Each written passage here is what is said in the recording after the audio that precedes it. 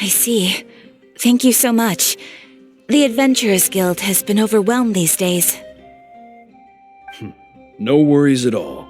We've always valued the strength of adventurers. Given the current situation, it's vital that we all work together. Since we're facing the same enemies, I'll send you the intel we've collected on the Abyss so far. Then we can take a look at how to coordinate our efforts. All right. Thank you so much. Hi, Catherine. It's us. Got any new commissions? You two have come just in time. I've got some good news. The Pyro Archon has finished assembling her forces and stationed them all across Natlan.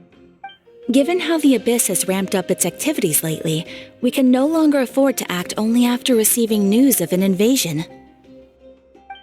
So the Pyro Archon suggested that the Scions of the Canopy and the Adventurers Guild focus on collecting and disseminating intel. That way, we can stay informed of everything that's happening across the land. Once we receive word of enemy activity, we can notify the nearest camp and the stationed forces can take immediate action. Yes, precisely. This should also allow us to focus on gathering information rather than running around and trying to tackle everything at once. So please also take a chance to relax, you two. You've been working hard these days, and this will be a good opportunity for some well-deserved rest. So that's the plan. Whew, we can finally stop and take a break. Paimon knows that. It's not like Paimon just wanted to lay here and do nothing. The movements of the Abyss are always unpredictable. There have also been times when it suddenly became more active in the past. The people here generally see it as something like an acute natural disaster. Once the disaster is over, everyone will return to their normal lives. We just all hope that day will be sooner rather than later. Oh, right. Most people have no idea just how bad the situation has gotten in the Night Kingdom.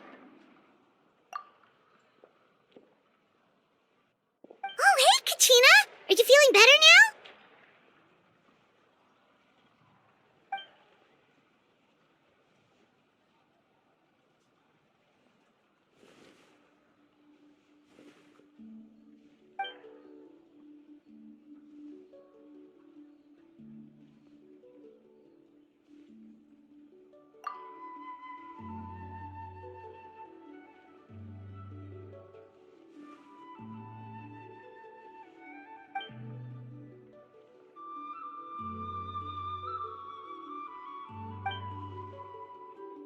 Wow! So we'll finally get to meet Shilonen, the legendary forger of ancient names! Paimon still can't believe anyone could forge those things.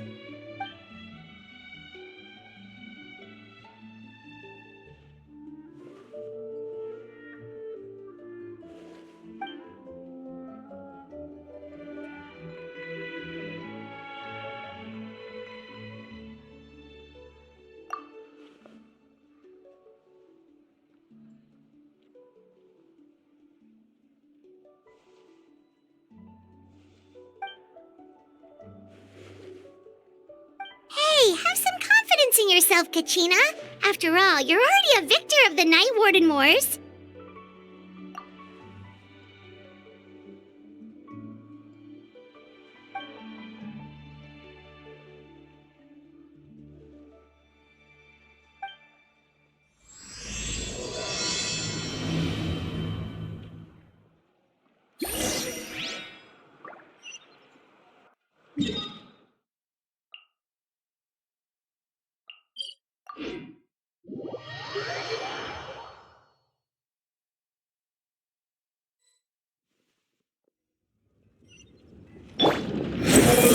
The wind rises.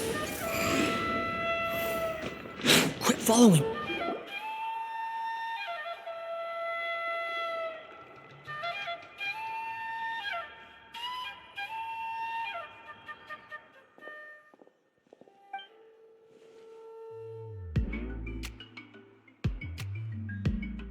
Ah, yes, so I've heard. So young, and yet you've already got quite the reputation. Wait, are you Outlanders? Yep, we're travelers. travelers who just arrived in Natlan not too long ago. No, I mean, I was aware that you're travelers. It's just no one told me that you're outlanders. No, the only thing she said is that a new hero had pledged himself to the plan. But we'd need to forge an ancient name to ensure he'd be able to return safe and sound. And she did mention that it would be quite difficult to forge an ancient name for them, but at the time, I thought she was just commenting on my skills. But I seem to understand where the true difficulty lies now. Oh, I wouldn't go that far. I'm used to it, really. I just need a moment to process things. The Pyro Archon's requests are always difficult to fulfill, and we used to argue a lot. Honestly, it's probably for the better that she didn't bring this up at the time. Anyway, I can't argue with her if she isn't here, and it'd be pointless to take my anger out on someone else. But, just because I understand her rationale doesn't make me any less upset. After all, she must have known that forging an ancient name for an outlander is an impossible task. It's impossible? As you probably know, an ancient name is a symbol of a hero's spirit and glory, which grows even richer and heavier as generations of successors inherit it. We forge ancient names by engraving the heroic deeds of an individual who will become the first hero of that particular name.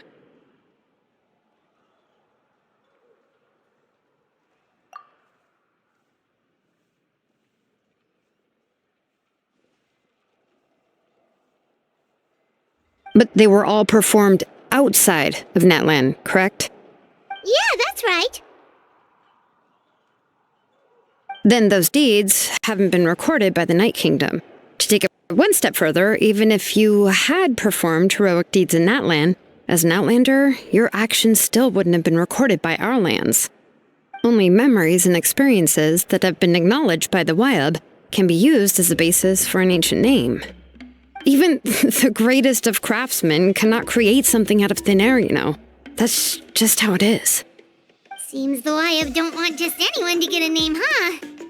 Mawika, of all people, should know better than anyone, yet she's still entrusted the task of forging the ancient name to me. Oh, Paimon gets it. Nobody's happy being asked to do the impossible.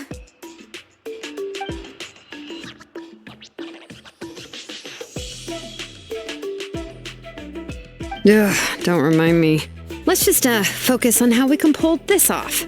How to achieve the impossible. You mean you're already willing to accept the task? Well, what else can I do? What's happened is already done, and it's not like I can outright defy the order of my Archon. If she gave me this order, then she believes the ancient name is an indispensable part of her plan, and that I'll be able to find a way to make it happen. In other words, the order is an affirmation of my abilities. Whoa, not only has she accepted the task, but now she's looking for silver linings?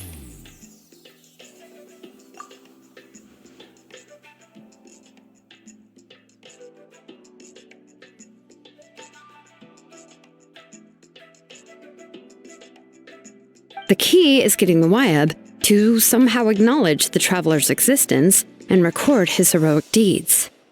We heard the voice of a Wyab when we were in the Night Kingdom before. We even had a whole conversation with her. If we can talk to her again, maybe we can figure something out together. Well, every tribe has their own Wyab. How do we know if the one you met is indeed the best one for us to talk to? Plus, considering the unprecedented nature of this situation, I have a feeling that the acknowledgement of one Wyab alone would probably not be enough. I don't know. That requires a level of knowledge that I do not possess. We need to find a consultant who's an expert on all things Night Kingdom and Wyab.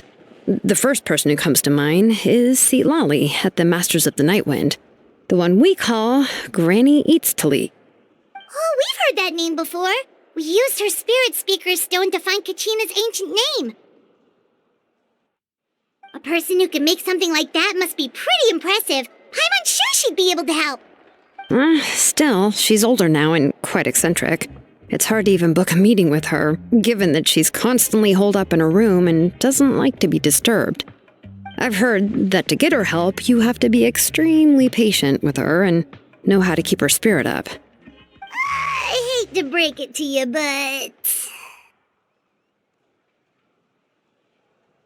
Huh. Why is that? I mean, didn't she already help you before? And you even managed to save Kachina. Well, yeah, at the cost of her spirit speaker stone being split into two.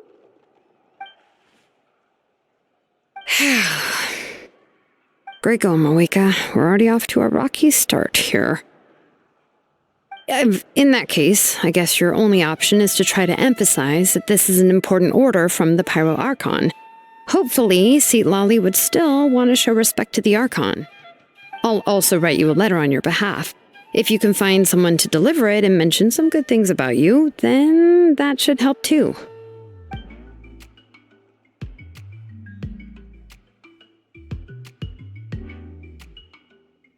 Paimon sure hopes a Hal won't interrupt when he's talking, though. All right, Kanich is a seasoned negotiator. I trust that he'll know the best things to say. Please just give me a moment to write the letter, and we can meet up near the Statue of the Seven later. Sounds good. We'll take a stroll in the meantime.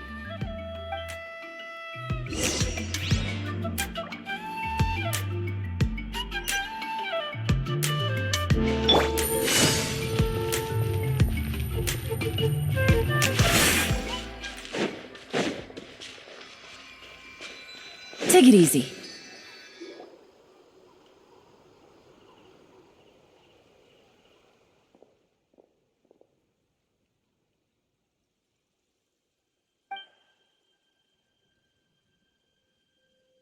I'm sorry to put this on you, Kanich.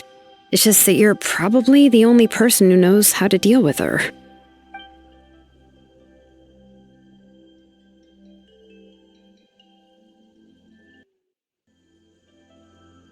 Oh, wait, so Kachina and the Traveler also know about the plan?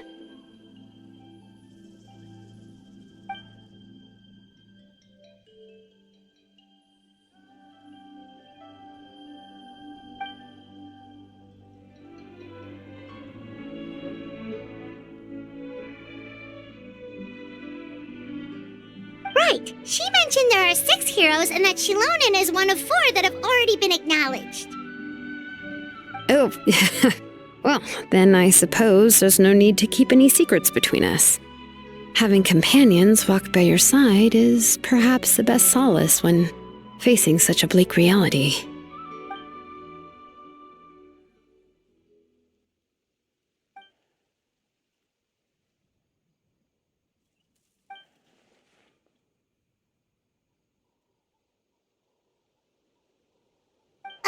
Seatlali knows him too?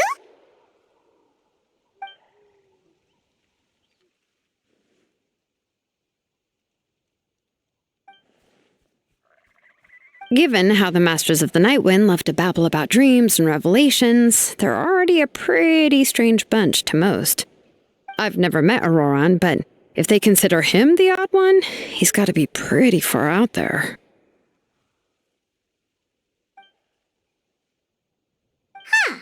Makes sense. But Paimon wonders how Seatlali could be the first one to notice Auroran's disappearance if she spends the whole day in her room.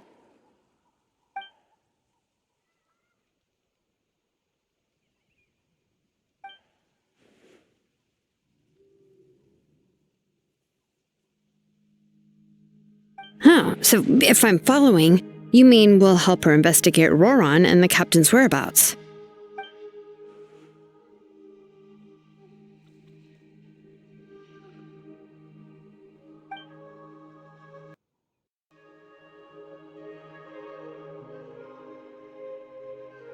Yeah!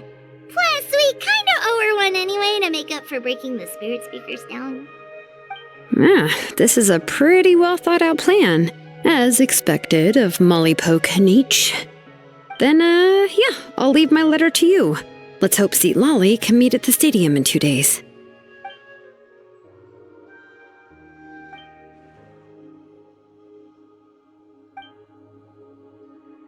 Okay, then let's part ways for now. I'll see you in a couple of days.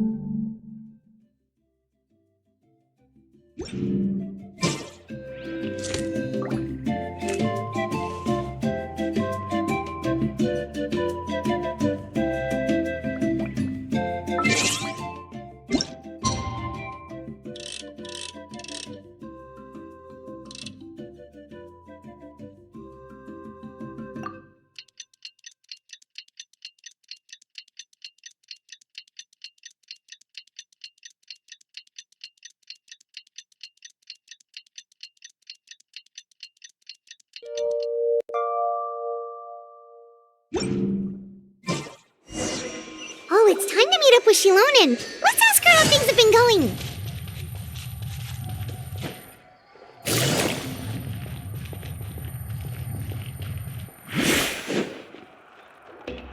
Hey, Shilonen, how's everything going? Oh, hi, Traveler and Paimon. I have bad news. Seat Lolly did not reply to our request, although I suppose I'm not too surprised. Huh? You mean she didn't even bother to give Kenichi a response? Guess she really does have quite the ego then. Yeah, well, she can be also quite eccentric, though she's one of the most gifted people around. Even the Masters of the Nightwind often struggle to work with her. My guess is that she probably has other reasons for not deigning us with a response. But let's go to the stadium and see if we can meet her there. If we do get a chance to talk to her in person, we can still try to work something out. That's true. Let's go!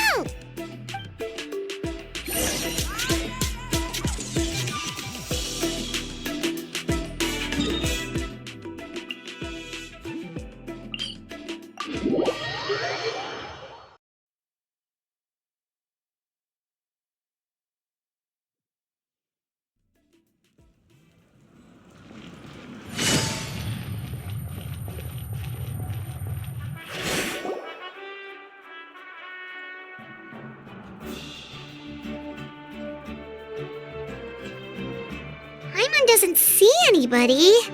Seems she's just not gonna show up, huh?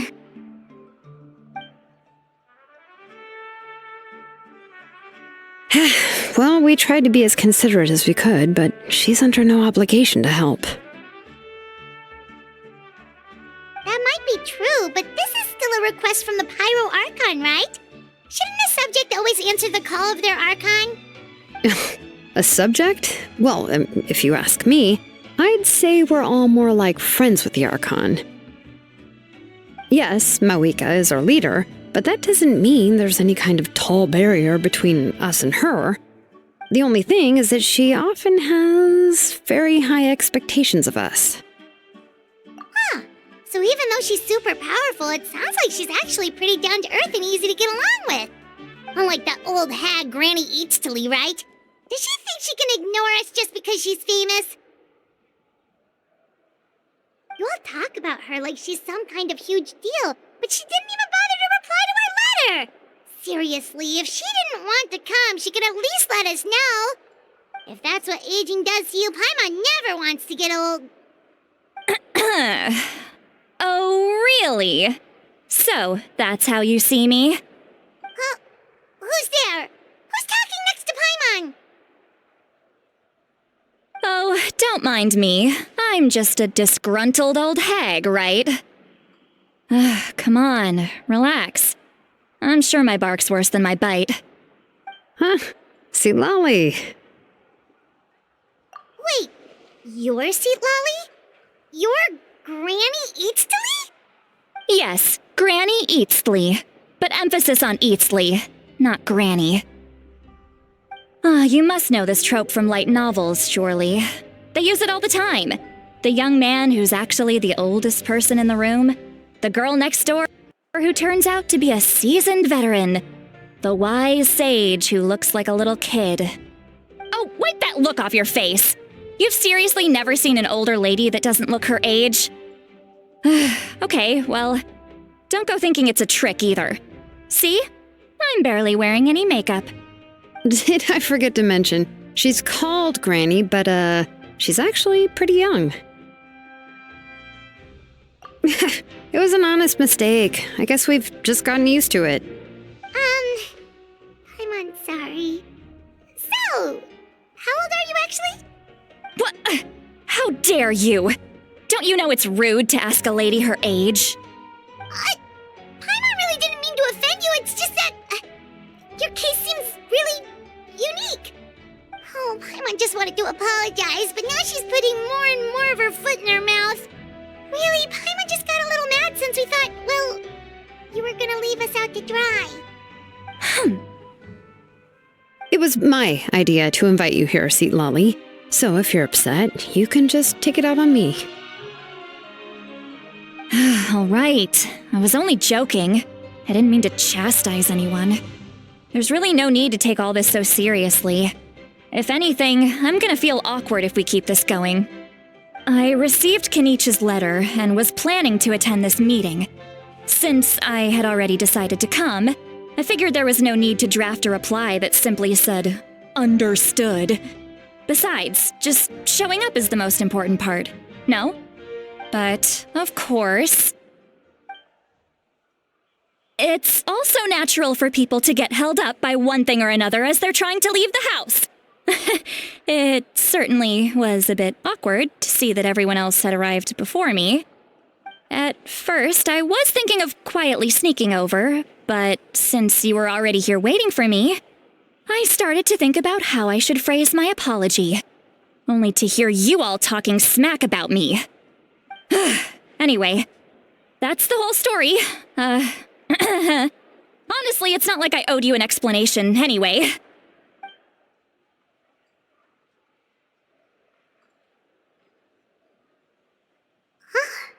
What's with that expression? Was she feeling embarrassed just now?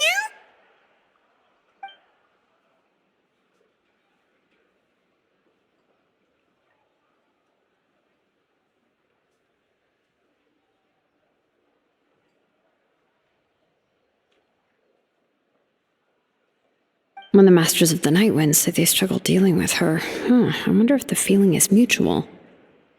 She seems to be pretty awkward herself. Everything she does and says seems a little forced. Anyway, Shilonen, I heard that you require my help in crafting an ancient name. Correct. The situation isn't like anything we've handled before. Let me explain. I see. So Mawika has asked you to forge an ancient name for an Outlander. Well, that would be a first. And you've also heard all about Auroron. I must say, he's always been a good kid. I can't see him joining the Fatui of his own volition. He must have been coerced somehow.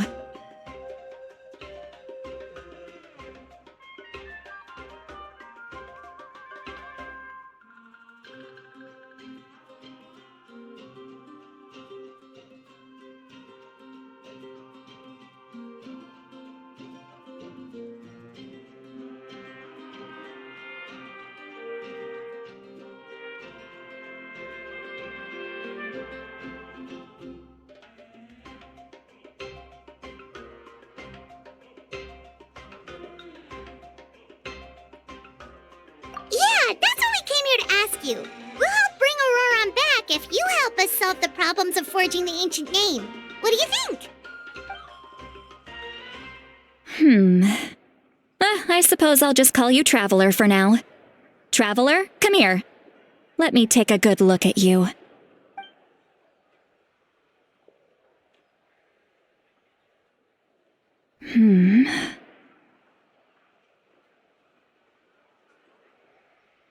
Wealth leads to unending conflicts between people. Yet you alone transcend the value of gold. Baleful thunder and wrathful waves bring terror to mortal hearts. Yet again and again, you've braved them to find new worlds. A weary yet free soul, even the most verdant leaf in the forest, will pray for your happiness and safe passage. Those are all the things that I could see in you. You've experienced far more than even most mortals could dream of. You possess the heart of a sincere hero, along with the conviction to lift a torch above your head and walk headlong into the night. Huh? Don't move. There's something here. Huh? What thing? Don't scare Paimon. Is the traveler gonna be okay? Shoo! That should do it. You've just returned from the Night Kingdom, so some fragments of souls were still stuck to your body. No need to worry. I've just cleared out the last of them. Isn't that kinda like having part of a ghost come back with you? It's nothing as serious as that. If left unattended, the most it could do is stir up some chaos in your mind, and generally worsen your mood. Well, in that case, better to get rid of them.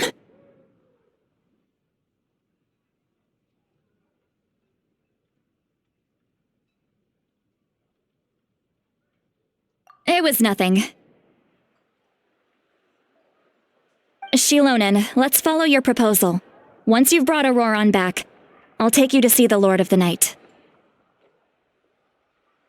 The Lord of the Night?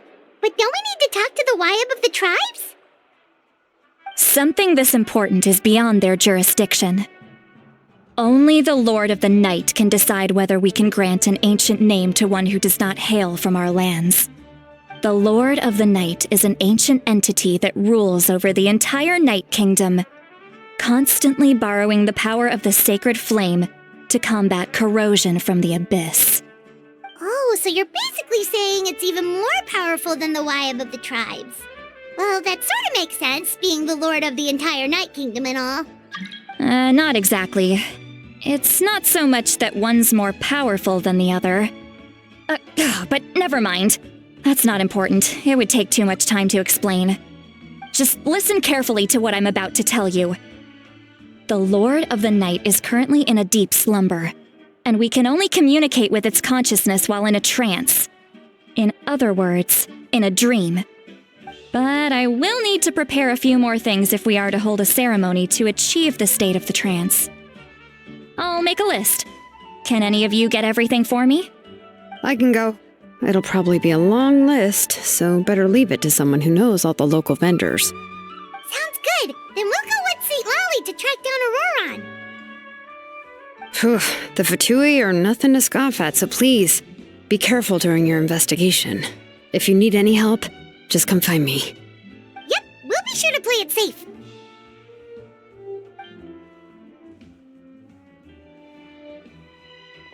All right, now it's time for us to catch that brat and bring him back. I'm sorry I made you wait earlier. It was actually because I decided to swing by Auroron's place to look for clues. He has always lived alone, and I found a broken jar in his house. There was also something off about his phlogiston aphids, which I assume is because their keeper has been gone for quite some time. And interestingly enough, I saw some slash marks in the house that did not match any of our local weapons. My guess is they were left by Snezhnayan arms. Oh, sounds like the Fatui broke into his house and took him hostage. But why would they kidnap a kid who just spends his days living in the country and raising aphids? He's only in his 20s. What would they want with him? That's not to say that I believe he's totally innocent, of course. Since he's the only one who was kidnapped out of everyone in Natlan, he must have done something to attract their attention. In any case, We'll get to the bottom of this once we manage to get him back here. I'm truly sorry to put you two through all this trouble with me. But please help me get him back. You can count on us! All right, then let's start by heading to where Auroron was seen last.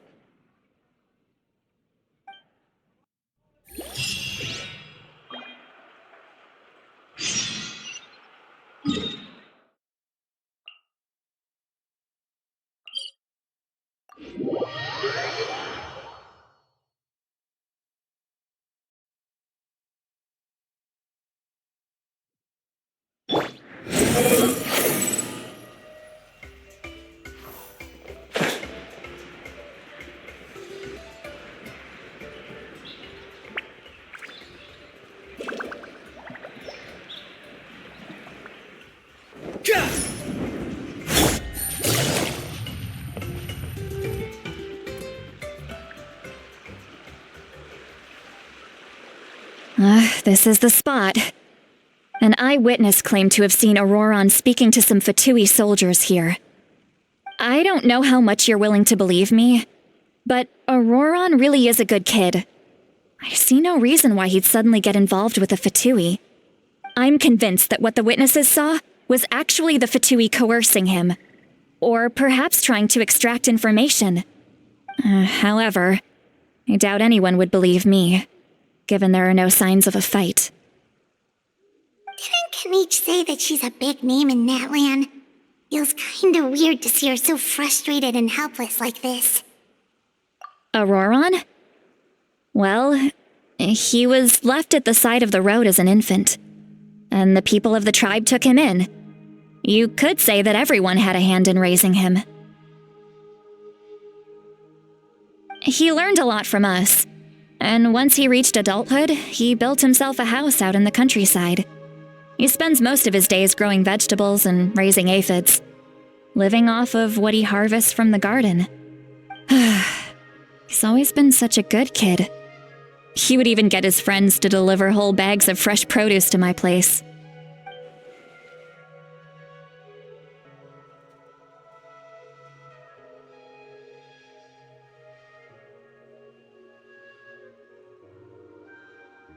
Oh well, let's keep looking. He can answer all of our questions once we find him. He's been raising phlogiston aphids for a long time, and since they were disturbed, they secreted a special type of phlogiston. We can use that substance to track his movements. Let's follow the phlogiston trail. Huh? What trail? Paimon doesn't see anything. Oh, right. I forgot your eyes don't naturally perceive such things. Here, give me your hand.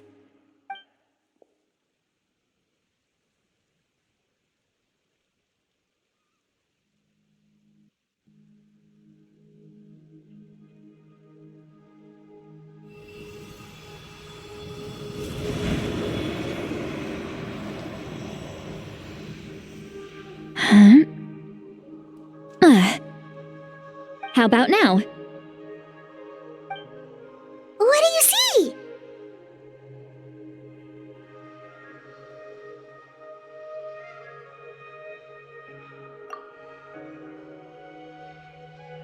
Whoa, Paimon can see it now too!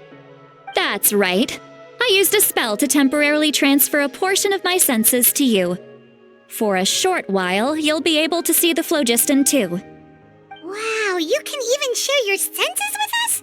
First time Paimon's heard anything like that. It requires a very rare spell that most people aren't adept at.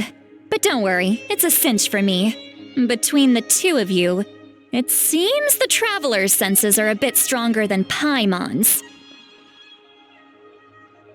When I held your hand just now, I could sense that you've got a great affinity for phlogiston. You're extraordinarily gifted. Anyway, we'll need to use our vision now to track down Auroron. Good luck, you two. Over here, this way! See, Lolly might say a lot of deep and confusing stuff, but this spell of hers is really something. What was that? What What does she mean by deep and confusing? As far as elderly shamans go, I'd say that I'm already pretty easy to talk to. Is there any other old hag who's as fluent in the language of the youth as me? But is my way of speaking still not trendy enough? I've already tried my best to match their speech patterns. But given the looks on their faces just now... Or perhaps I'm still not fashionable enough? But that can't be, right? Don't tell me they're still getting the impression that I'm super old-fashioned. Huh?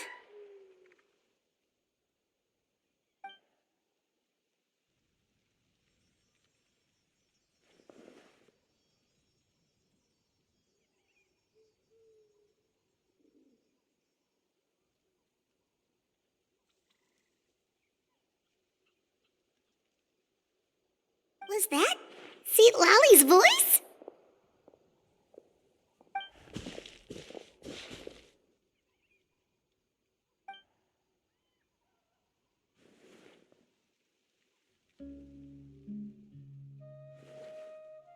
Now that I think about it, it's a good thing I found some helpers this time. Some things are best done with the help of friends.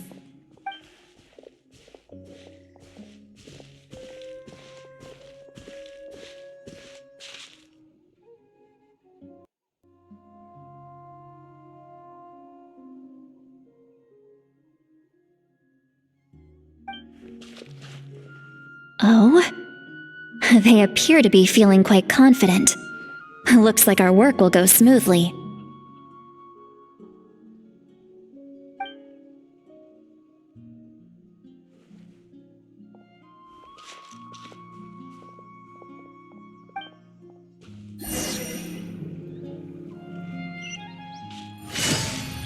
Hey, looks like there's a new camp over there.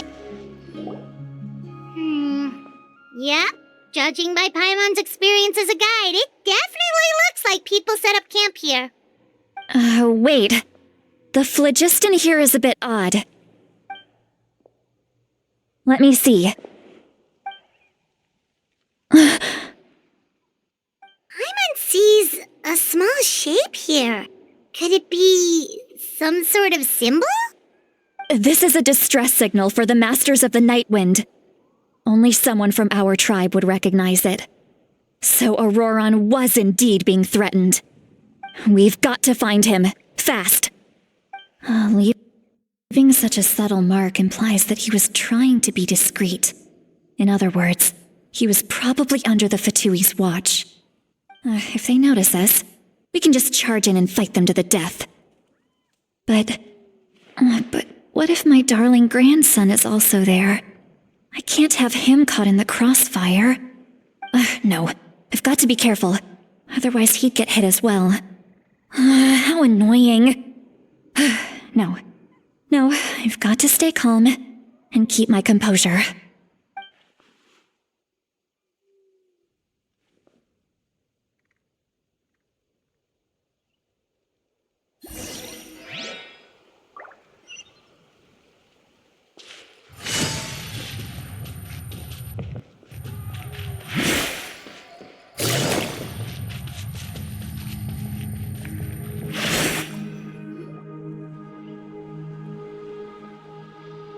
There are traces of people staying here too.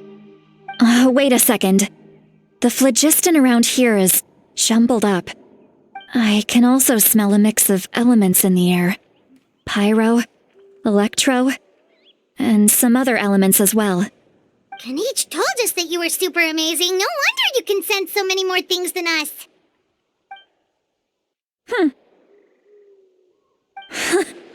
It's about time that little brat said something nice about me. There are signs of a struggle here. Judging from what's left on the scene, there must have been a fight. But after that, the factions seem to have gone their separate ways. Both the phlogiston and the elemental traces in the air support that. Do you still remember the little mark we found before? Paimon's thinking, what if Auroron wanted to leave another distress signal, but was caught by the Fatui?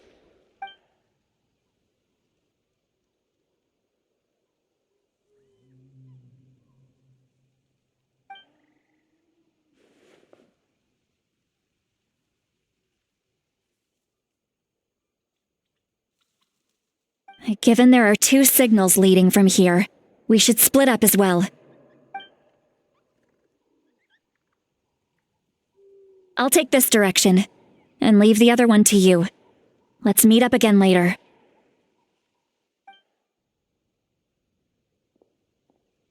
Auroron, what the heck were you doing? It's one thing to trouble me, but now I had to bring other people into this as well. Oh, you little brat. And off she goes! Traveler, did you hear all of that as well? Once Lolly left, that voice went away as well. Paimon even tried calling her name inside Paimon's head, but there was no response. So you were thinking the same thing! Paimon also thought that if we could hear what she was thinking, then she could probably also hear what we were thinking in our heads.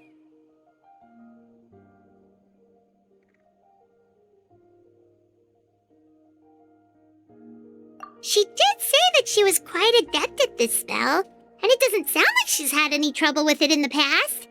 Huh, maybe we're a special case and can hear her thoughts as a side effect. If you think about it, she's really got a lively inner world. It paints quite a different picture from Paimon's first impression of her.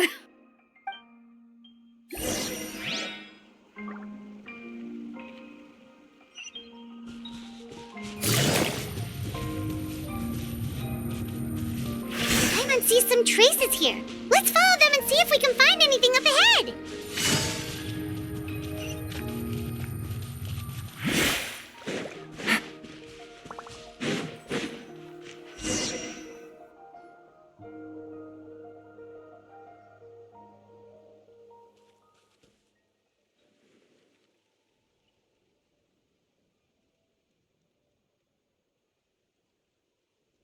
Did you find something?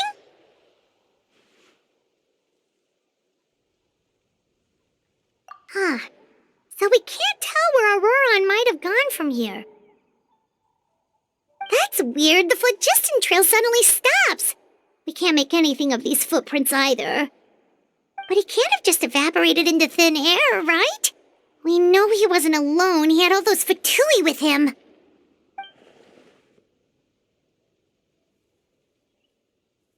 So, you can hear the sounds of the wind from beneath the earth.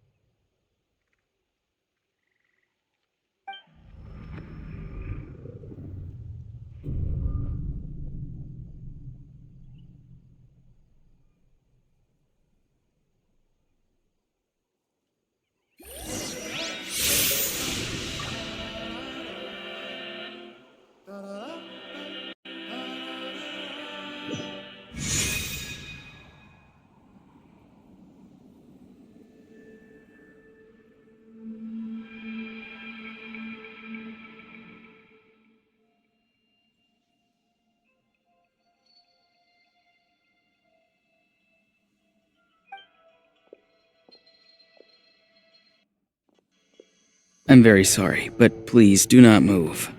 I have no desire to hurt you.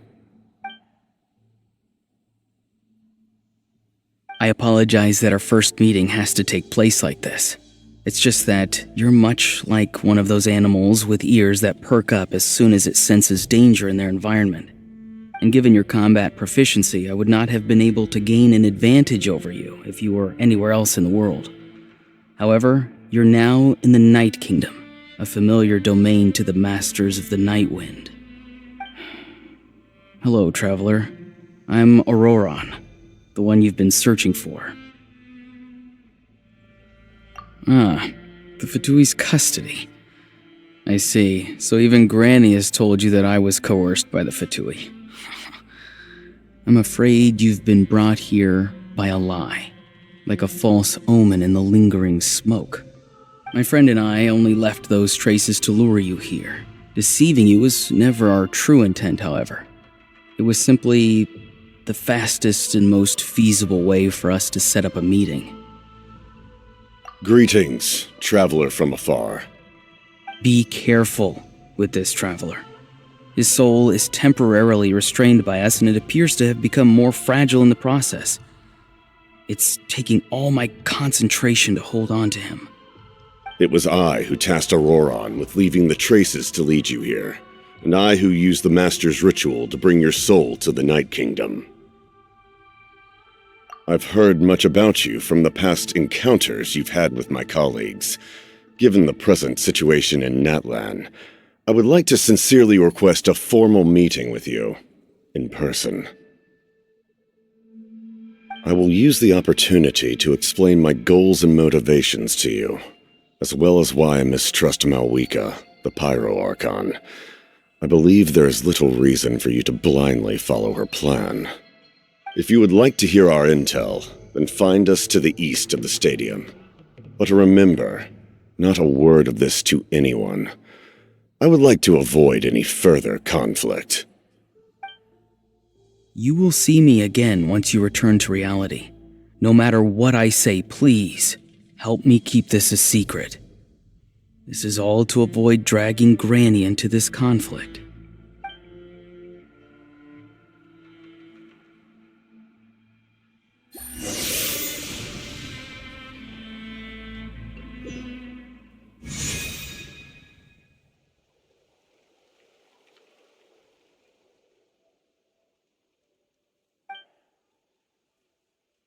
Hey, what happened just now? You suddenly collapsed and stopped responding!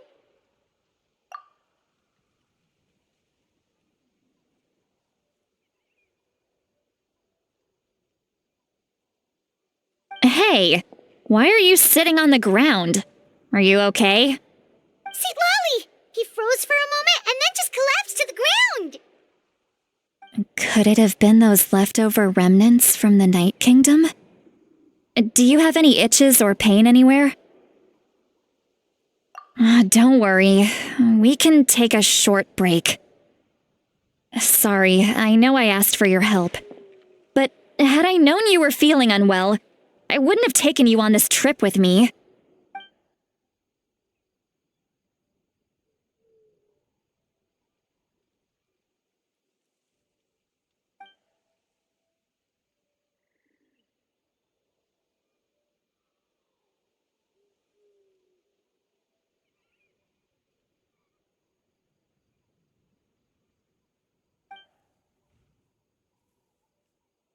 If you're feeling sick, you should just say so.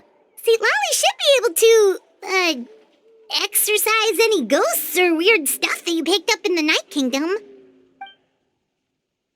A seasoned traveler must know the importance of not pushing yourself beyond your limit. If you need anything from me, just say the word. In any case, let's take a bit more time to rest now.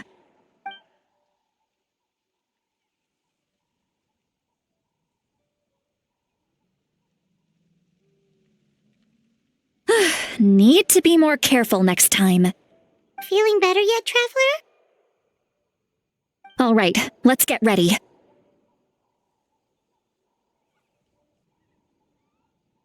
I followed my phlogiston trail earlier to a stronghold guarded by soldiers. I have a feeling that Auroron is probably being held inside. Oh, so it's close by. Then let's head over right away. Well, I recruited you to be my helper, which means we're in this together. Like the wind and the clouds. We either move as one or not at all. But if you want to make it up to me, then just be sure to fight extra hard when the time comes.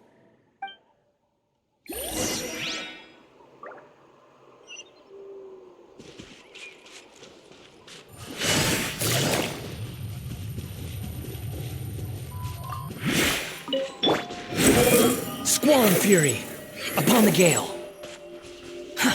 Too slow. Quit following me. Look over there. Huh? Paimon thinks she sees someone in the middle of the camp. That's Auroron. So he really was taken by the Fatui.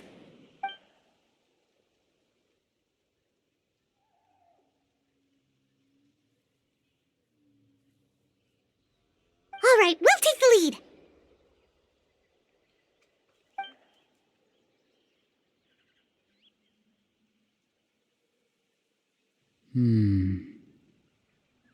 Hey, quit daydreaming.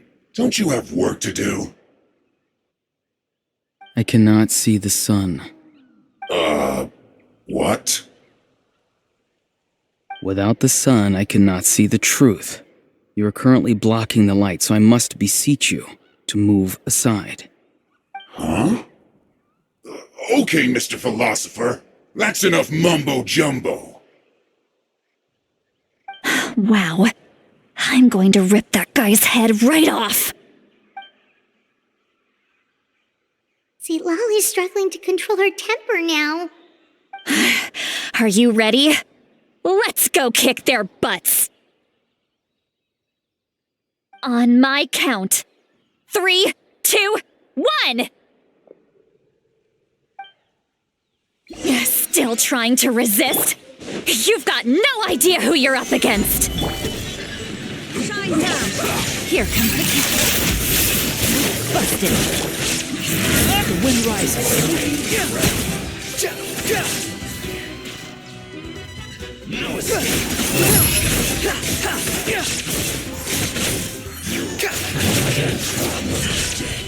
There is no escape. Don't be a killer. You've only just begun. Gotcha.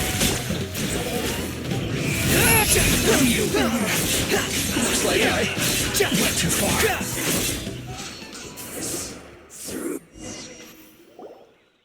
Auroron! Granny! Paimon knows she's called Granny Eats to Leave, but it's still kind of weird hearing someone actually call her Granny. And greetings to you too, Gramps. What did you just call him? Gramps? Is that not right? You're Granny's friend, are you not? You seem to be approximately the same age as her, so I figured you've got to be Gramps. How many times have I told you? It doesn't work like that. There are a lot of people who look about the same age as me. You can't go around calling everyone Gramps or Granny. Oh, wait. He's not a child, is he?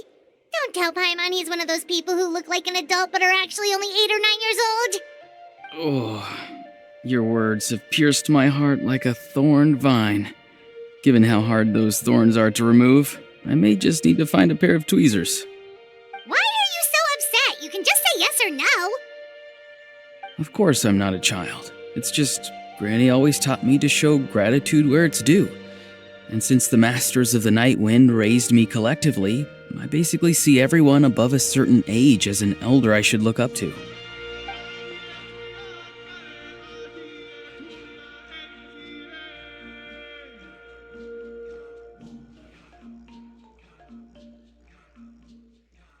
Exactly. But if you keep that up, then everyone's going to be your senior. And do you think saying all of this is gonna save you from a scolding, Auroron? Haven't I told you 100 times since you were a kid? Heed the 3 warnings. Be wary of beasts prowling around, scammers looking for their next victim, and strange people who appear out of nowhere. Oh, so you do remember, and you just chose to ignore them. I always knew that living on your own was going to get you into trouble sooner or later. But getting kidnapped? That really takes the cake. You won't always be able to rely on other people coming to your rescue, you know. You're just lucky we got here when we did. Or we might be launching another search and rescue operation to find out where they put your severed head. I'm sorry, Granny. I'll be more careful next time. Next time? Oh, good one. You think there'll be a next time after this? Not a chance. They didn't hurt you, did they? No, they just asked me a lot of questions about Natlan's terrain and made me draw a map of the ley line distribution. Okay, now answer me honestly.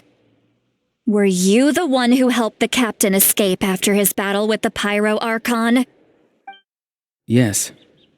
So why did you do it? Because they said they would need my help from there on out. They also said that if I refused, they'd just come to you, Granny, and they'd already figured out a way to make you do their bidding. Hey! I'm no ordinary granny! Would they really dare to come after me? And you! Did the gods give you a brain just for you to not use it? Did you really believe everything they said at face value and not stop to think? Thankfully, the Pyro Archon only asked that we find the mysterious individual from the Masters of the Night Wind and didn't slap your name on a wanted poster. Don't think for a second that she doesn't know what's happening. Even if the truth that you see will soon manifest into reality, there is still no need to preemptively panic. Have you forgotten the words that I've taught you? I'm sorry. Forget it.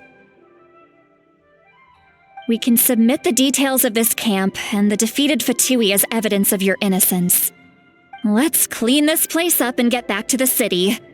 Auroron, you better remember this lesson well and seriously reflect on your actions. Also, once we return to the city, come to the speaker's chamber with me. I'll need you to explain everything.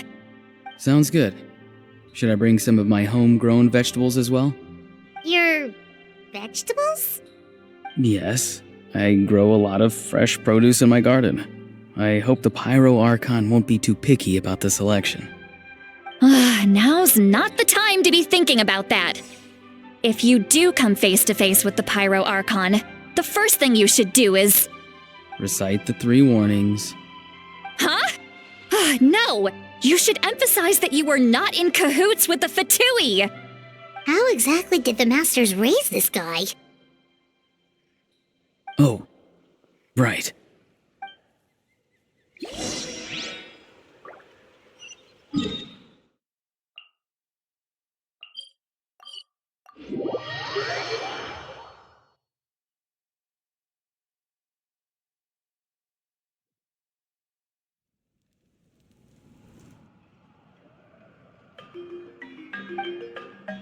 I see. So Auroron came to the captain's rescue because he promised to help him in exchange for Seat Lolly's safety. That's right. I'm sorry. Now that you know Auroron was only trying to protect another member of his tribe, could I ask you to petition the Pyro Archon for her forgiveness? We'll give her a full report. We'll let you know once she's reached a decision. Will I need to stay here? Technically, yes. But if Miss Seat Lolly is willing to serve as your guarantor, then we can release you from custody. Sure. I'd be happy to do that. I don't have any more time to waste here. I still have other things to do. Understood. Thank you very much. Mr. Auroron, please report back to the Speaker's chamber as soon as you've received notice of the Archon's decision. I understand. Thank you. And thank you too, Granny. Well, at least you won't need to hide your face anymore. Traveler, Paimon, thank you very much for your help. And don't worry, I haven't forgotten about my side of the deal. Once Auroron is settled, I'll go talk to Shilonen and get started on forging an ancient name for you. Oh, thank you. You scratch my back, I scratch yours. It's as good as done. You can just go twiddle your thumbs or something while you wait for the good news. Bye for now. Come with me, Auroron. We've got to find you a place to stay for the night. Goodbye, Gramps.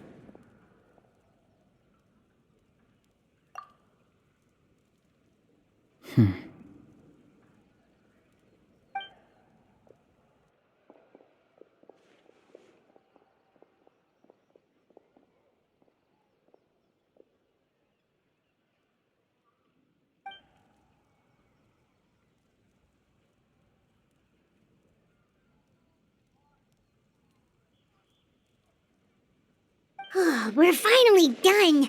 Alright, it's time to find some grub. Huh? What is it, Traveler? What? The captain? Sorry. Paimon just didn't see that coming. So you really saw him in the Night Kingdom? And he didn't attack you? Oh, that Auroron, what is he up to? He sounded earnest enough just now. Paimon would have never guessed anything was happening.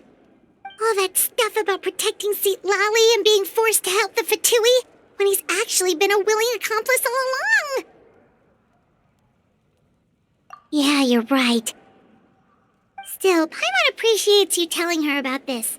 Paimon will support your choice no matter what, so if you want to go, we can go together. We still have another whole day before the meeting, so we'll just meet with them when the time comes.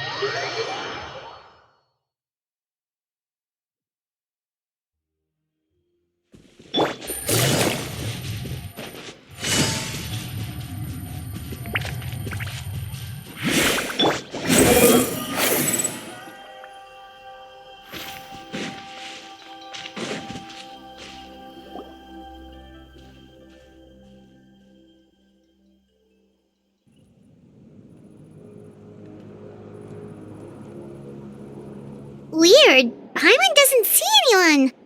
Oh, please don't let this be a trap.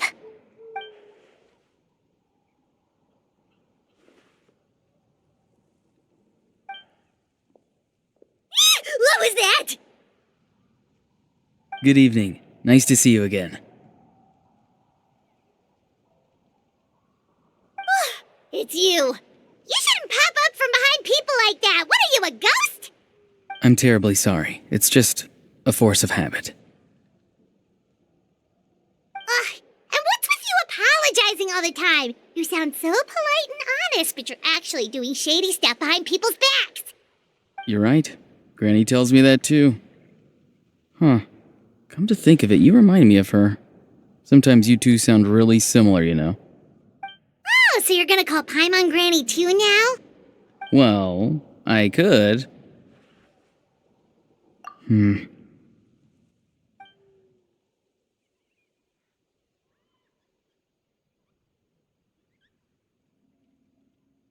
It's all clear. Over to you. Excellent. The fact that you showed up proves that I was right about your character. Yet, there's been a lot of talk about you. Child told me that you're passionate about the unknown and willing to take risks. Rather than facing you as an enemy, I would much prefer to bring you to my side. If we allow the current state of things to continue, we will inevitably clash, and that's a scenario that I'd very much like to avoid. I've long heard of your exploits across the nations. Though you have crossed swords with my colleagues many times, I know that you are by no means an unreasonable person. And once you've learned the truth that the Pyro Archon Malwika would never willingly share with you, you may just find it in your heart to consider my proposal. I assume you've already been informed of the Pyro Archon's plan. In order to defeat the Abyss and save Natlan, she still needs 2 more heroes to appear. Wait, how did you know that? Never mind. Guess that's not important now.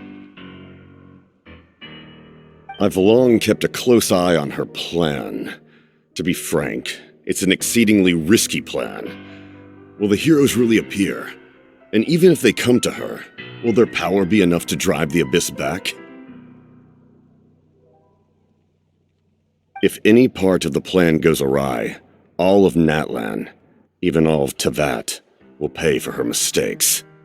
Now, you may have been led to believe that this is the only plan available to her. But what if I told you she's had another emergency plan all along, the details of which she has chosen to keep hidden from you? An emergency plan? Yes. A way to keep Natlan intact, even if her original plan fails. But given the painful cost of its execution, she has chosen to keep it as a mere backup plan.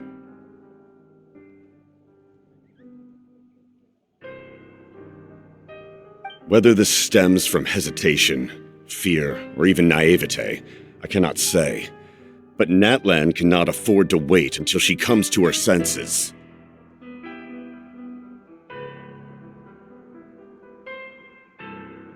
My fear is that given the enormity of the decision, she will be reluctant to confront the dire reality we face until it is too late.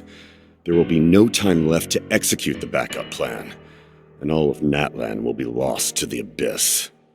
We have to make the decision for her, here and now. Yeah, do you have any evidence for all this? Just telling us a bunch of scary stuff isn't enough, you know.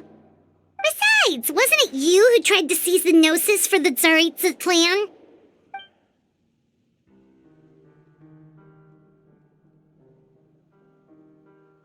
I knew you'd be clever enough to see. That's right. I did not seek the Gnosis for the Tsaritsa. Since I was defeated in battle, I must put to rest my thoughts about the Gnosis. But even so, my desire to save Natlan remains unchanged. And now, I have found a new way to solve the crisis. We can implement it immediately if we reach an agreement. Someone's here. Huh? The captain disappeared! Something is rapidly approaching. Oh no. Something? Bad news, chump! It's your granny! Oof. See, Lolly? When did you get here? I knew something was amiss after we were separated. Hidden ceremonial tools, an unconscious traveler. I must say, I'm very curious about what you're up to. How dare you go behind our backs like this, Auroron? Colluding with the Fatui? Really? Oh, here we go again. Cat got your tongue, huh? You really think you can avoid a scolding just by staying quiet? I'm not trying to avoid anything. Oh, and now you're talking back. Well, go on then. Explain yourself. What the heck are you up to?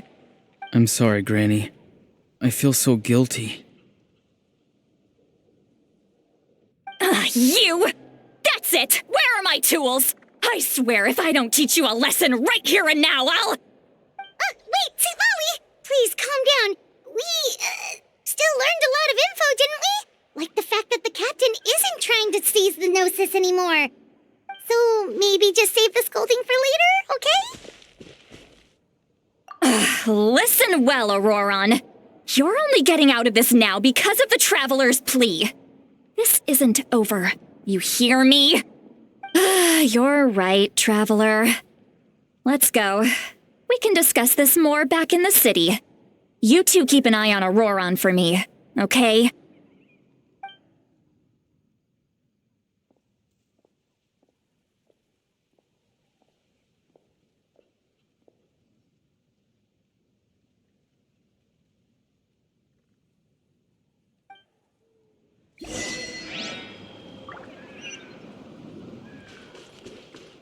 Fallen Fury!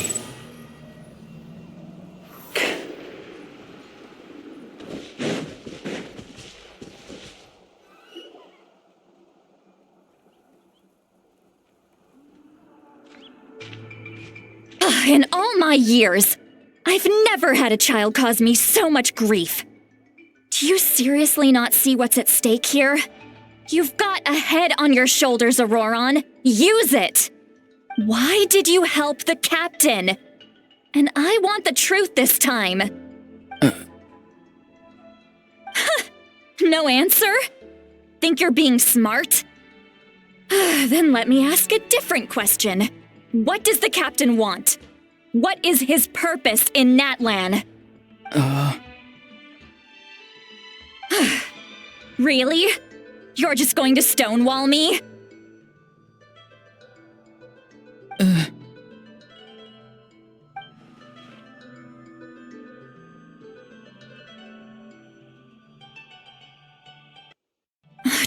use your brain for a second. What do you possibly stand to gain by helping the captain?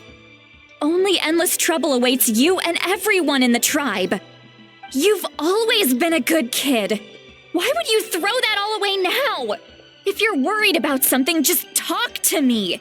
Granny would much rather we had a conversation instead of constantly clashing like this. Why is he staring at us all of a sudden? I'm sorry that you have to hear all this. You're very kind. Most people would have fled by now. Not everyone can handle Granny's scolding. Oh? You dare gossip between yourselves instead of listening to me? You... Sorry, Granny. Sorry, Granny. Sorry, Granny. You know what? Fine. I'm perfectly aware that everything I say goes in one ear and out the other. You're all grown up now, so why would you listen to an old hag like me? You say all the right things, but then you go and completely ignore me. Well, if that's how you're going to treat me, you can stop sending Aoife over to my place to deliver your stupid vegetables! I don't need anything from you! Who's Aoife? A delivery person? That's irrelevant. The point is, he hangs out with this kid, so he must be no good. You kids get to a certain age and suddenly act like you know it all. There's nothing I can say to get through to you. Auroron, if you're still thinking about that so-called duty, then please, just forget about it. The ley lines did not fall to this state because of you. And we've long closed the book on that incident. Seems they've started talking about some kind of tribal history. I'm starting to get lost. That's not it, Granny.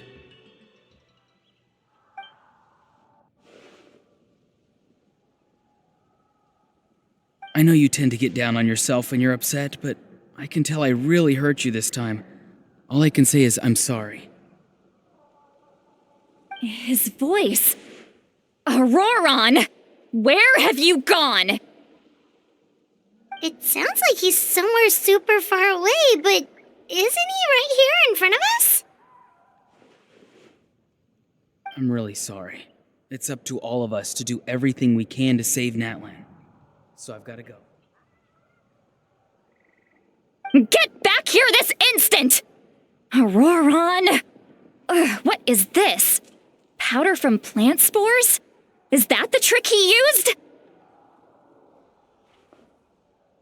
What just happened? How was he able to suddenly get so far away like that? It's a trick of his. If you grind spores into a powder and spray it in the air, it can be manipulated to create an illusion. He pulled it off flawlessly. He must have put a lot of time into perfecting it. Don't tell me that's how he's been hunting in the fields these days. Couldn't he have picked up something more useful? Little brat. That's it. The next time we meet, I'm definitely going to break his legs. Whoa, that's a little extreme. But still, why does he feel like he needs to run from us? If his goal is also to protect Natlan, then can't we work together? I'm sorry for interrupting your conversation with them earlier. But even if you'd been able to hear them out, there's no guarantee you would have gained anything substantial. Auroron probably did everything he could to get away because he knew I'd get the truth out of him sooner or later. Oh, that brat. I swear.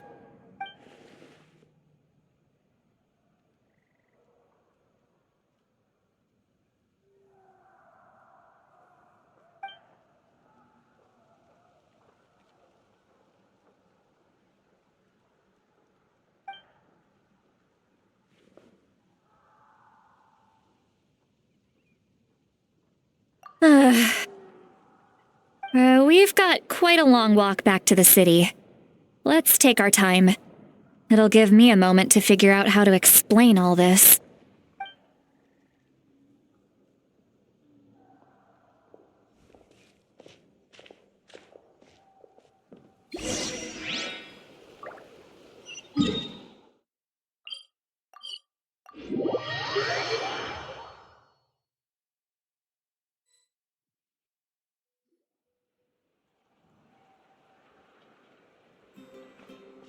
Do you two have some time?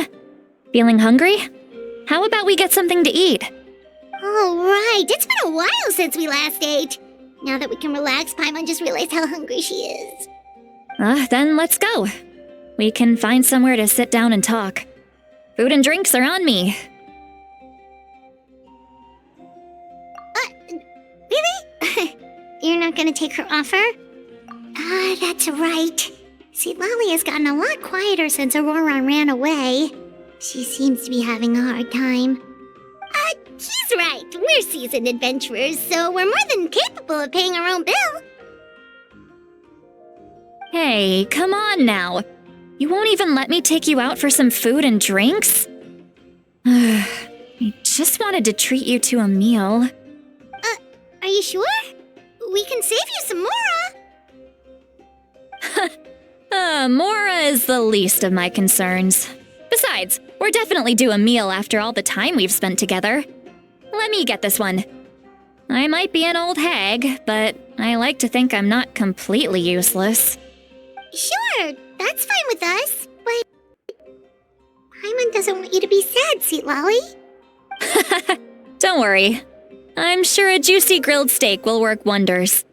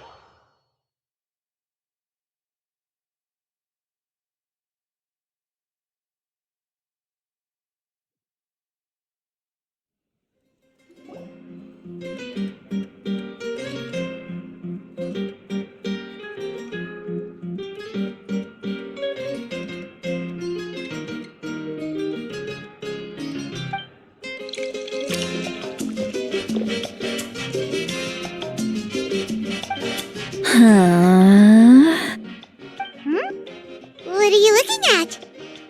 Do you see two people standing by the door? They look like spitting images of each other. Are they twins?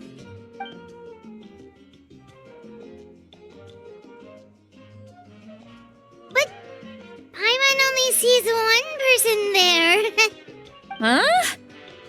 How could that be? I guess my mind isn't as sharp as it used to be. Give me another bottle, boss! Do you think she's drunk? There you go, miss. Oh my, it's not every day you get to see Granny Itzley here with some friends. Not to mention ones who've made a huge name for themselves recently. Oh, so you've heard of us? Of course I have. Aren't you the ones who saved Kachina and brought her back? No wonder you hit it off with Granny Sitlali. She wouldn't spend time with just anybody, you know. I don't even remember the last time I saw her with a new friend. Wait, so you call her Granny too? Well, given our ages, it'd probably be more accurate for me to call her my great-great-granny. She's one of the most famous people at the Masters of the Nightwind. Most days, hardly anyone even dares talk to her. Huh? Gossiping about me right in front of my face now, are you, Chonka? Oh, please, Granny, I wouldn't dare. I'm just beyond happy to see you bring over some new friends. After all, any friends of our regulars are sure to be great customers too. All right, that's enough. Go on now. I'm sure the other customers would like to talk to you as well. There's no need to keep staring at me. I promise I'll keep my alcohol down until I leave. Well then, you have my thanks.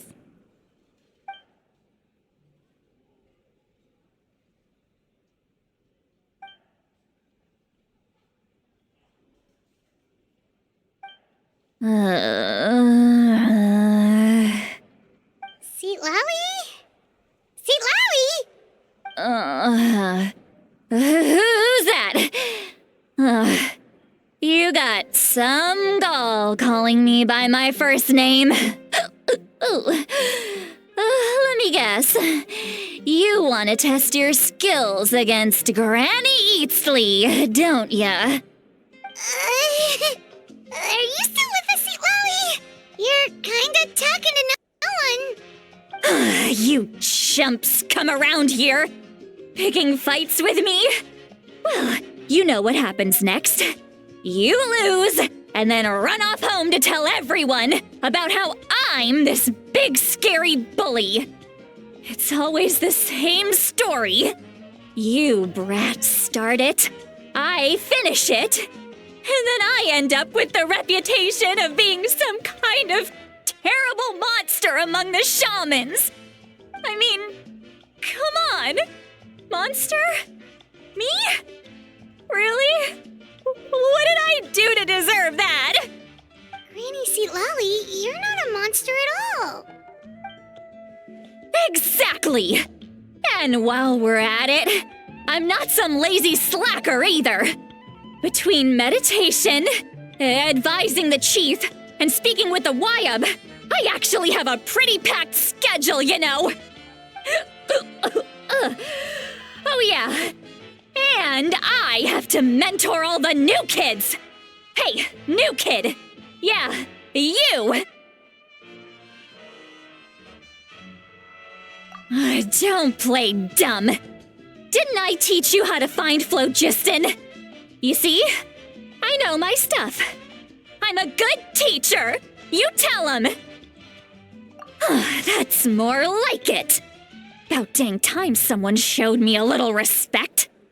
Yeah, Granny's a hard worker, all right. You can always rely on old Granny.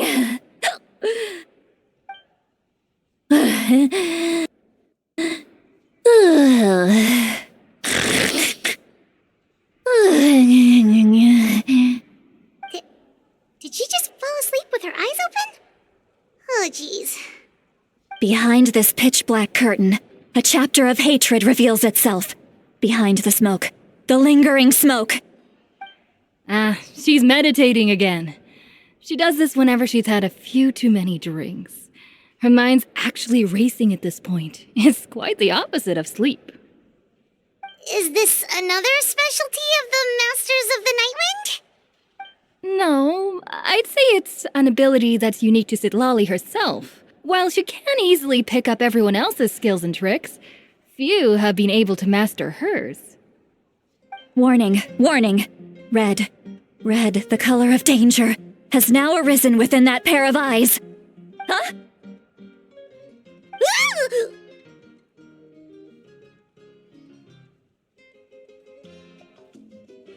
Traveler? Paimon? What's wrong?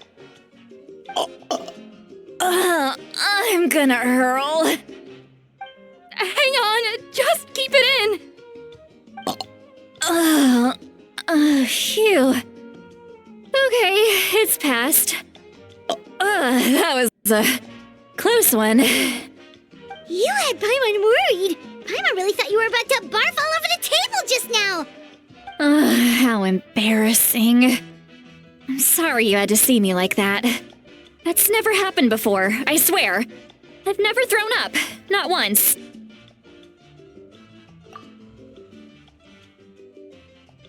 Are you feeling okay? Want to take a quick walk and get some fresh air?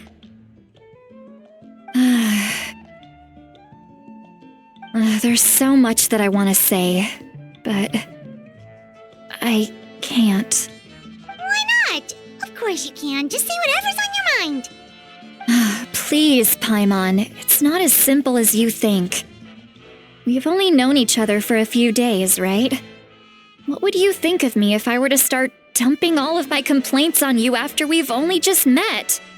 Oh, Paimon gets it. You're hoping that we wouldn't think less of you no matter what you're about to say. No, that wasn't my point at all! Seriously, don't you youngsters know anything about shame? I'm talking about shame! I've lived all these years and still can't get rid of it! Surely, you know the feeling too? actually, about that.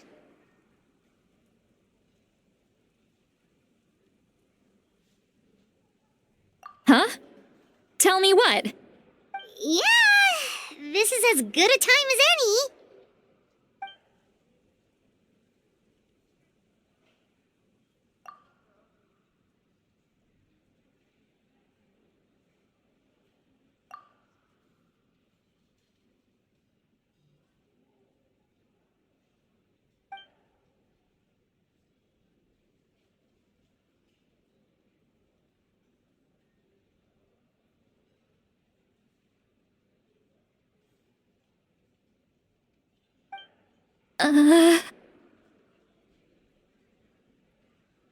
So, you heard...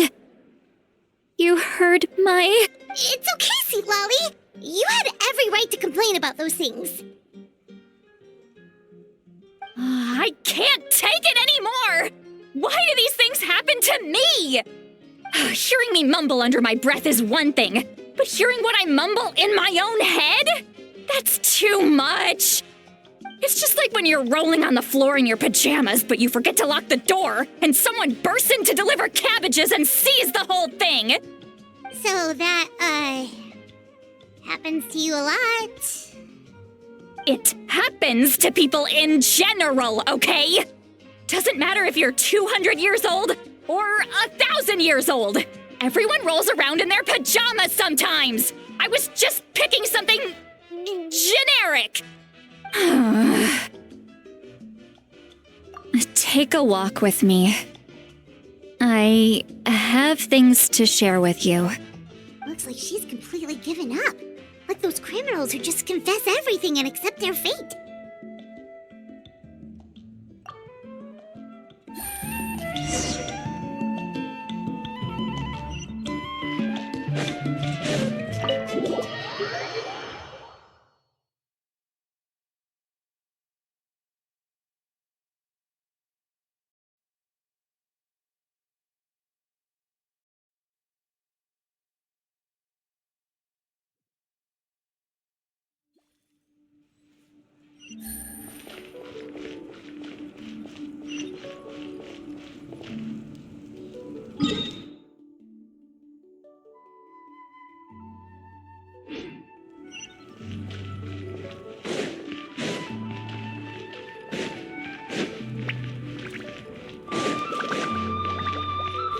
Take it easy.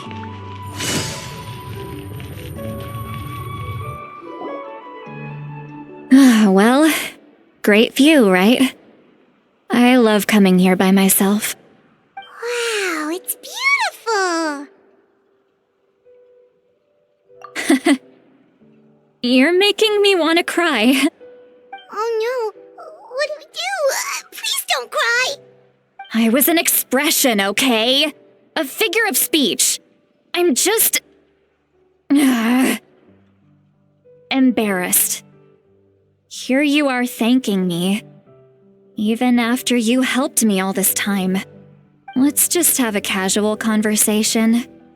It's easiest that way. Really? You don't seem like the kind of person who keeps things casual. Well, I guess I used to be more of a stickler for the rules. And you're right, I don't usually open up to the people of my tribe like this. I'm just an eccentric old hag to them. That story's been passed down so long. It might as well be true. But you're just a regular person. The kids of my tribe would have a heart attack if they heard you say that. Granny Eatsley is a powerful figure. Be careful around her. That's what they'd say. Well, you are powerful. Are they afraid of you? Some are. Others are mad I always come out on top. A few decades like that, and people stop knowing how to deal with you. What about you? Are you scared of me? We don't find you scary at all. That's because you're not from my tribe. You don't know how many delusions of grandeur I've destroyed just by existing. I make people realize that no matter how hard they work, they'll never become a living legend like me. Oh, not to brag or anything. Maybe it's hard to believe. Just pretend I never said anything. We believe you. Shilonen has full faith in your abilities, and Auroran didn't seem scared of you. He thinks of you as his granny, right? Yes, but Auroran's a special case. Malika already told you about her plan. And you've given so much help to Auroran and me. You deserve to learn the full truth. Auroran's not like other people. As I mentioned, he was abandoned as a child. The reason being, his soul is incomplete. The Masters of the Nightwind view this as a bad omen, capable of bringing about illness and misfortune. No one knows who his parents were. He was just left on a rock in the wilderness. It's a miracle he wasn't devoured by some wild beast. The Masters of the Nightwind believe they can see human souls, and in Auroran's incomplete soul, they saw a possibility for Natlan. A possibility to turn Auroran into a vessel for lost souls. The ceremony would allow lost souls to gather within him. Auroran would then be sent to the Night Kingdom to return the souls to their rightful place, strengthening the ley lines and completing the ceremony. Wait, that doesn't sound right. Now you see the problem. When damage occurs to the Night Kingdom, the souls held within disperse and remain adrift, unable to find a way back to the ley lines. This loss of souls damages the Night Kingdom even further. The ceremony can send back countless souls at once, which would benefit the Night Kingdom and the souls themselves. Of course, the vessel, Auroran, would be sacrificed in the process. I wasn't surprised the chief at the time came up with the plan. The ley lines were already in a terrible state. A suitable candidate for the ceremony appears, and now you have the chance to make things better. Of course you're going to take it. When the chief asked for my opinion, I didn't give my approval, but I didn't object either. So they went ahead with the ceremony. It failed, and Auroran escaped with his life. Pathetic, isn't it? By not objecting, I basically gave them the go-ahead. Maybe they didn't have my explicit approval, but it's not like I did the right thing. If the ceremony was successful, Auroran would probably be dead. Of course, in my tribe, death is rarely something to fear. But what kind of message would we be sending by sentencing a newborn to death? By using a human life as a tool? It's not right. So, when I learned the ceremony had failed, I was ashamed by my inaction, and absolutely relieved by the result. The plan was never a secret. Or, I guess I should say, there was no point to keeping it a secret. A simple investigation from Auroran would reveal everything. Everyone thought he would be happy he survived, and he never really said anything to the contrary. But just as I was about to put all of it behind me, he asks this question.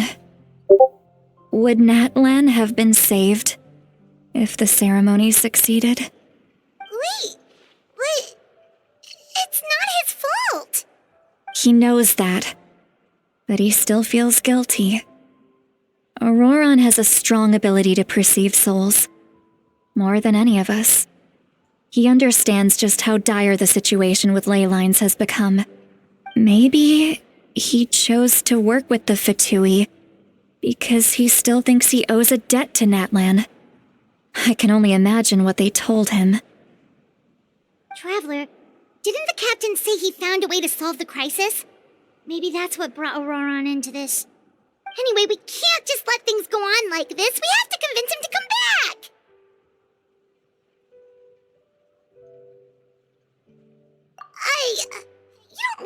good, Sweet Lolly. Maybe you should head back and get some sleep.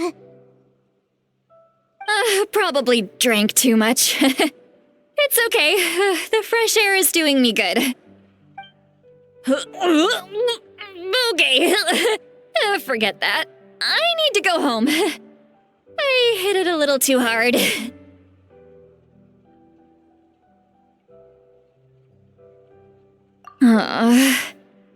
You've helped me so much already. How do I even begin to thank you? Hey, we're friends, aren't we? Besides, you already said you owe us a favor, so you don't need to worry about us.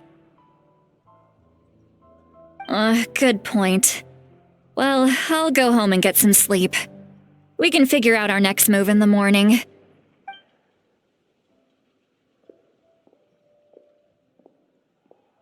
Friends. I like the sound of that. Auroran's probably back with the captain, don't you think? You mean about the backup plan? Do you really believe what the captain told us? Yeah, you're right. We should just go to her directly. But she's probably asleep. We can find her first thing in the morning. For now, let's... go to bed.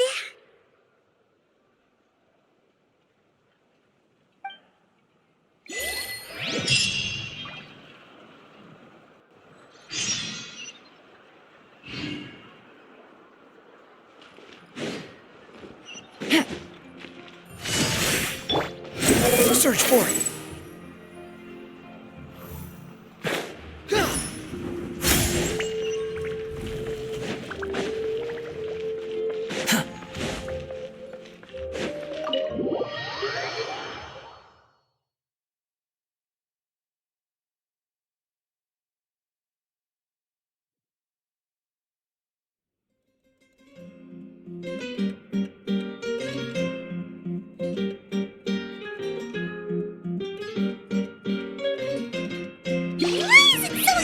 Outside.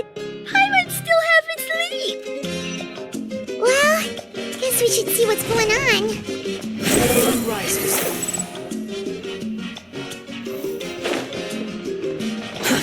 Too slow. Quit following me.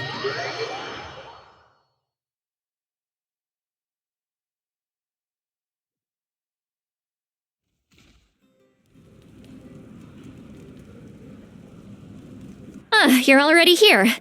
I was just about to come get you. Wow, you're up early. That's impressive, especially after all the drinking last night. Let's not bring up last night. I'm embarrassed about the whole thing. Anyway, I was also woken up by the commotion. Looks like all the warriors from the stadium are on the move. I heard many areas have been attacked by the Abyss, including the Masters of the Nightwind. I need to head back right away. The Abyss attacked again? Are you sure you can handle it on your own? Do you need our help? I'll be fine. We also have the support of the warriors stationed at the various outposts. Given the quick response, things shouldn't get too serious.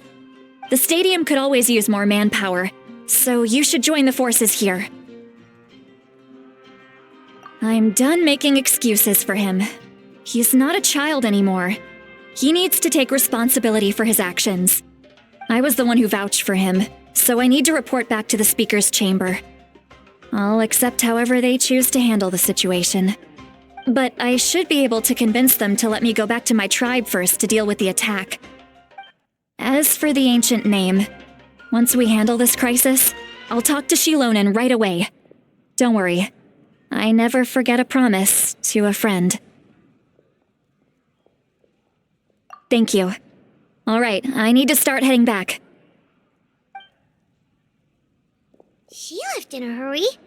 The situation must be really serious. Looks like a lot of people are heading to the stadium. Let's see what's going on.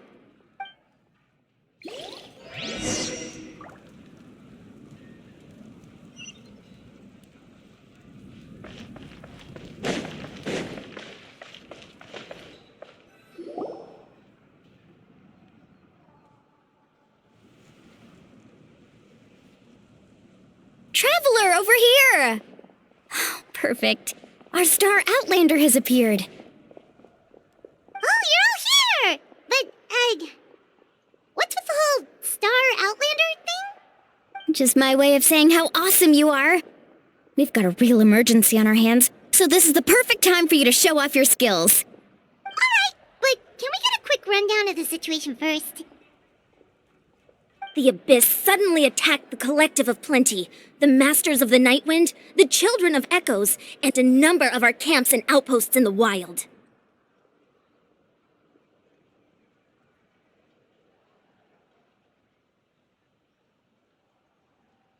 Yes, and the attacks are increasing in frequency. The tribes have plenty of defenses, so they're safe for now, but I can't say the same for the adventurers and merchants stuck in the wild. Chaska and I have been searching for survivors and treating the wounded. We just got back, but we need to head out again soon. I plan on heading back to the Collective of Plenty, just in case my tribe needs me. What about you, Mualani? Where are you gonna go? I'll go help the Children of Echoes. They're the closest, so I can start fighting right away. What about you guys? We could go together.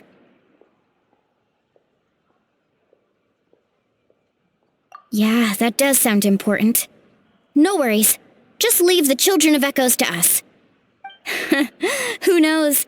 Maybe yours truly will have the Abyss on the run by the time you're finished. That would be pretty great, actually. I hope my tribe gets through okay. It'll be fine. Your tribe doesn't do all that bodybuilding for nothing. Let's part ways here for now. And most importantly, be careful, everyone. Oh, and some of us need to avoid getting contaminated by dangerous-looking substances. That will make my job a lot easier. Koichi, do we really have to do this now? It's alright. She's just looking out for everyone. Alright, let's hurry up and talk to the Pyro Archon so we can help the others.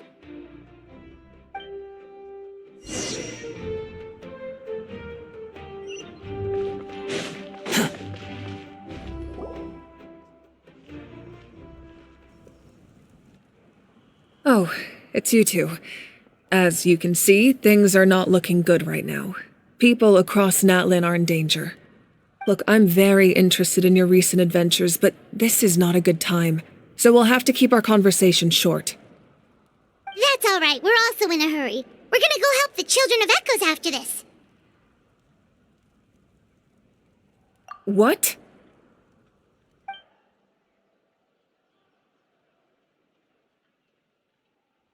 So he thinks my plan is too risky.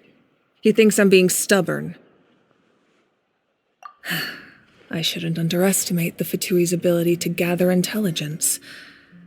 The Gnosis does have that function, but there's more to the story. I will answer you honestly, but you must help me keep this a secret. I can use the power of the Gnosis to save Natlan, but it comes at a heavy price. The Gnosis would drain all the souls and memories from the Night Kingdom and weave them into a giant net, which would surround the ley lines and protect them against abyssal corrosion. Wait, you can use souls to weave a net? But does that mean... Yes. It means sacrificing those souls in the process. Souls are just another form of life. The cruelty of this method is self-evident. The Night Kingdom not only houses the souls of the dead, but also our memories and legends. Using the Gnosis means converting all three into material for the net, erasing our history and culture.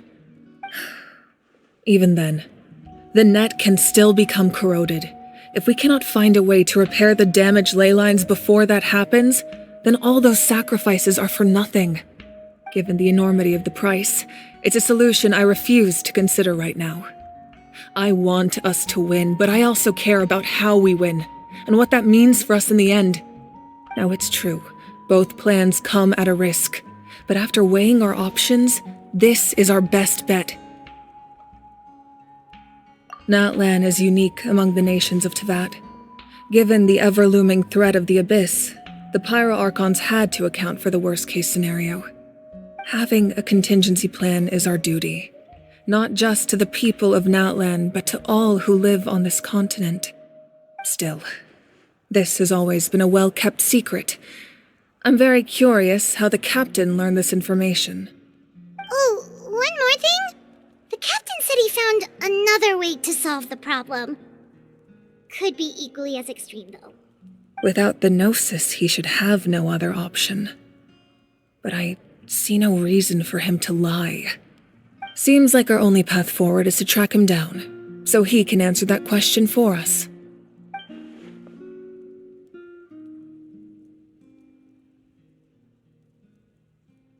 Judging by your expression, you must have doubted me, even if just for a second.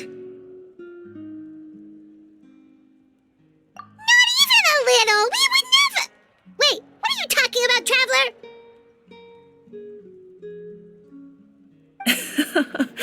Just as expected. I appreciate your sincerity. Maybe it was out of caution, anxiety, or simple curiosity, but know this. No matter what, our goal remains the same. We both want to save the people of this land. So now that you have your answer, do you still doubt me? You scared, Paimon. You've really got a lot of guts, Traveler. That's a good thing. Oh, and feel free to call me Mawika. It's what all my friends call me, and I like it that way. As for the captain, the intelligence officers we assigned to the Fatui should be back soon. We'll get our answer then. That's great! Sounds like we just have to wait a little longer. Not just yet. Even though the Abyss is attacking several locations at once, I'm confident the warriors stationed in those areas can handle it. Don't worry. I just need to finish coordinating our available manpower, then I'll take a small team to handle the difficult locations. Wait, you're going to fight in person? Didn't you give up your power? That's true. I'm far less powerful than a god in my current state. But don't forget, I was an experienced and powerful warrior before I ever became the Pyro Archon. No matter how you look at it, my duty is on the front lines. I just think there's strength in numbers. If the people feel emboldened, that's just a bonus. Anyway, even if we respond to these threats in time, it's not a permanent solution in the long run. I've considered moving my people to other nations, but given their close connection to the Night Kingdom, a forced evacuation would have devastating consequences. I've told the chiefs of each tribe to strengthen their defenses and advise people against leaving their settlements. Now I just need to find the right time to disclose the true nature of the crisis to the people of Natlan. Paimon's a little worried about how people will react. Yes, but that won't be the only response. In any case, that's for me to worry about. I'll let you know when we have more information on the captain. Alright, we should head out. Maybe we can join up with Milani. She can't be too far ahead. No need to worry about me.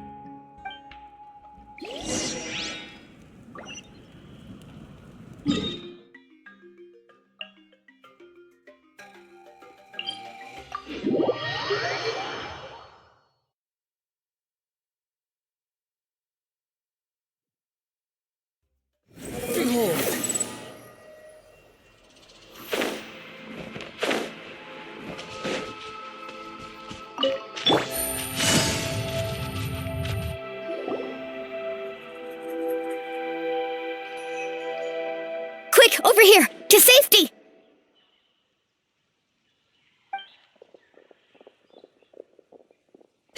Kachina, how many people do you have left?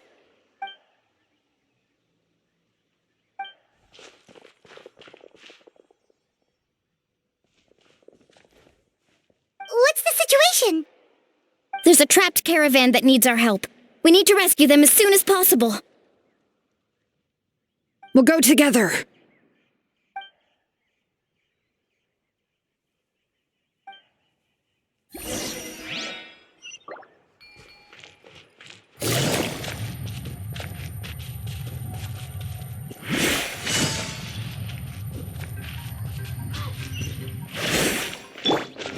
Squall Fury!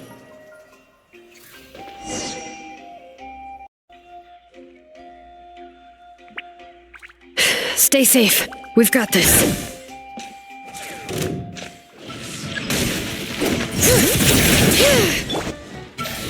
Spring forth! Get...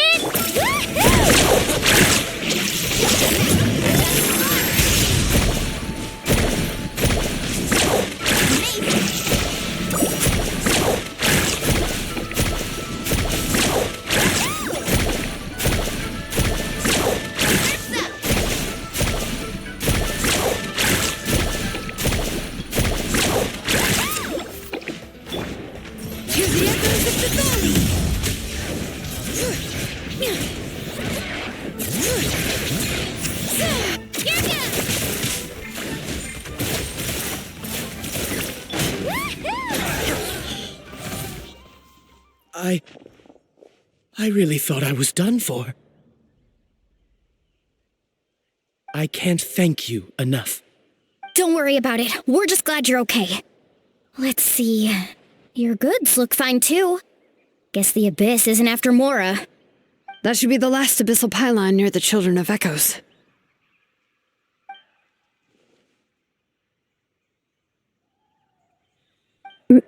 By the way, where's Lolly? I thought she would come with you. The Masters of the Nightwind also got attacked, so she went back to help her tribe. She said we can deal with the ancient name later. That makes sense. The attacks are more urgent. Alright, this isn't a good place to talk. Let's head back to the tribe.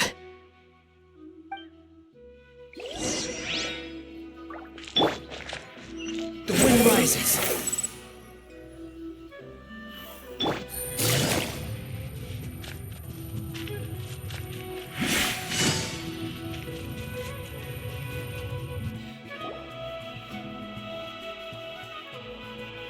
Looks like a few people were hurt after all. Oh, I should have got here sooner. The Abyss threw a lot at us at once. I rushed out as soon as I heard the alarm, and there were already so many monsters. Before long, Kachina brought over a whole group of warriors, and just like that, we destroyed several pylons as a team.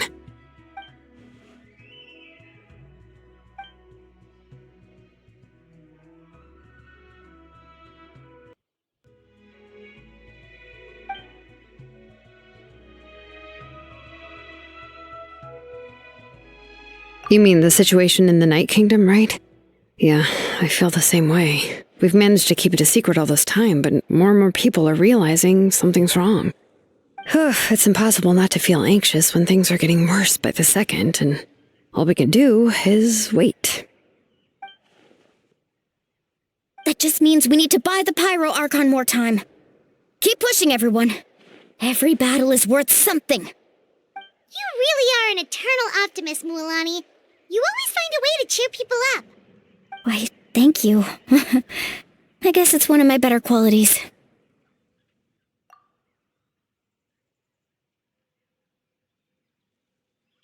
So, specifics aside, the Pyro Archon confirmed the Gnosis can resolve the crisis, but it comes at a huge price. And somehow the captain finds out about it, goes to fight the Pyro Archon, and calls her out for having a solution but refusing to use it. Honestly, if he has the same information as us, I can't really blame him.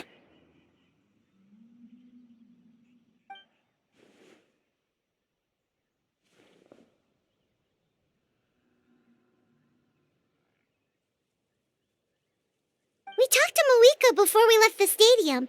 According to her, the cost of the captain's plan is too high. And, well, it makes sense. If that was truly the better choice, she would have picked it.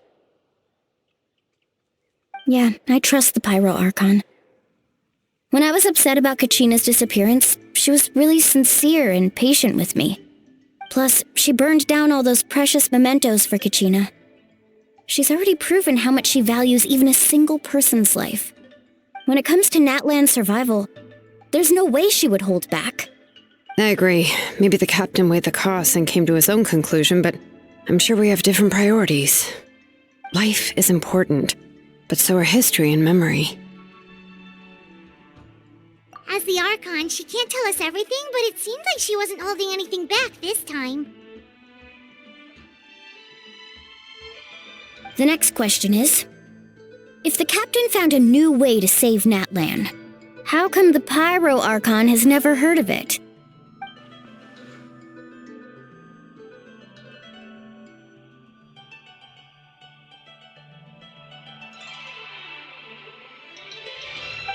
This is all super confusing. We still don't have enough information. Once we figure out what the Fatui are doing, we'll have our answer. Let's head back then. Marika said her intelligence officers should return soon. With how many Fatui there are, someone's bound to give something away. Sounds good. I have a few theories of my own. With a bit more information, we just might get to the bottom of the whole thing.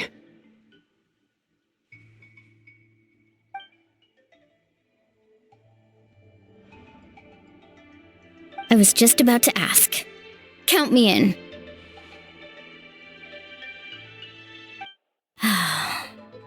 If I was just a bit faster, we could have prevented a few people from getting hurt. People who could help us in the next battle. It's all a chain reaction.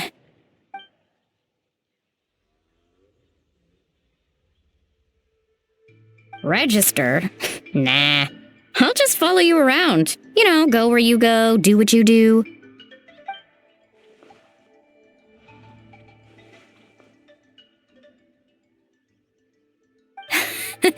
You got it. I just don't want to make the trip back. It's so far. Alright. See you all later. Let's get together and celebrate once this is over. Oh, you betcha!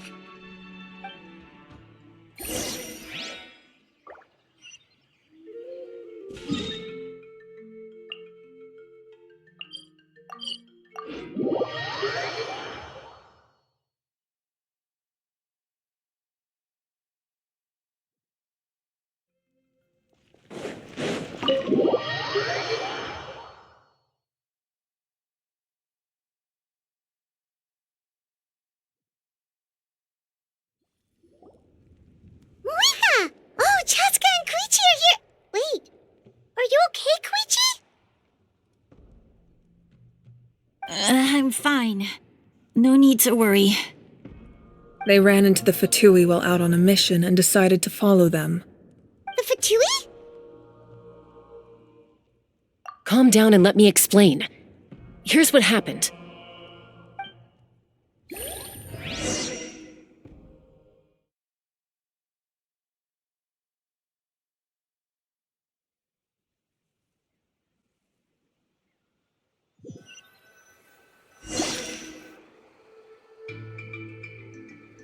Watch out. It's the Fatui. Were they attacked by the Abyss? No, wait. It looks like they're protecting a group of travelers. Over there. Do you see? You're right. That's a traveling group from Natlan. Could they be trading for something? Let's keep observing for now. We're glad you're okay. Given the appearance of abyss monsters all over Natlan, you should cancel your journey and seek shelter at the stadium or one of the tribes. Thank you so much. I wish there was something we could give you. We don't expect anything in return. We were out on a mission and saw you being attacked. It was our decision to help. If you truly wish to repay the favor, you can keep this a secret. If anyone asks, just say you were saved by warriors from Natlan. Oh, okay. We can do that. But... We're not asking you to cover up our activities. We haven't done anything illegal. Our captain simply wishes to remain undisturbed. Nonetheless, the decision remains yours. If we wanted to keep you quiet, we would have employed a harsher method. Got it. We'll get going now. Did you hear that? They mentioned a captain.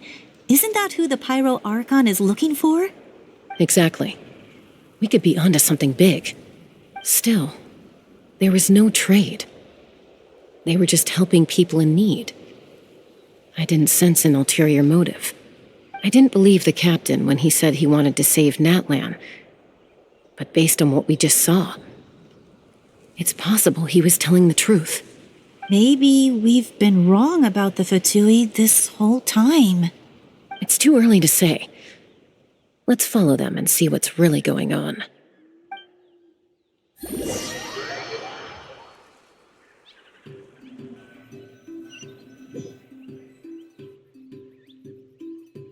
So this is where they were headed. Looks tricky. It's heavily guarded on all sides.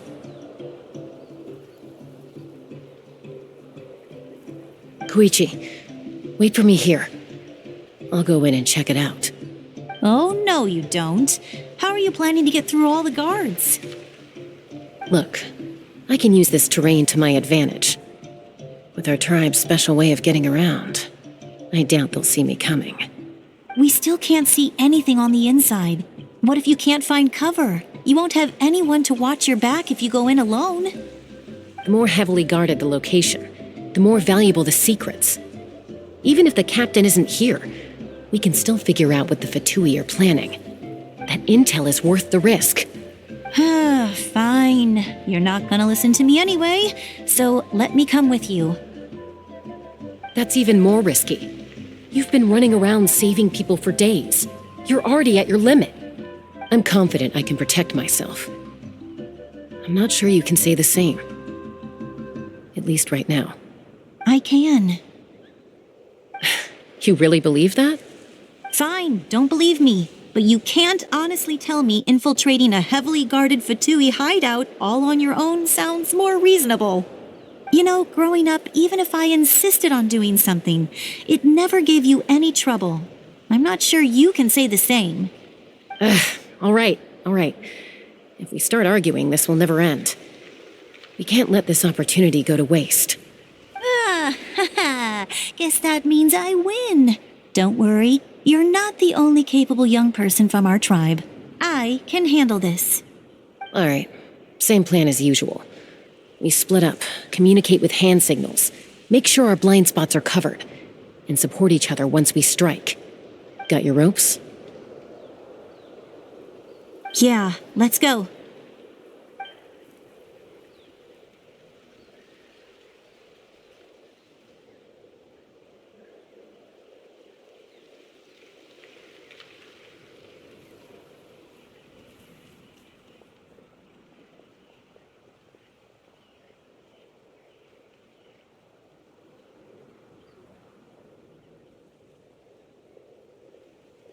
The Fatui have eyes all over this place. I should wait for Koichi's signal.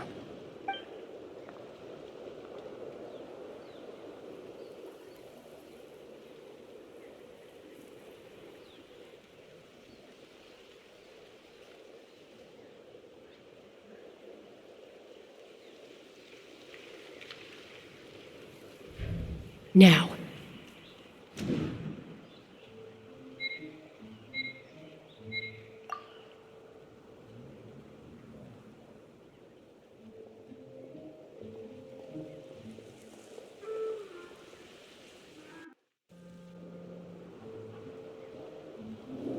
Not sure how many chances I'm gonna get. I need to act.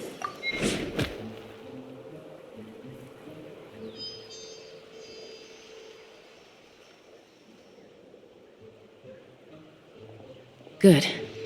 I made it without getting caught. I should get to that platform over there. But it's guarded by the Fatui. Koichi should have line of sight. I'll wait for her signal.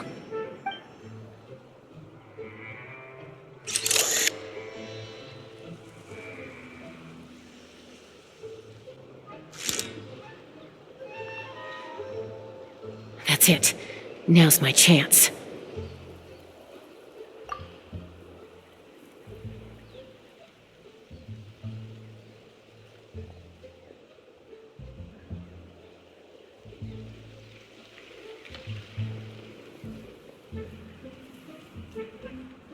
It's no use staying in one place. I should keep moving. Looks like Chaska is helping me by keeping an eye on the Fatui movements. I'll wait for her signal.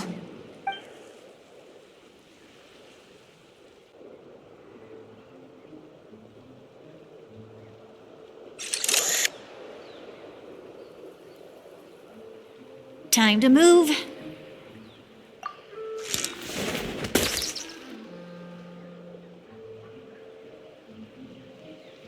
Whew!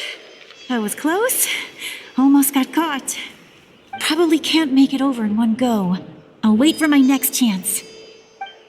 Now's my chance.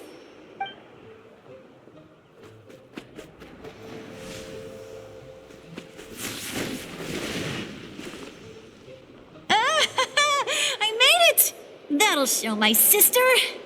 Let's see. The Fatui's occupying all the best locations. If we could just get past them somehow. Wait, I've got it!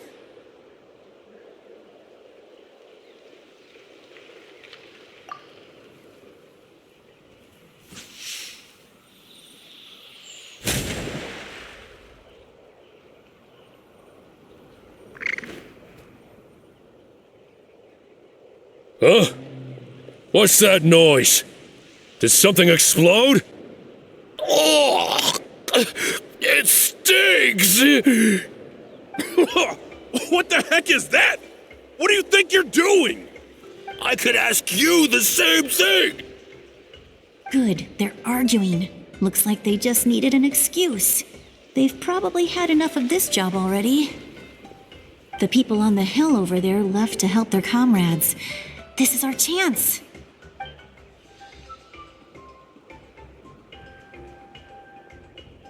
Come get me, Chaska.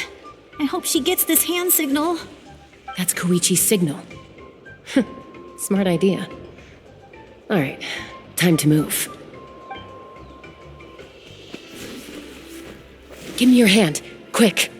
Coming!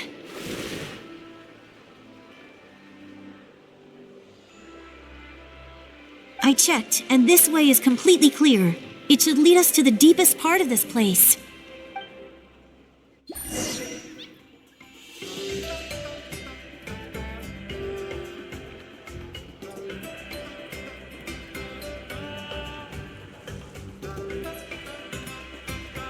Well, I was pretty helpful, right? You know, everyone usually jumps at the chance to work with me. Not my own sister, though. No, she avoids me like her life depends on it. I was wrong, Koichi. You've done well. Wait, you're just gonna admit it? Now I look like the mean one. Let's focus on the task at hand. We're in the heart of enemy territory.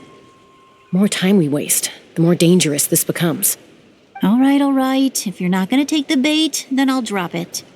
Looks like the Fatui are here to dig something up. I'm surprised they mobilized this many people. I doubt it's because they're interested in our culture and history. It seems like they're looking for a dragon relic called the Source Mechanism. The device is ancient. Barely any information survives to this day. And even people from Natlan don't know how to use it. Why would this be the Fatui's target? Not bad. Looks like it's in good shape. This should be what our Lord's looking for. Took us long enough. Come on, let's get this thing back. Back? Back where? Should we keep following? You really want to keep going? Of course. We make a good team, don't you think? No reason to stop now. What was that sound? Uh-oh. We've been spotted. Time to go. Falling rock incoming! Watch out for your gadget! What? You'll regret that! After them!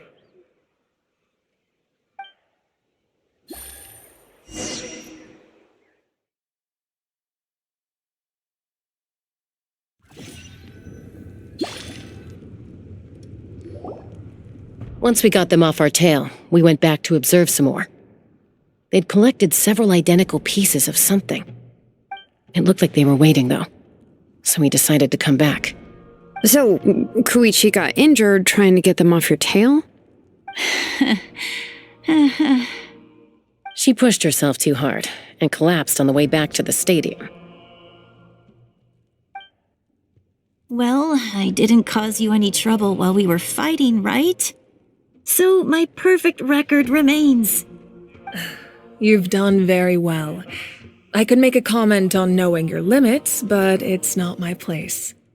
I know. I'm already reflecting on my actions. So, our current intel suggests the Fatui is after the source mechanism. The device is a complete mystery, even to us. What does the captain want with it? I have no idea. But it's safe to assume the device could serve a similar purpose to the Gnosis. Shilonen, I need you to gather every scholar in Natlan familiar with the secret source. I'll get right on it. Thank you both for your hard work. Koichi, it's time for you to get some rest. Oh, and there are gifts from your patients waiting at the speaker's chamber.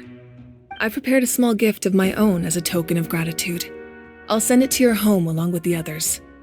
My patients. That's so nice of them. Guess that means I'm doing something right. You don't need to give us anything, Archon. We were just doing our duty for Natlan. I should take Koichi home now. Well, if Koichi doesn't want her favorite Saurus crackers, then... I accept. Thank you, Archon. What am I gonna do with you? There's some for the rest of you as well. They're one of my favorites too, so don't be shy. I'll start investigating the source mechanism right away. If I learn anything, you'll be the first to know. Yummy snacks!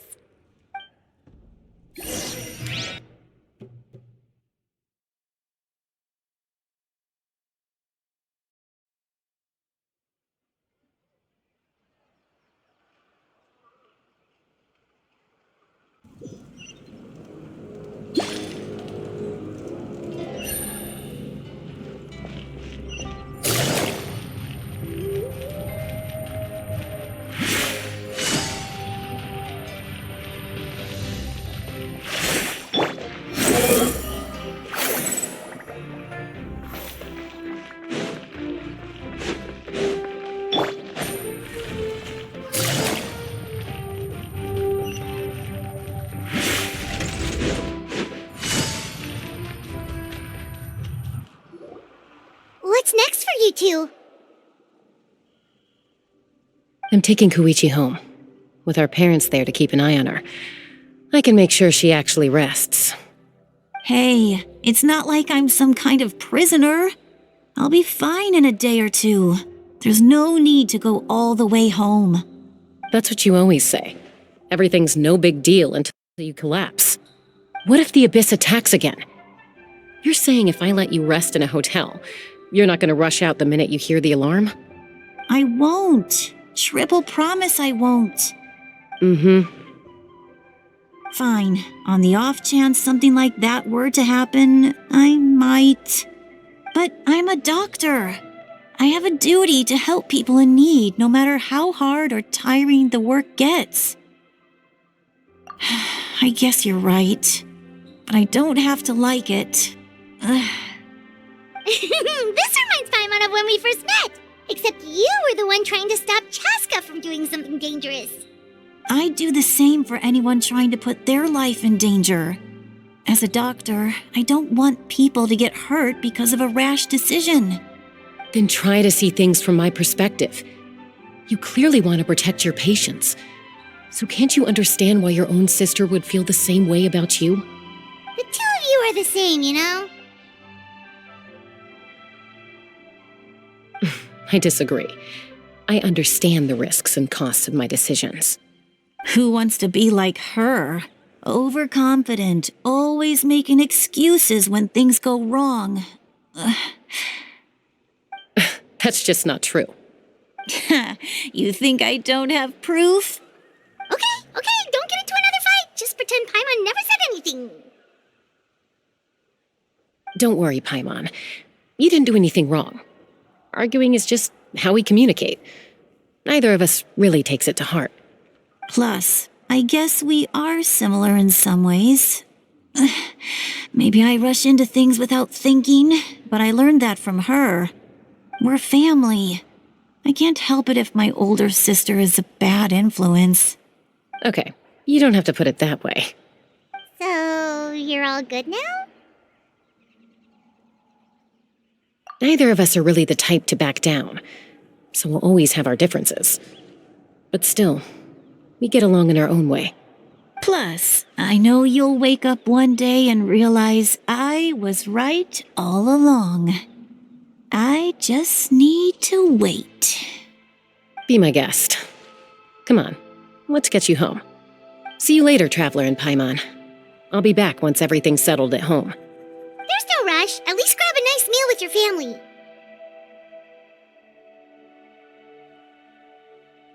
Bye, you two.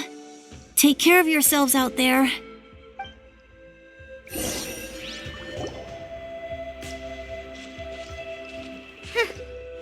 two will probably make up for real at some point, right? Well, we've learned a lot. Let's go over everything that we know so far.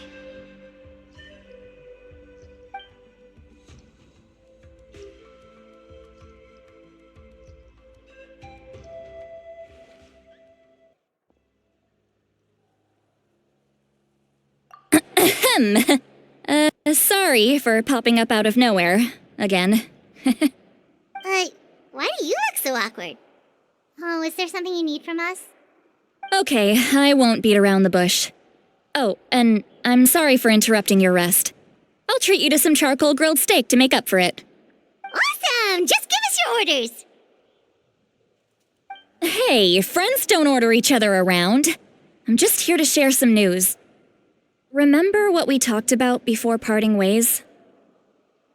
Oh yeah, you mentioned how Auroron has always wanted to save Natlan, and something about his soul being fragmented.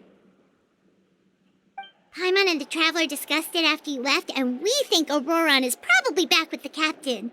What do you think? I agree with your hypothesis. And just now, I confirmed it myself. Auroron came back. He helped the Masters of the Nightwind defend our camp. What? He came back?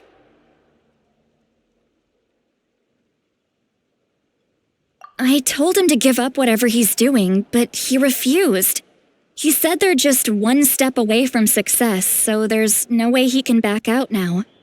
Apparently, he came back to fulfill his duty to our tribe. When he left, he said it was because he still has a duty to Natlan as a whole. I'm not surprised you let him go at all. I had to prioritize my tribe. Besides, the situation was intense. I couldn't focus on outside and inside threats at the same time. Plus, he was on guard. He knew I would try to go after him, so he made sure to keep his distance. I kept an eye out for a good opportunity, but it never came. All these years of calling me Granny, and I couldn't do a single thing for him in the end. Don't say that! Your tribe all raised him together, right? That couldn't have been easy.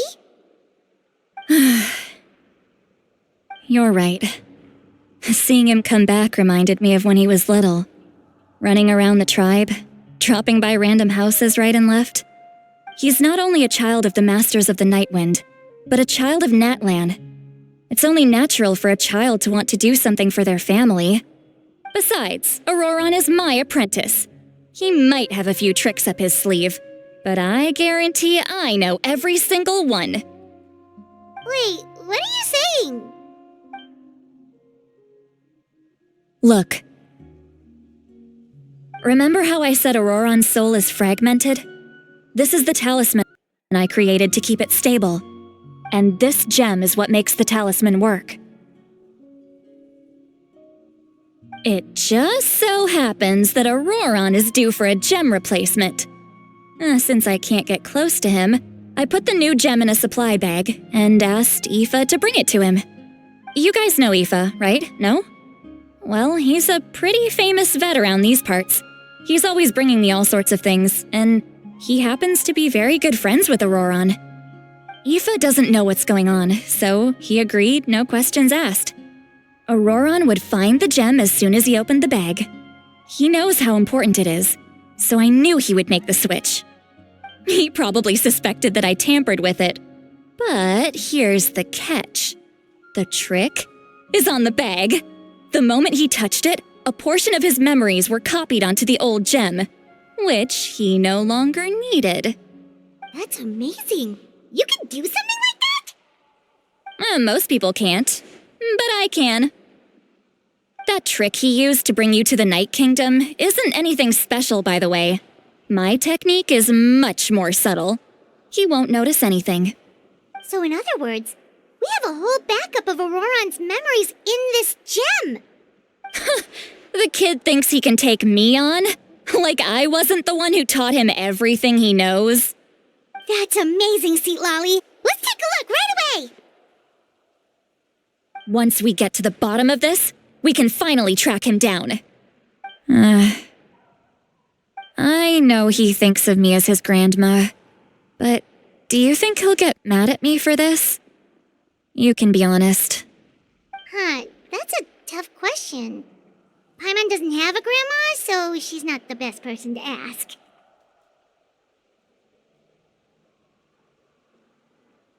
To be honest, I've always doubted my ability to look after him.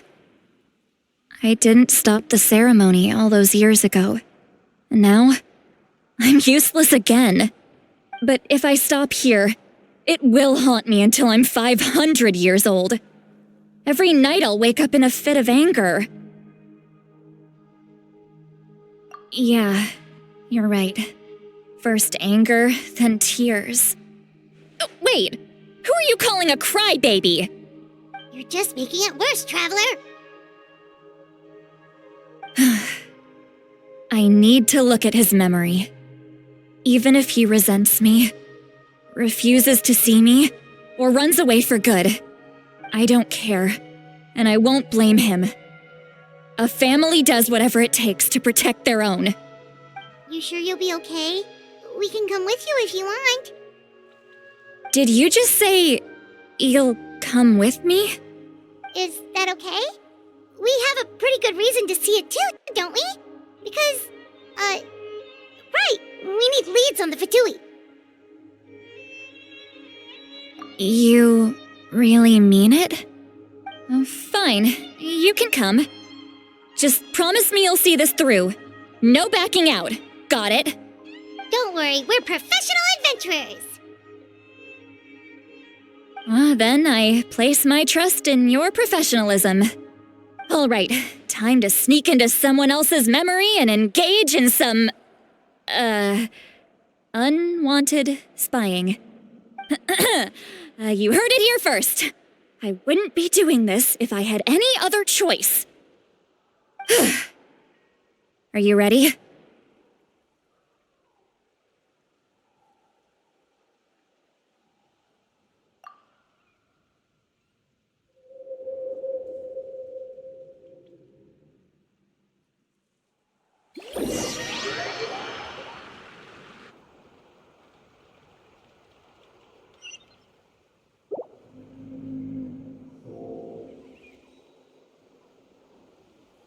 Look how good you're doing. You'll grow into nice big radishes in the future. And you? Aoife says you're taking up too much space, but I think you're a good tree. What do you think? Hey! How's it going, Auroron? Good. How are you, Uncle Okanbi? Can't complain. What you up to? Naming your vegetables again? No, just some idle conversation. Sounds fascinating. What did they say? They told me you were coming and that you would take some produce with you. Only if you're offering. By the way, I ran into Aoife yesterday. He told me Chaska's fostering a saurian at his place. Said the thing trampled over a part of your radish garden. I hope you two didn't get into a huge fight. No, don't worry. I'll find a way for him to make it up to me. I've already wrapped your share of the produce. Here you go. You really knew I was coming. That's pretty amazing. Light up the smoke and you can see the path through the shadows. That's what everyone says. Hey, have you seen that strange group of people that just appeared out of nowhere? Appeared out of nowhere? I don't think so. It's the Fatui. Their leader seems like a big deal. He didn't bring many men with him, but they're all elite warriors. It seems like they're looking for someone, but I wouldn't go around asking too many questions. If you run into them, be careful.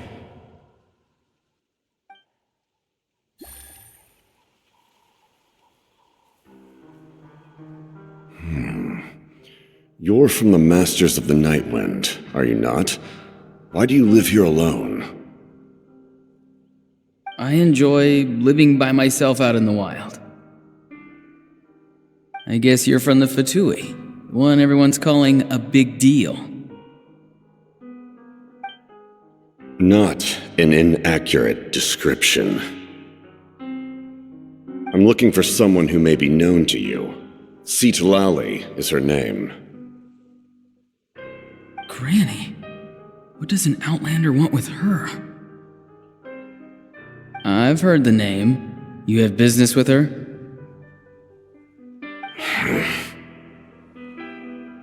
There's no point to further questioning if you insist on hiding things from me. I shall seek answers elsewhere.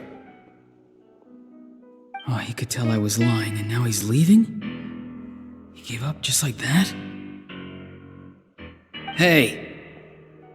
At least tell me why you're looking for Citlali. It's none of your concern. I have my own means of tracking her down.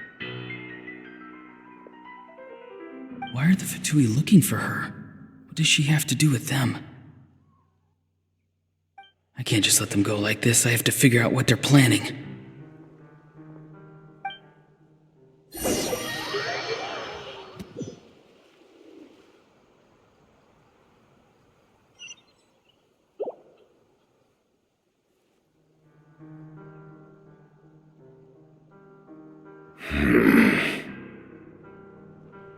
I've just been studying the ley lines and asking for leads on Granny. I can definitely rule out some sort of invasion.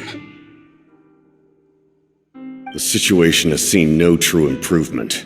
The Pyro Archon did not fulfill her promise. My lord! Ignore him. He is no threat. He knows I'm following him, but he doesn't seem to care. He's strong, I can tell. But there's something unusual about him and also familiar in some way. I can't describe it.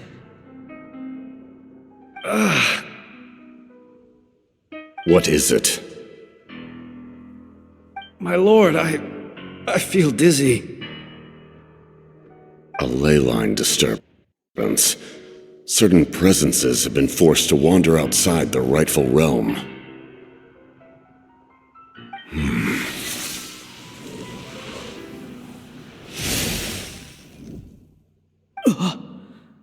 That was a spell from the Masters of the Nightwind. How did he know that? Is he sending those escaped souls back into the ley lines? How did he do that so easily? Soulfaring is supposed to be extremely difficult. This could be related to why he's searching for Granny. I feel much better. Thank you, my lord. Think nothing of it. Stay vigilant and continue to gather information. The Abyss could attack at any moment. If you notice any irregularities, assume drill formation and be prepared to fight. However, there's no reason to over-engage. Information is our first priority. Yes, sir. Why are the Fatui fighting against the Abyss? Do they really mean us no harm?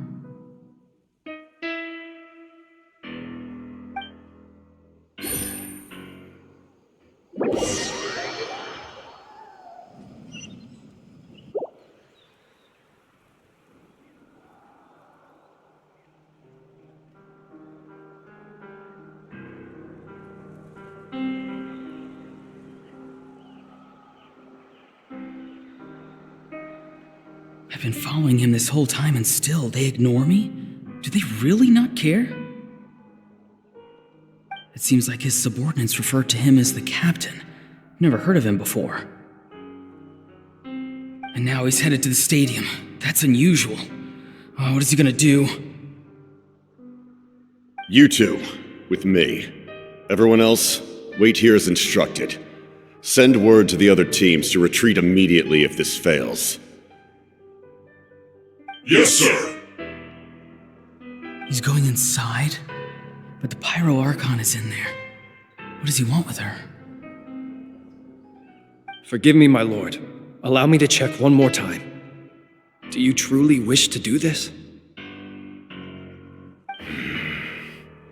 The time for idle observation is over. It now falls on me to act. This nation is out of time. Yes, sir.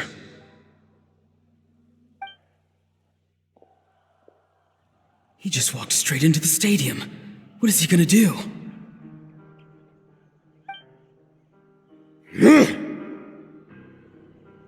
They're both incredibly strong. How long will they have to fight until someone comes out on top?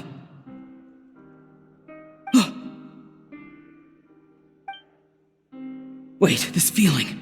Just like the other day near the ley lines, it's faint, like a soul's trying to escape. Where is it coming from? Is that why he's looking for Granny? If he dies here, then all clues will be lost. I can't let that happen.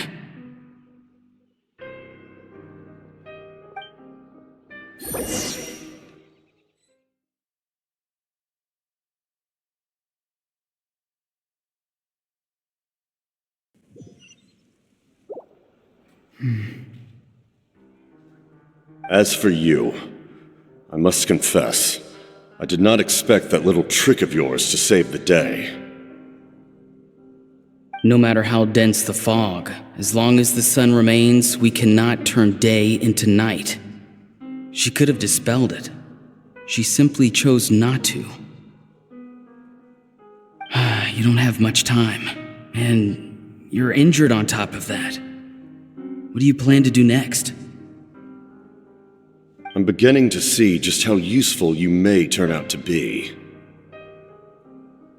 You heard something from here, didn't you?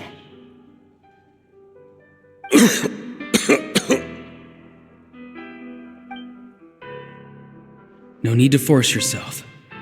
I've never seen anyone match the Pyro Archon in battle before. I didn't expect you to intervene at such a critical moment. You know I've been following you. Why didn't you stop me? When walking in the forest, it is only natural to encounter wild beasts. However, not every beast has the courage to come out and bite. And yet, one of those very beasts saved your life.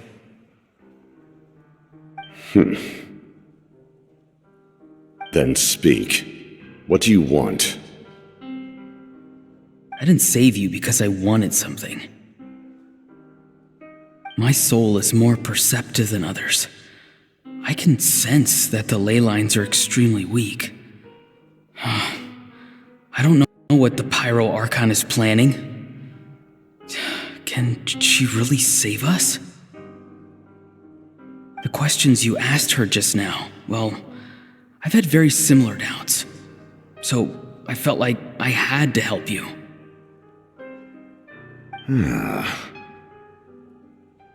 So, you can tell the truth. That was quite a reckless decision to make. I'm not sure you realize that.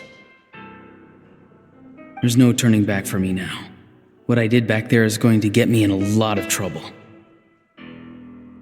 You attacked the Pyro Archon in broad daylight, and I used my spell to save you. A single glance was likely all it took for her to recognize my tribe. So, we're in the same boat. Seem to care little for my thoughts on the matter. It's too late for that.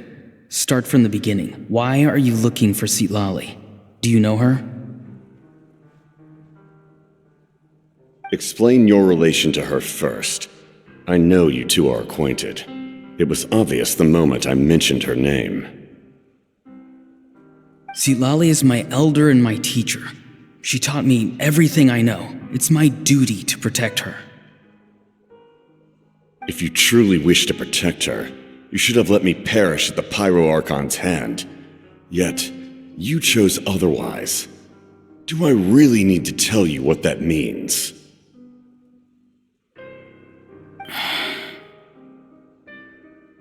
I want to do something to change Natlan for the better. Something I can accomplish with my own two hands.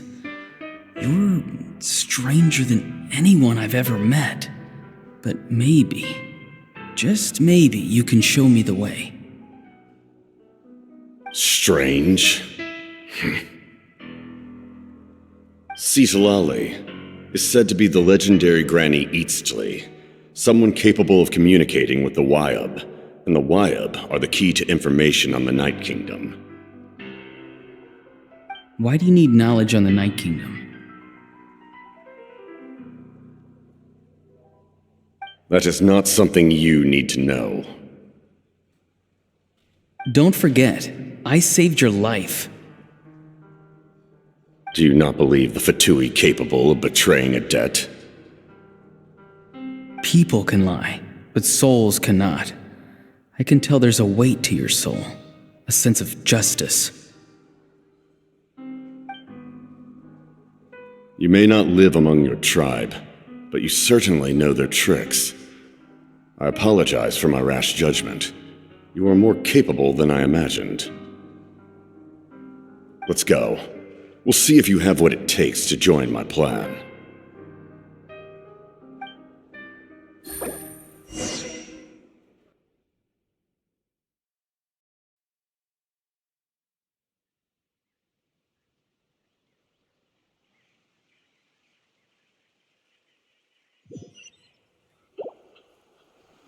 I see. Interesting approach. Worth trying, I think. Rather than weaving a net to protect the ley lines, this method would address the root problem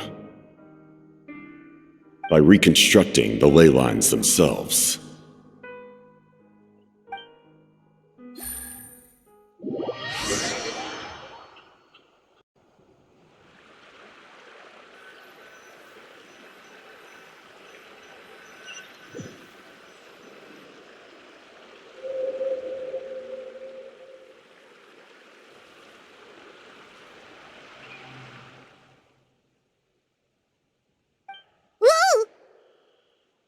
Traveler, Paimon.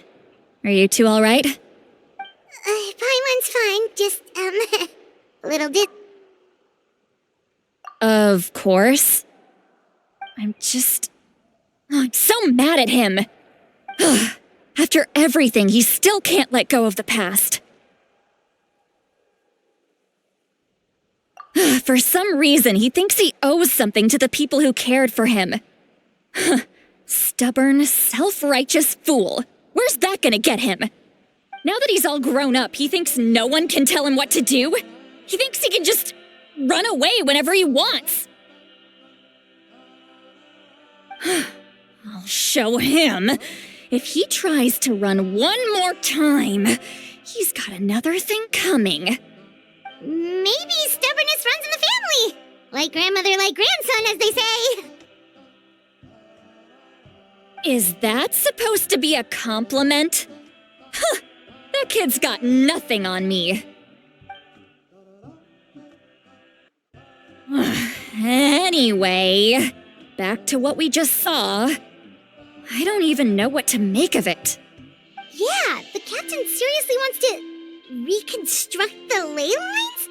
What does that even mean? Something like the loom of fate, maybe? But how does that help with the abyss? The loom of fate? Oh, it's kind of hard to explain. Basically, it's a device from Conrio that has unbelievable power. Anyway, if he really wants to manipulate the ley lines, everyone in Natlan will be affected. Oh, this is... Which means the captain has been honest from the very beginning. Auroron's memory proves that. Why is he so obsessed with saving Natlan? Oh, we've got to tell Moika about this right away. Yes, she needs to know about this. Now.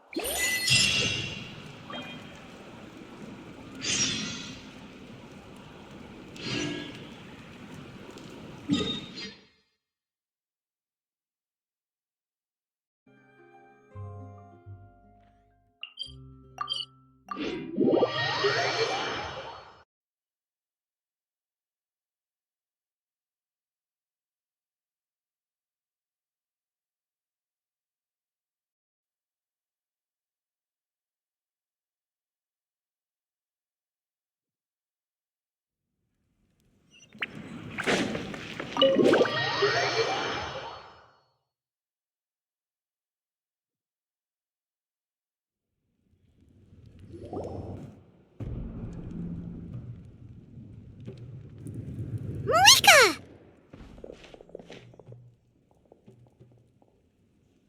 Traveler, Paimon Sitlali. Perfect timing. I've located the captain. Really? That's great! We also just took a peek at Auroron's memories and discovered something huge! Oh, all with his granny's permission, of course. Or no, actually it was... Calm down, Paimon. I'll take it from here.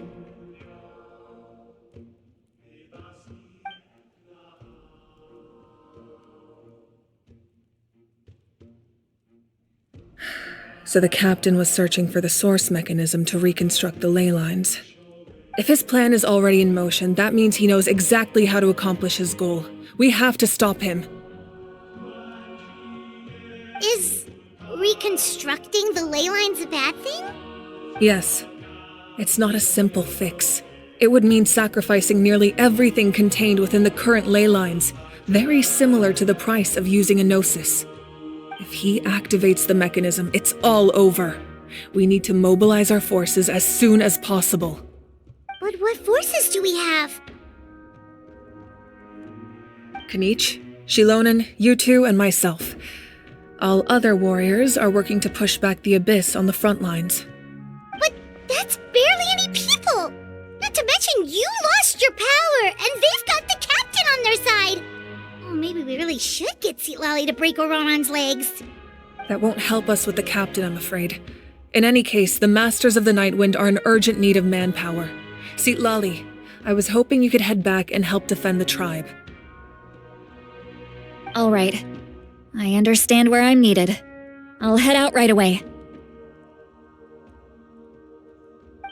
Don't worry about your grandson. We'll figure something out for sure. I'll leave him to you all then.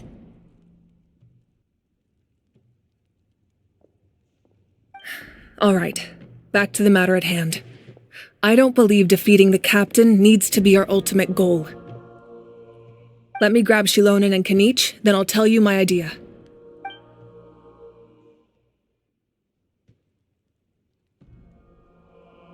As you all know, Auroron is working with the captain and we need to stop their plan. The captain is a formidable opponent, but that shouldn't deter us. In any case, a head-on confrontation isn't the best way to solve the issue. Their plan hinges entirely on a single element, the source mechanism. If we leverage our forces, we can destroy it, and then success is ours. We'll head out together.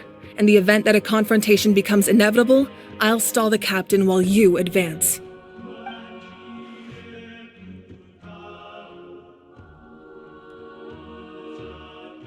I agree with Kanich. The two of us can handle it.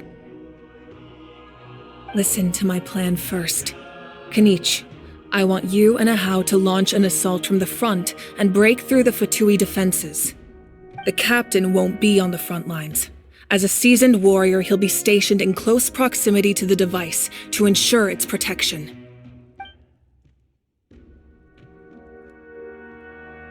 No. The purpose of the frontal assault is to gather the Fatui forces in one place. That way, it's easier for the rest of us to avoid them. Shilonen, I need you to do what your tribe does best, and dig a tunnel from the outskirts of the ruin. Once we get close to the device, we just need to destroy it.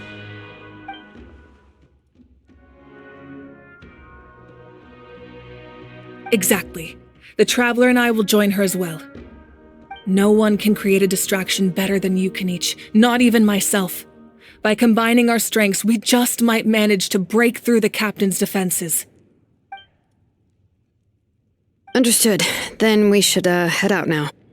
Just promise us you won't do anything reckless. You cannot face the captain straight on unless you have no other choice. You mean everything to us. Losing you would be the worst possible outcome.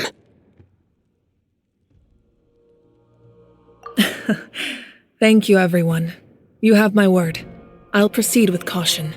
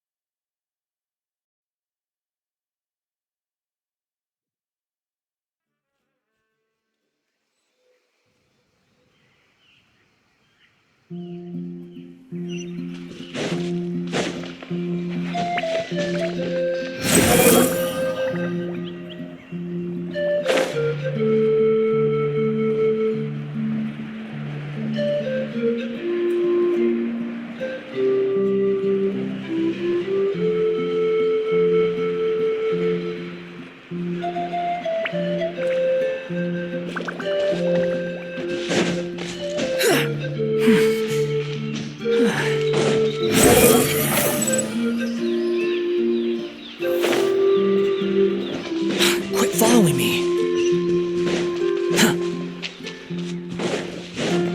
The wind rises.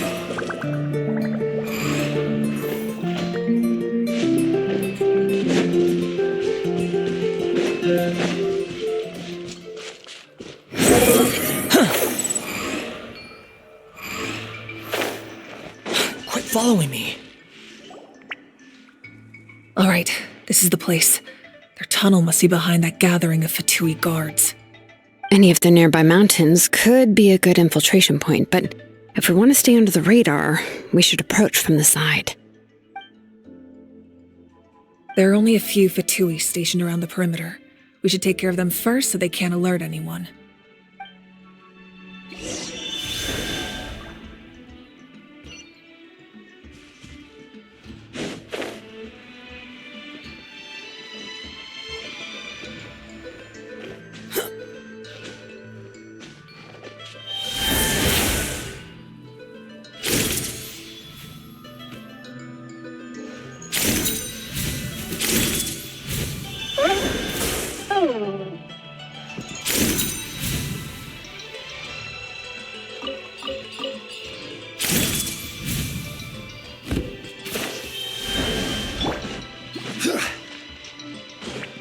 You'll get Stabilize. Illusion shattered! Here comes the test. Busted. Quietly. Behold. All right, that's done. Let's head to the foot of the mountain. What do you think, Shilonen? Is this a good spot? Yeah, looks good. We'll take it from here.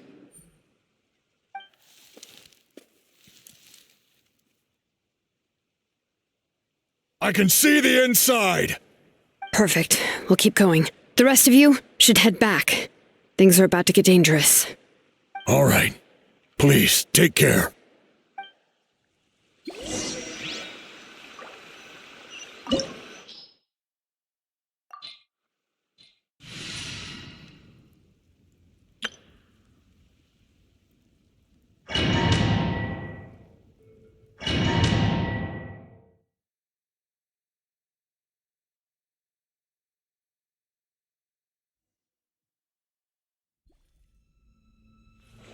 The Fatui wouldn't concentrate all their forces in one place. There's sure to be guards on the inside, so stay sharp. Oh, nice job smashing those rocks, Moeka. You look super cool. Ah, that was some expert level rock clearing, even by my tribe standards. That must be the Fatui tunnel over there. We should steer clear and approach from the side.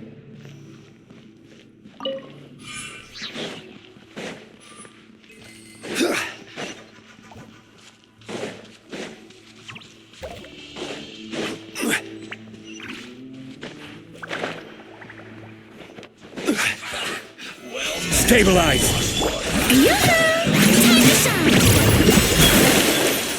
The wind knows me. Settle down! Miscalculated. Run from death.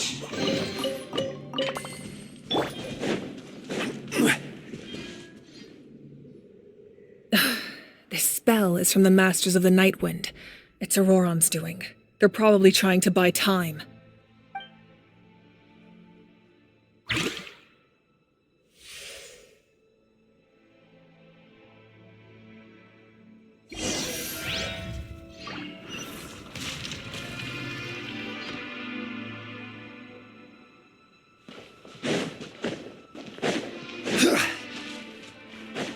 These wheels are relics from ancient times. We should try to restore them.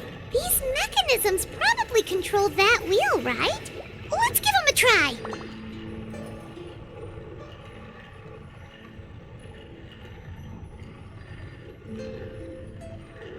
Osmanthus wine tastes the same as I remember. But where are those who share the...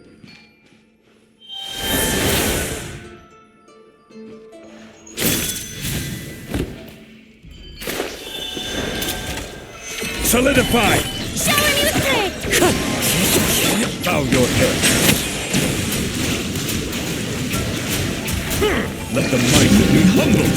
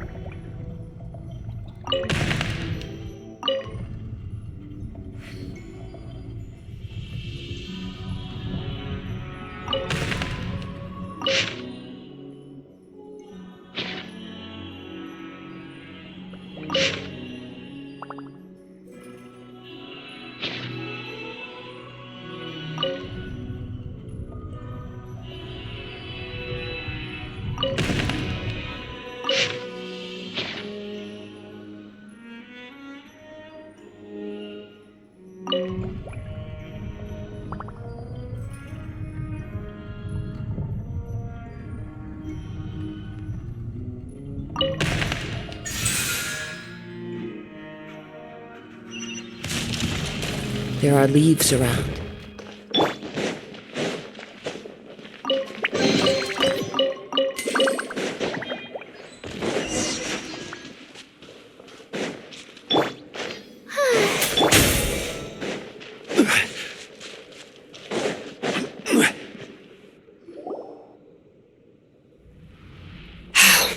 This must be it.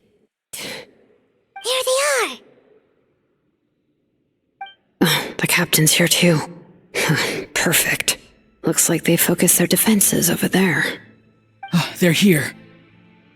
Huh. I thought the Pyro Archon would choose a frontal assault. It doesn't matter. They're too late anyway. Stop! It's too late. We need to turn it off!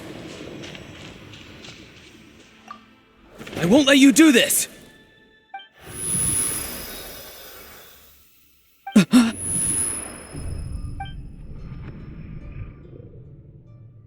The sound of lament? What was that sound? It was like a piercing cry! Now's our chance to turn off the device.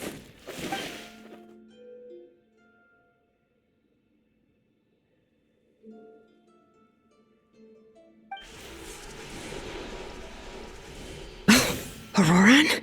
How did he just... His movements have gotten a lot faster. Was Auroran always this good in battle?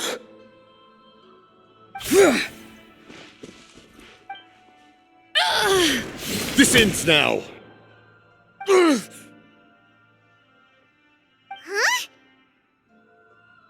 Something's wrong.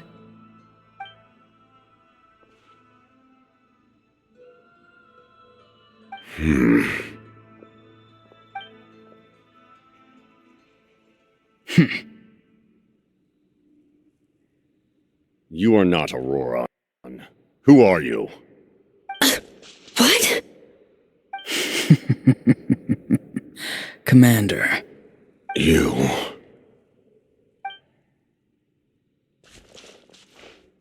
So, you still recognize me, Commander?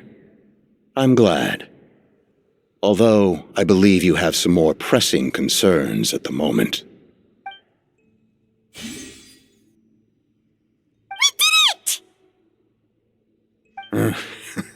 You see? You indulge your sense of honor for just a moment, and now you've lost your chance. Even now, you're still the same as ever. His voice is completely different. Is someone inhabiting Auroran's body? Stop worrying about other people's survival, about their losses and sacrifices. You just need to win. That must be why I've returned. For this moment. Please finish what you set out to do, Commander. I didn't expect to see you here, but I have to disagree. Abandoning one's comrades is not the way of a warrior. Why do you care about a doomed man? I know you can see it. He's already close to death. After all, his soul has been incomplete from the start.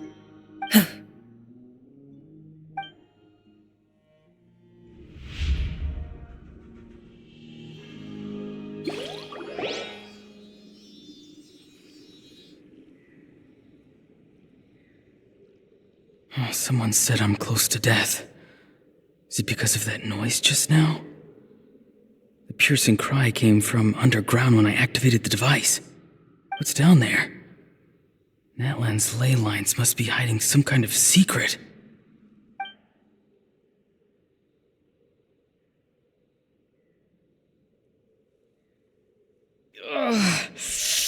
Am I dying? Oh, no. It's too soon. Ah, Auroran, it's you. What'll it be today? Oh, why the long face? Don't tell me you still haven't let that go. I knew it was a bad idea to tell you.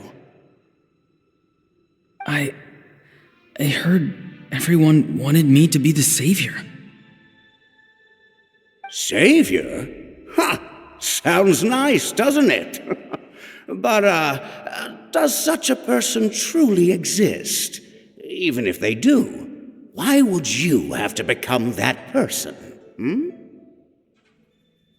Auroron, is that you? Oh, here, have a seat.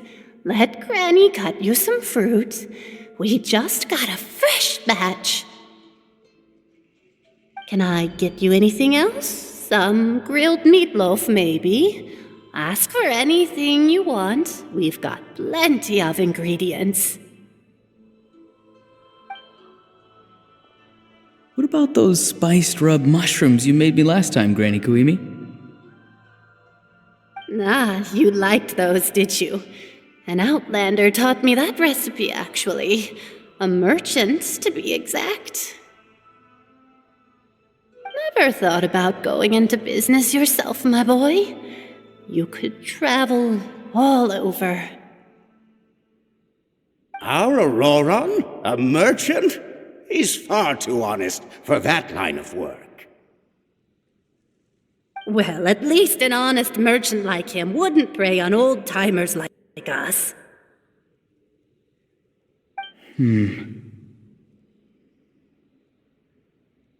Everyone said a true savior does not really exist, but then... why did my birth open the door to the possibility? Why give people false hope? Maybe I don't need to sacrifice myself, but surely everyone is born for a purpose. So, what's mine? If I had succeeded back then, would the world have become a better place? What's the meaning of my existence? Done spacing out, Auroron? Did you finish your homework? Yes, Granny, it's just... will learning all this really make me as strong as you? Of course not! I'm a special case. Other shamans study their whole lives without reaching a fraction of my abilities. Because you're a genius, right? You could say that. Or maybe I've just been alive longer than the rest of them, and picked up a few tricks that they didn't want to touch. It's rude to bring up a woman's age. Never do that again, no matter the circumstances. I wasn't the one who brought it up. Anyway, class is canceled tomorrow. Go have fun. What about my homework then? Do what you want. What use is it being as strong as me anyway? You've seen how the tribe treats me. They're all afraid. I try to go about my business, and they practically tremble in fear. Not the most fun way to go about living one's life, I'd say. Take it from me. The happiest people are the ones who do their own thing. So do what you want, Auroron. No matter what anyone else has to say. Granny didn't say it outright, but I think she was trying to comfort me. Don't force yourself. Don't beat yourself up over the past. That's what she always says. But I never forced myself. I never even got the chance to try before it was all over. Hey, you zoning out over here again? There's such a thing as overwatering the radishes, you know. I was just looking at the aphids. Something interesting about them today? I noticed some on the ground. Maybe it got too cold yesterday and they couldn't handle it. Bummer. Guess that means less honey this year. Aoife, do you think being a vet is fun? Fun? I'm not sure about that. Do you think planting vegetables is fun? Fun enough, I guess. I don't have anything else to do.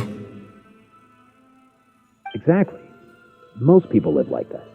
No special purpose or calling. That's just how the world works.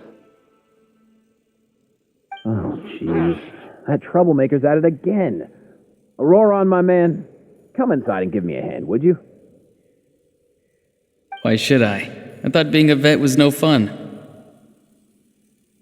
Well, I guess there is a fun part. Trying to outsmart these rascals. Come on, give me a hand. Maybe Aoife was just too nice to tell me the truth. That attempting something above your capabilities will kill you.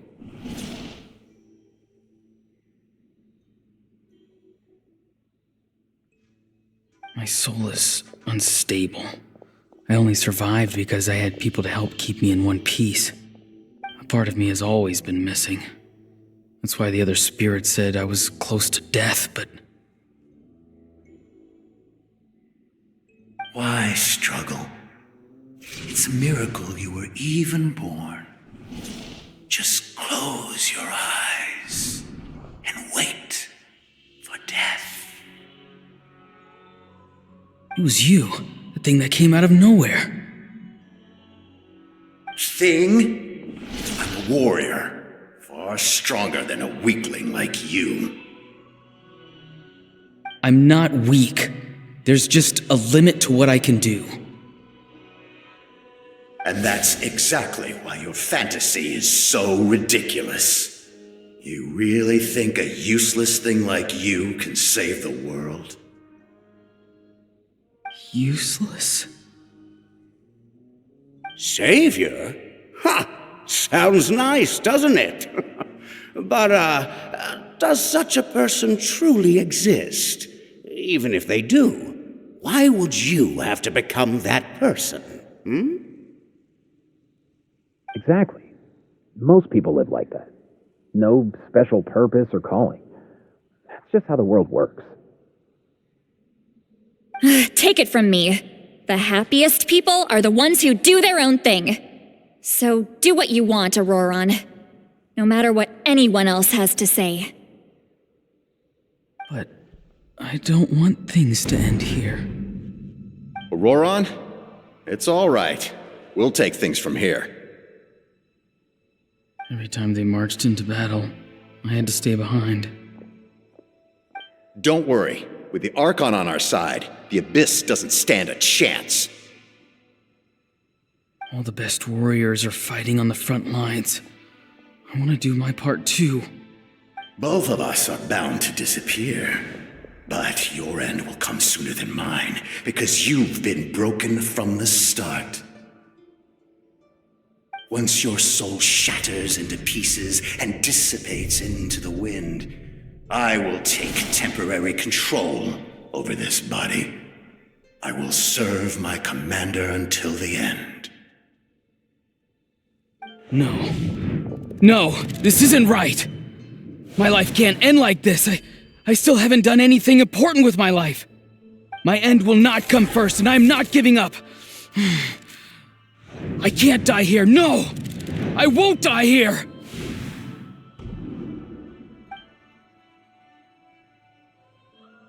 Auroron! Auroron!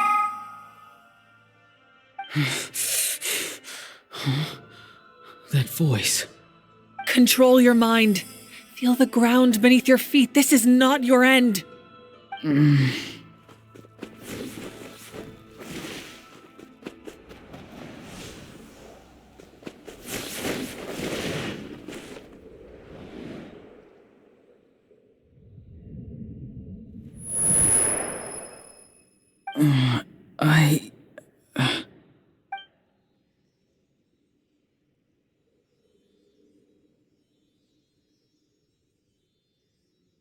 His eyes are open! He's alive!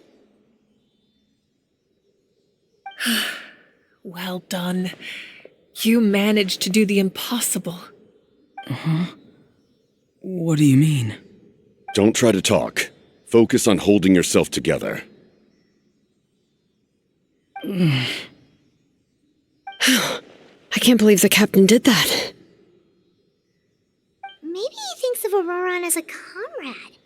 He was helping to rein him in all this time.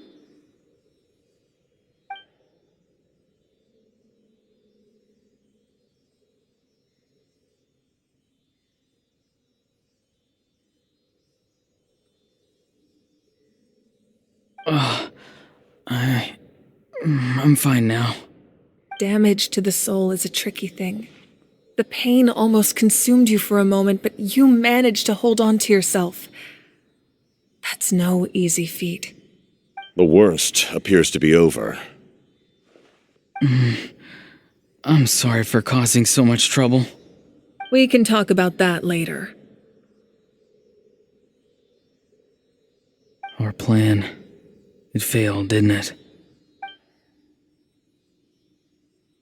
I'm sorry.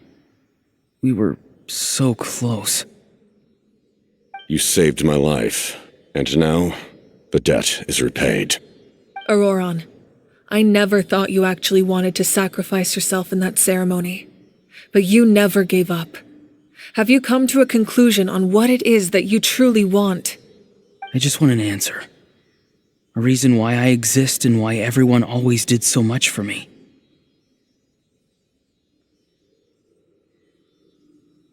No one is born a hero, and no one should be treated like one from birth. I had a chance to do something important back then, but I failed.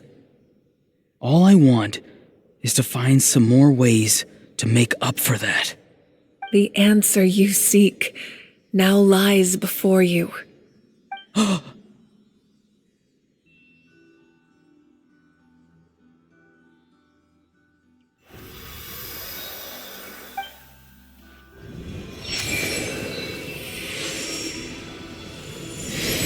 You are the inheritor of my name, the hero from the masters of the Nightwind, who shall fight for this generation.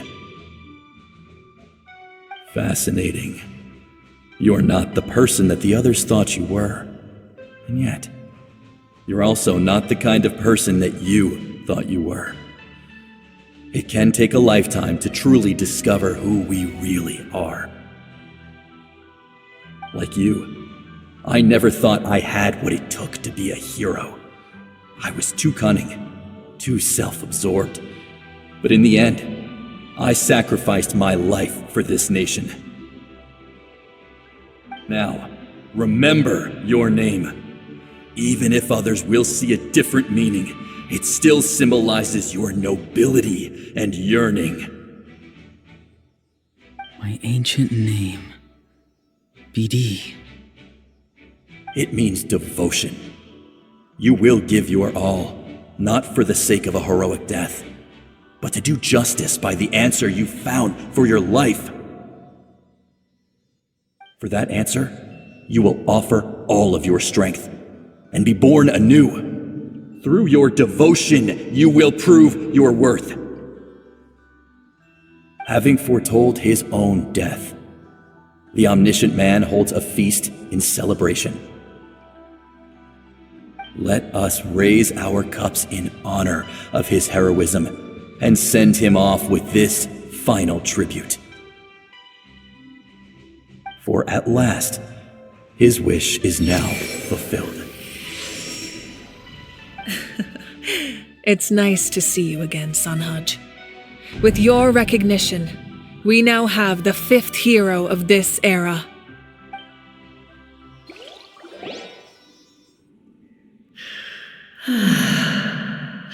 I am happy to see your plan advance one step further. It seems that my cry did not cause irreversible damage. What is that voice? Just as I thought. The Lord of the Night has awakened.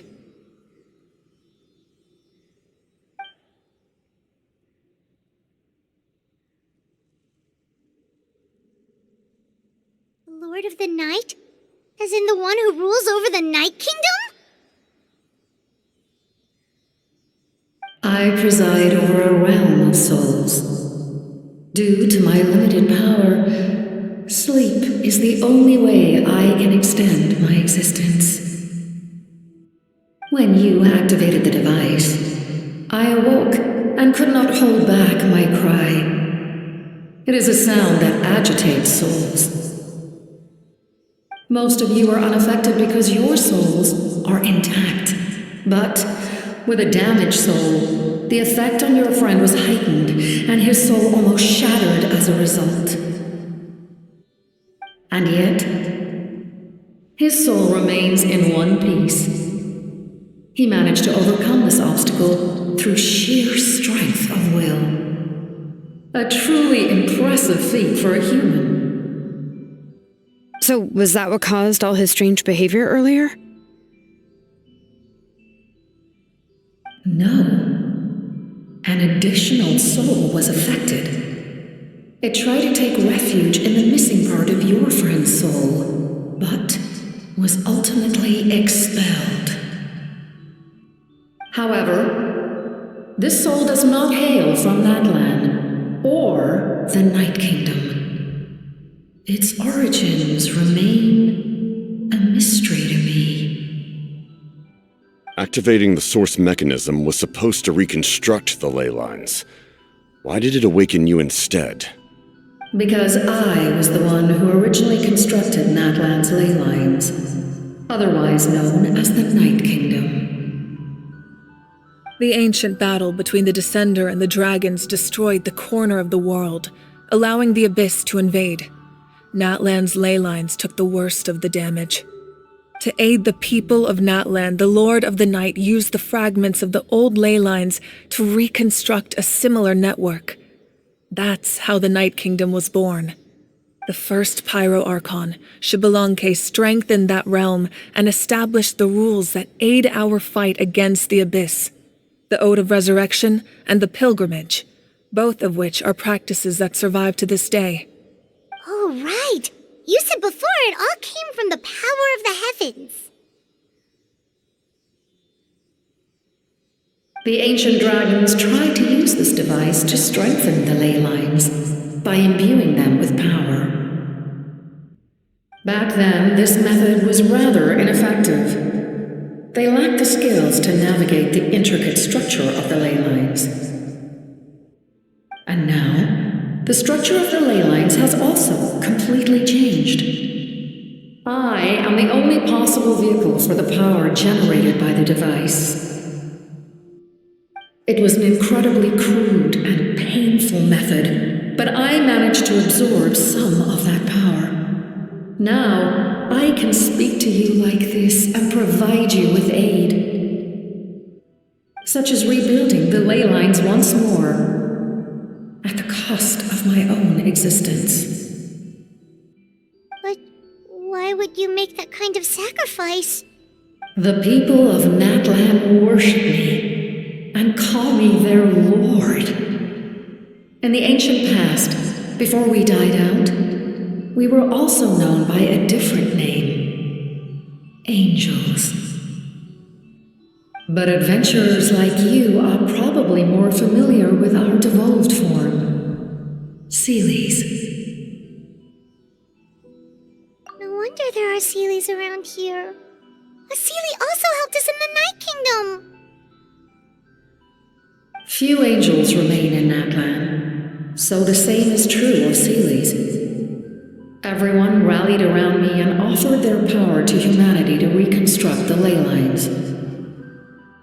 Now, I have witnessed your determined pursuit for survival, and I have become your faith. I am very pleased. Moika, inheritor of Xbalanque's will, and leader of Natlan. Despite all the obstacles and misunderstandings, I have awoken, and the efforts of this harbinger and the young hero have imbued me with power. Say the word, and I will once again work to fulfill my mandate, just as I did thousands of years ago. You need only nod your head. For the sake of your people and your nation, for the sake of overcoming the invasion from the Abyss, give me your orders. I will not. After reconstructing new ley lines, you will cease to exist. The rules of Natlan are founded in the Night Kingdom. If you disappear, so do they. Not to mention, all the memories and legends recorded within the old ley lines will disappear along with you. The people of Natlan will face memory loss, mental disorders, and cognitive issues. Just like the consequences of using the Gnosis, that is a price I refuse to accept. Humanity's survival is worth any price. Once the Abyss runs rampant, all that remains will be a land of corpses and ruin. And when the new ley lines are invaded again by the Abyss? What then? How are future generations supposed to survive? A land without the Lord of the Night, without the protection of the rules, is doomed from the start. You presume too much. If you cannot ensure survival in the present, you have no right to think about the future. What will it take for you to realize that? How many hundreds or thousands will have to die? The situation hasn't gotten that dire yet, has it?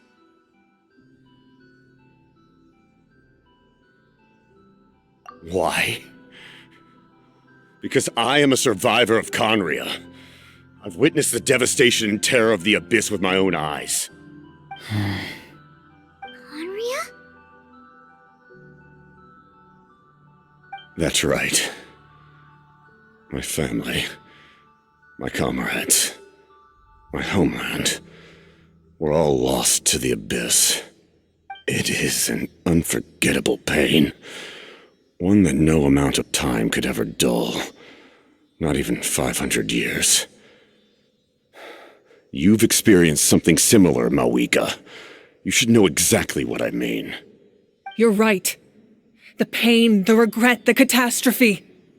They all haunt my dreams to this day. If I could go back, I would reject all false hope. I would do whatever it took to ensure their survival. You have that chance before you now. Why do you refuse to take it? Because we don't have the right to make that decision. We love this world because it contains everything we hold dear.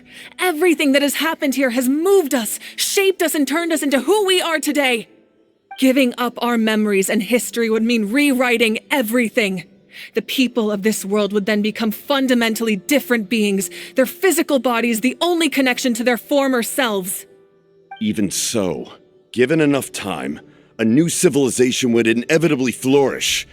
If you believe in humanity, you should trust in their ability to create a new future. Or history could repeat itself. The Abyss could invade once more, and it would all be for nothing.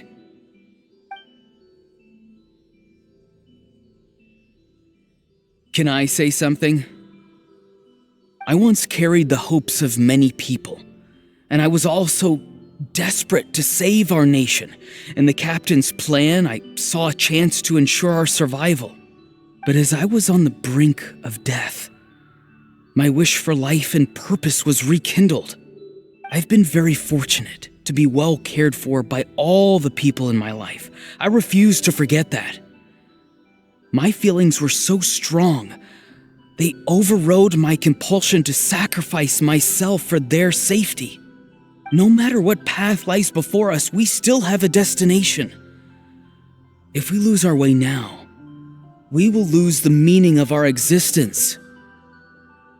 That's right. Natlan's heroes gave their lives so we could have this chance against the Abyss. Their sacrifices are our blessings.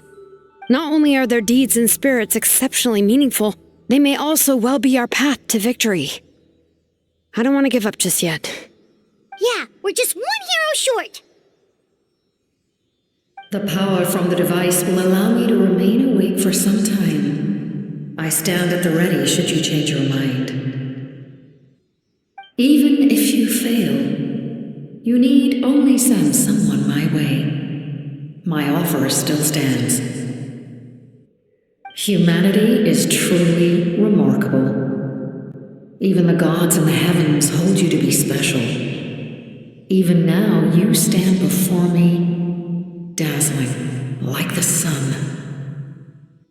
You must have a profound connection to this land since you're so determined to save it. But what are you really trying to protect?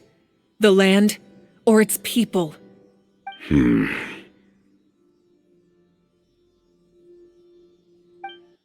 sure he wants to hear what you have to say, Traveler. Fine. I suppose we can wait. Now that Auroron has inherited the memories of his forebearer, there's only one hero left. Your plan does have the potential to generate the best outcome. In the meantime, you shall have the aid of all the Fatui under my command. Thank you. Having such a powerful harbinger on my side is a big advantage. I know we may never completely see eye to eye on what it means to protect life, but for now, I'm willing to fight by your side.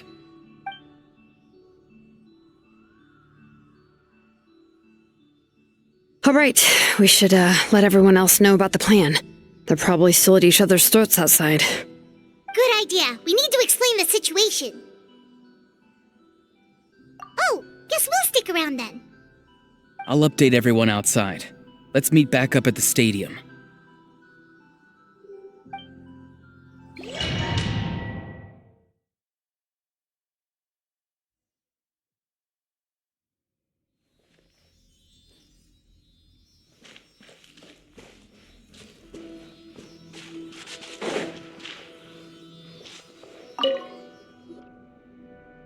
You come to me with many questions, and you should be rewarded for your bravery.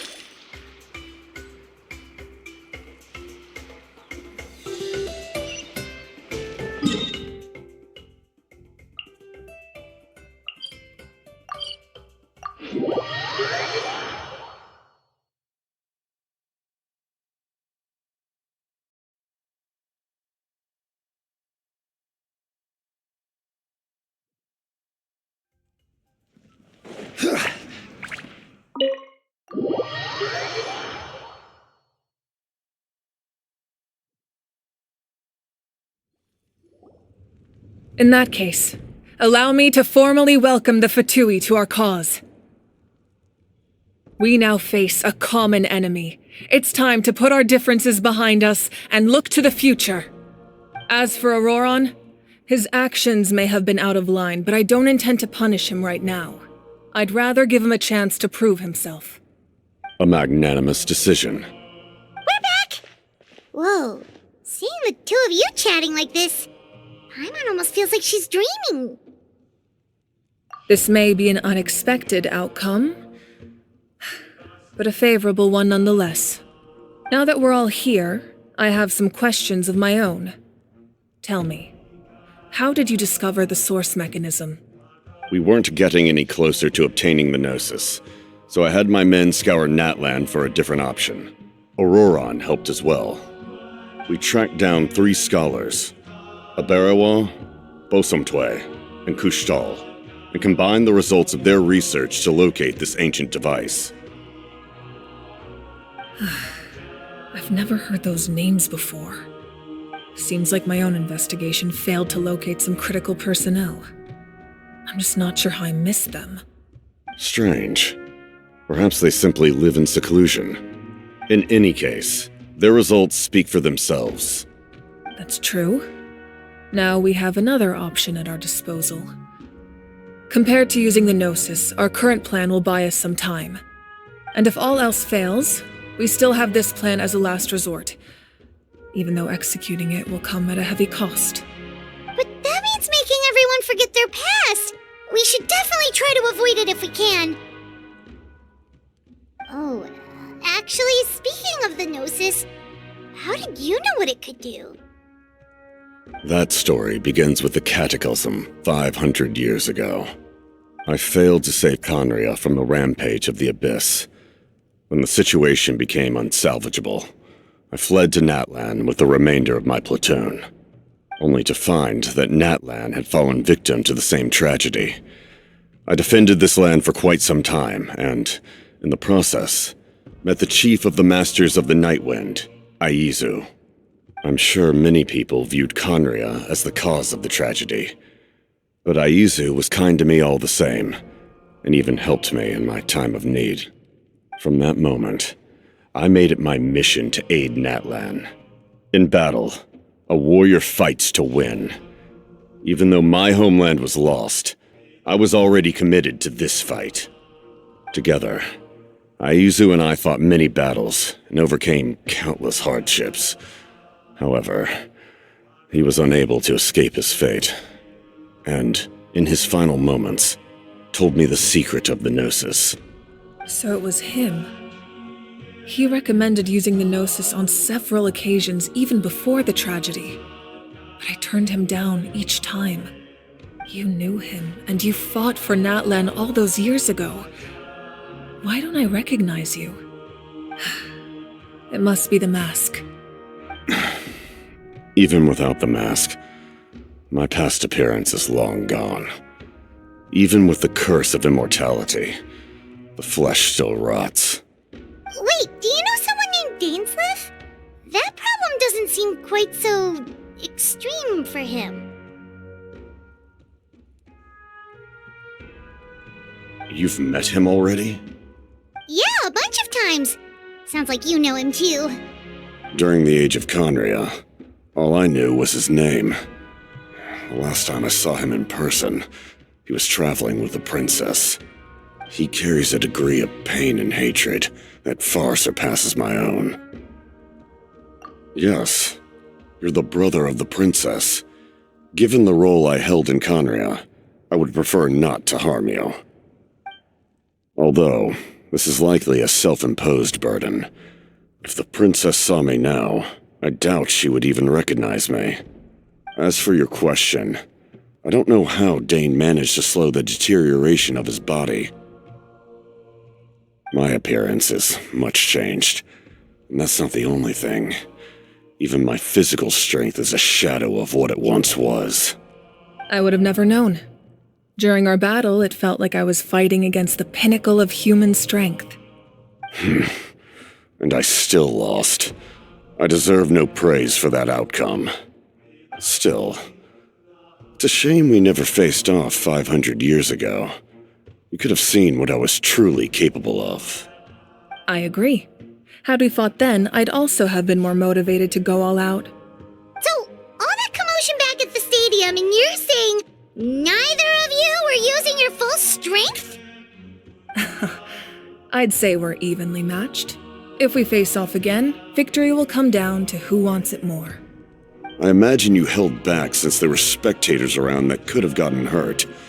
But capitalizing on that situation would have only led to a hollow victory. It would have been no different than taking hostages. My goal was the Gnosis, and I failed to obtain it. That means I lost, plain and simple.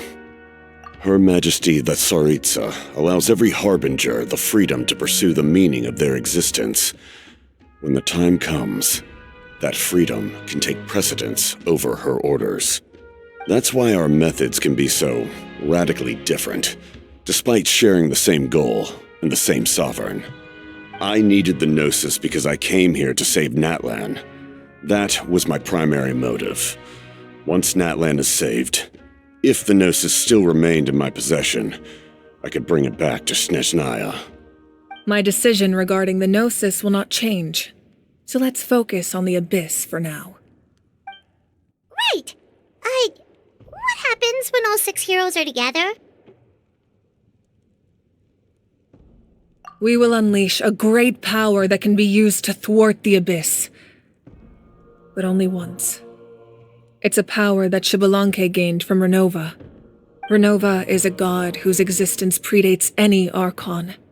You can think of her like an emissary of the heavenly principles. She controls the power of death. Wait, is that why you have the Ode of Resurrection? Yes. Renova also orchestrated Natlan's rules. As for the Divine Throne, like I said before, when a human ascends to the Divine Throne, their inner flame will awaken. The size of the flame depends on the person's potential. The same principle applies to the ruler of Death's power. with one notable distinction. The amount of power inherited will not change depending on your ability to tolerate it. In other words, it's a kind of power that not everyone can withstand. But if you survive the trial, you will gain unprecedented strength and the ability to harness powers more formidable than any Archon. That still sounds really risky. We cannot walk this path without accepting risk. Mualani charged into the Night Kingdom despite the abyssal contamination. Auroron fought back from the brink of death. In the face of their bravery, I must respond in kind. That is my duty. Spoken like a true leader. All right, that's enough for one day. You should head back and get some rest. I'm sure you're exhausted. The Abyss will likely sense the change in Auroron. It's possible the frequency of the attacks will increase. There are many challenges to come, so we need to be prepared. When you put it that way, Paimon feels even more exhausted. All right, let's head back.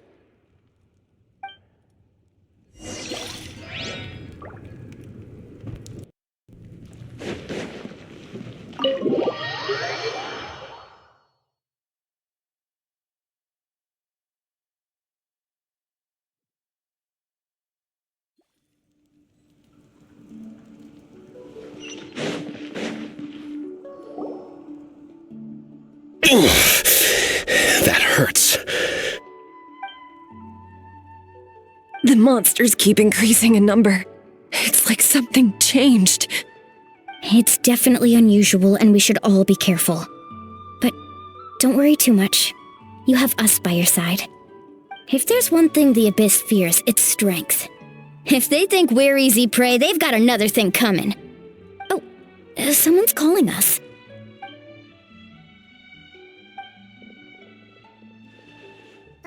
Something wrong, Traveler?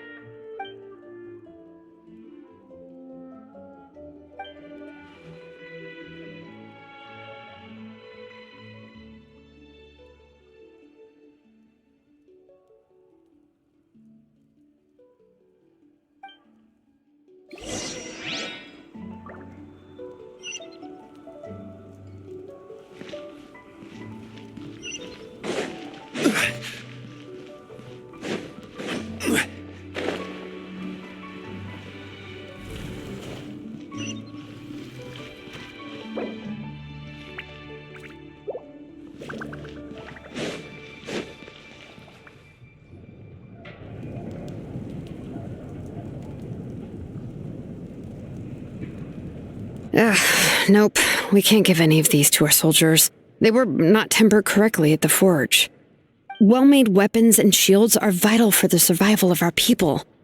I know we're under a lot of pressure, but we can't compromise on quality. Listen, I'm not blaming you. I know this isn't your usual standard of work. Why don't you all just take a break and I'll take care of the pieces.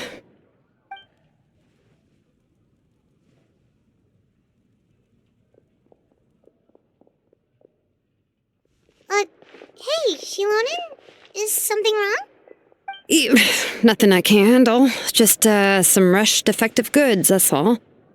Even the most skilled craftsmen make mistakes under pressure, and if you two want to avoid the same fate, you should really get some rest. You must be exhausted too. Don't worry. I like it that way.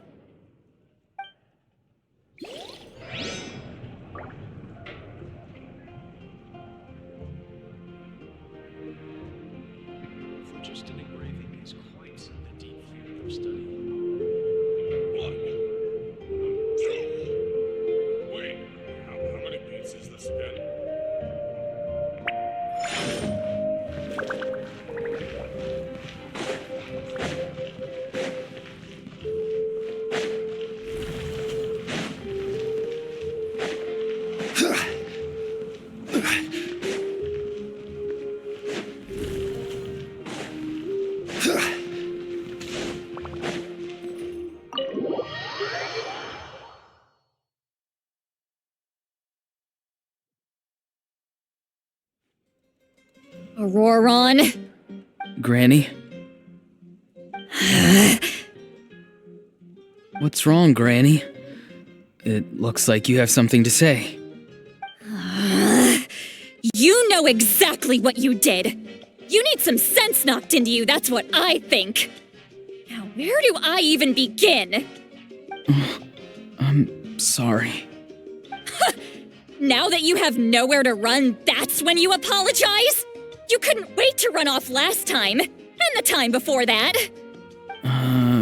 Pretty sure I apologized those times too. What exactly were you thinking? Being a wanted criminal is one thing, but then you also tried to pull off that whole thing in the ancient ruin. I'm not the one who needs an apology. Apologize to yourself for risking your life. Okay. I'm sorry. I don't have anything to say for myself, Granny. Yell at me all you want. I know I messed up. You better be sincere. This is an incredibly serious matter. I'm being sincere, I promise. I've seriously reflected on my actions.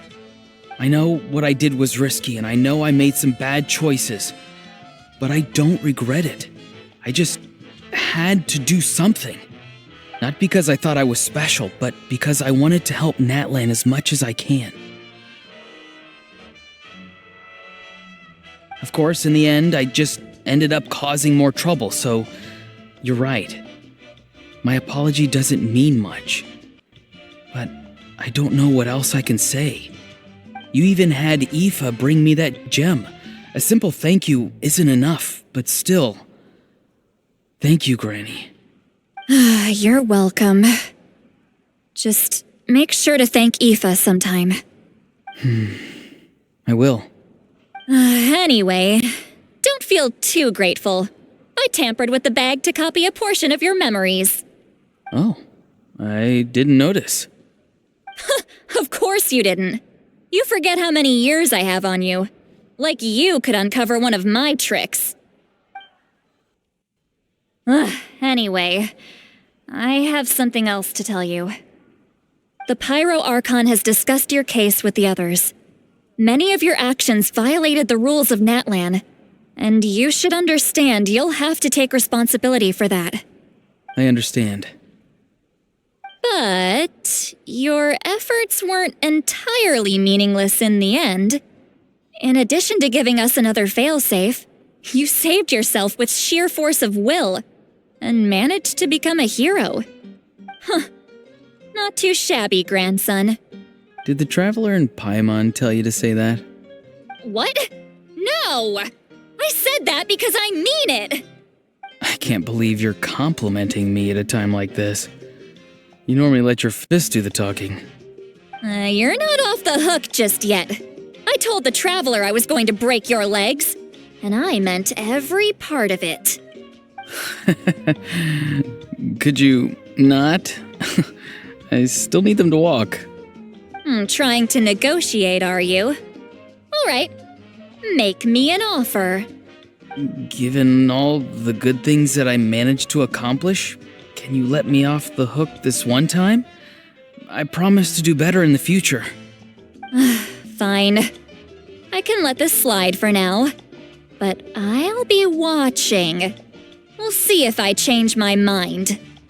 Oh, Traveler, Paimon. Didn't expect to see you here. Hello.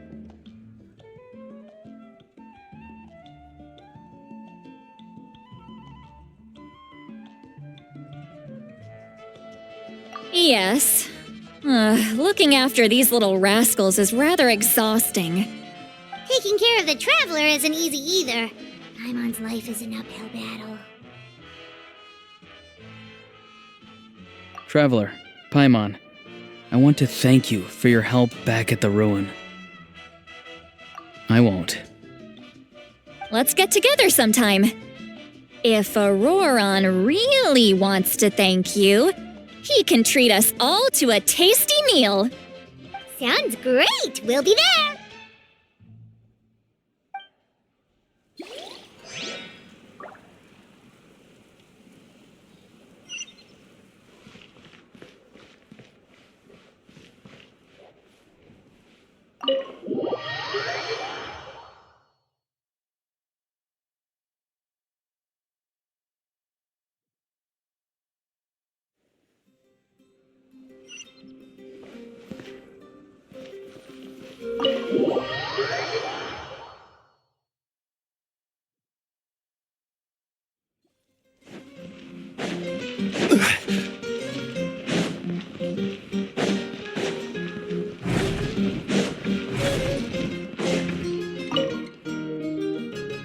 you're done for the day, we should get some rest. Paimon has a feeling we'll need it for tomorrow.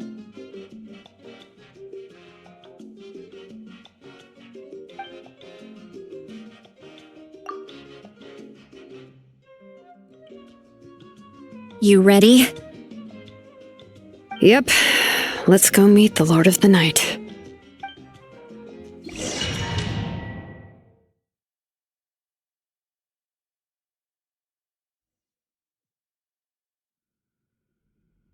So, this is where you heard the Lord of the Night? Guess that means she really has awakened. Hopefully we made it before she falls asleep again. Fret not. I'm still here. For a weak life form, falling asleep is no less taxing an exercise than staying awake. I'm sorry for disturbing your rest, but there's something we didn't have the chance to ask you earlier. We need to forge a new ancient name for the Traveler. But we ran into a problem. He's not from Natlan, so there are no records of him in the Night Kingdom. I see. Malwika must hold him in high regard. It would seem the two of you are not simply here on her orders. So, what say you? Do you believe this traveler to be deserving?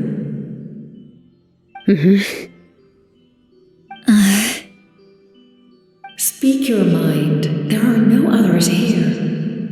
You are both my children, both children of Natlan. I would hear your opinions on the matter. He is special. He saved Kachina and devoted himself to helping us avert this disaster. Natlan owes him a debt. But that debt has not been repaid, and with an ancient name, we can at least guarantee his safety. Even though that guarantee will come at the cost of your own life? Yes. So, it's true. Forging an ancient name consumes the life of the craftsman. Forging an ancient name is an act of creation. It involves taking disparate concepts throughout the Night Kingdom and condensing them into a heroic epic. But it takes time for the new concept to be integrated into that realm. If the ancient name is like a seed, then the life of the craftsman is the outer shell, serving as its protection. Once that process is complete, the seed will sprout, and having served its purpose, the outer shell will gradually disappear. Forging an ancient name is no easy task, and creating one for an outlander makes it even more challenging. Still, if you're here, that means your mind is set. Yes, because I believe forging this name will be well worth it. We don't know how long we'll be able to hold back the abyss or what the final price of averting this disaster will be. If giving up my life means that all the people of Natlan can have a future, then the sacrifice is practically negligible. Even when I'm staring death in the face, I don't think I'll regret this decision. I bear the name Baraka. This is a part of my duty. I understand. The chance may be exceedingly slim, but you still want to seize it because this could be the final step to victory. And you, Siglali, the anxiety you feel, it's because you saw something, yes?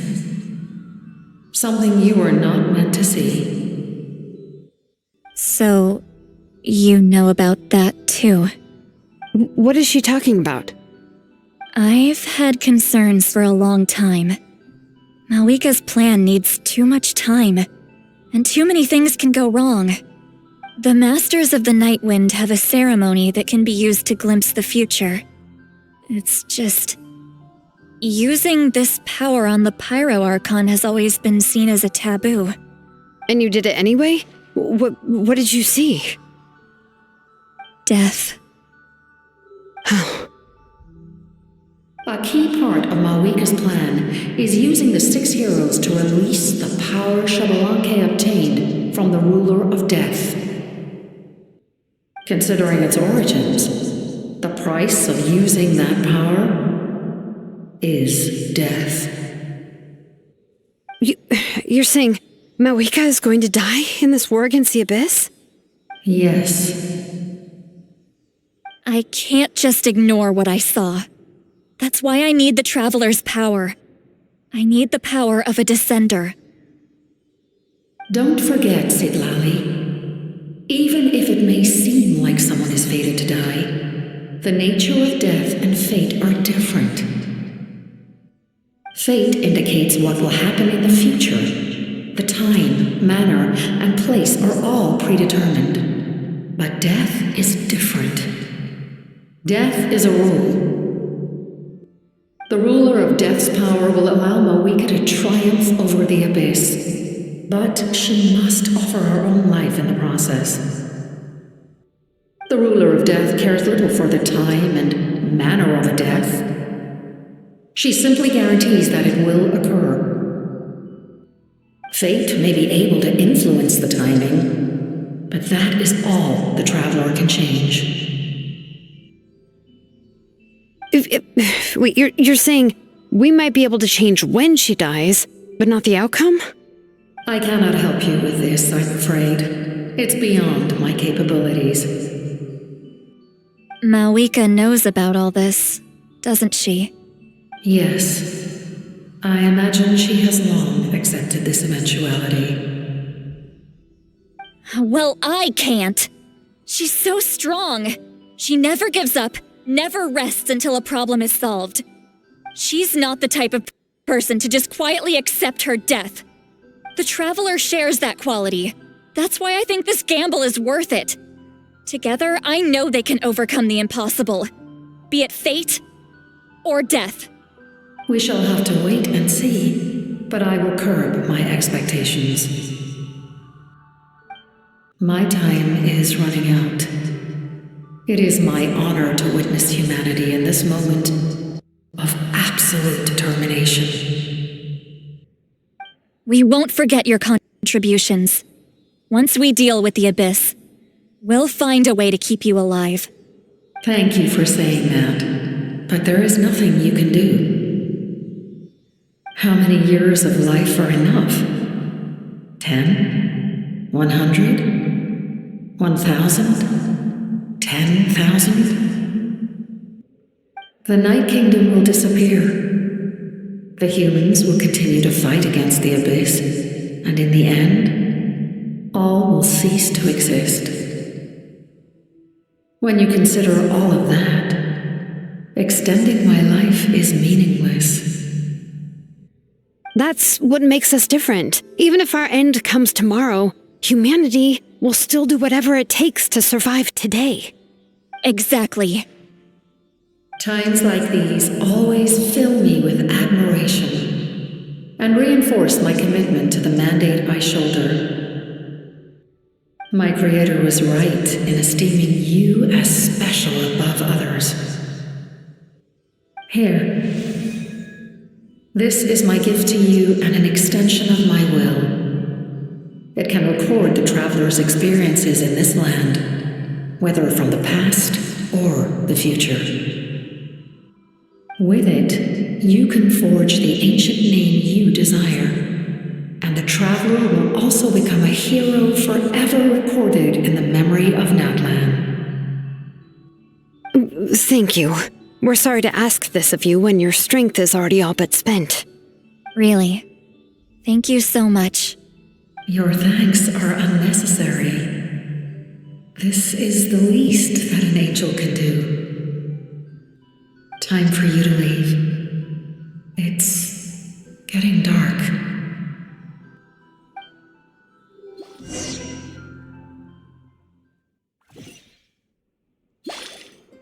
I can't sleep with all the noise outside!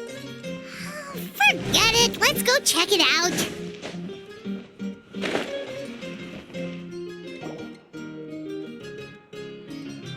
Shilon and Sitlali, is there a reason you're up so early?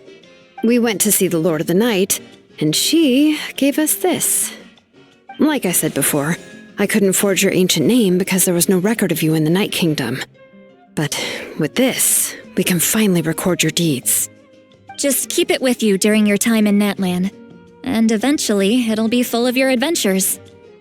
Really? Let Paimon see!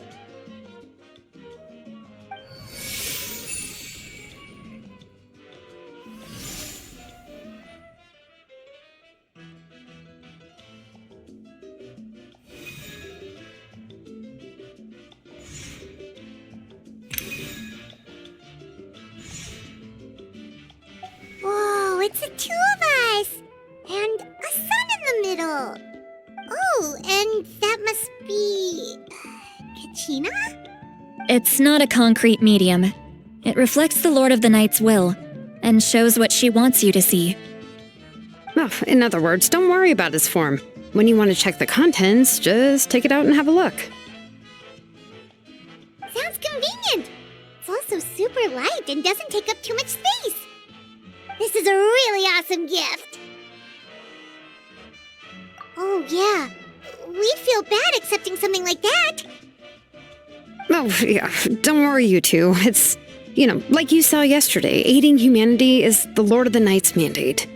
She would have willingly reconstructed Natlan's ley lines at the cost of her own existence. She wouldn't ask anything in return for this.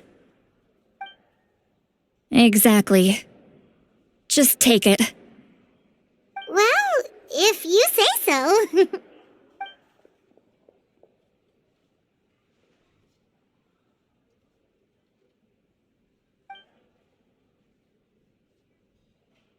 So soon? We just fought them off. We can figure that out later. Let's go!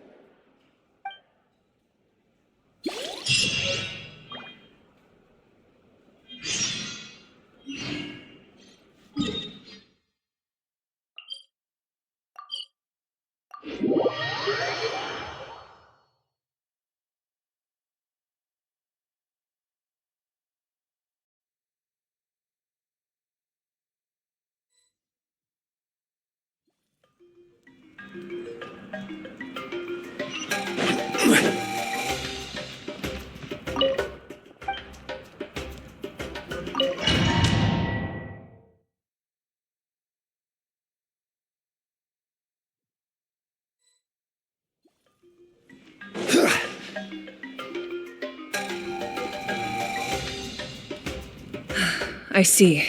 I'll send reinforcements to those 2 locations. This other one is too dangerous. I'll handle it myself. The remaining locations are remote with no inhabitants. Let's bring our warriors back and make sure they're careful on the retreat. Understood. I'll spread the word.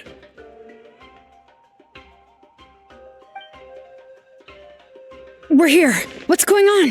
Kachina said the Abyss attacked again? Yes, it's not looking good. Our forces have always been able to handle the sporadic attacks, but now, there are more monsters than ever, and the attacks are more frequent. What about the scale? What areas are they targeting? All of Natlan. Not just around the stadium, but even the remote areas of the Collective of Plenty are reporting attacks. Could this also be some kind of omen? If things continue like this, then... We won't last much longer, I know. What we're seeing now is the desperation of the Abyss. It knows we're only one hero short. I don't have the strength to fight it right now. This is its best opportunity and its final chance. You're saying we just have to hold out for as long as we can? It'll be a long fight. Our current focus needs to be on protecting civilians and conserving manpower. There are caravans and adventurers trapped in the wild. Many of our warriors have already left to rescue them, but they'll need reinforcements.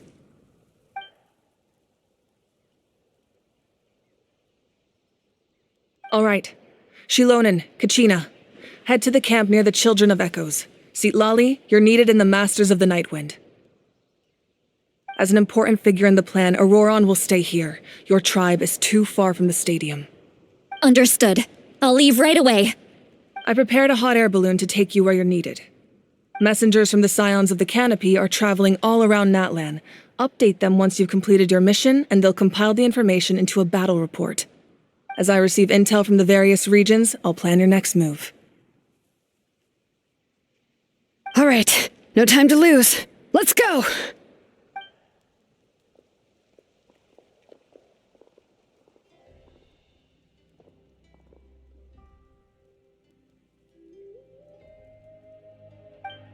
What about us? Where should we go? I received word that a small team escorting civilians back to the stadium was attacked.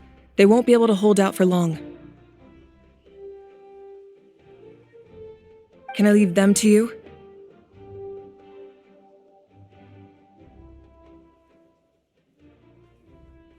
Thank you. The hot air balloon is over there.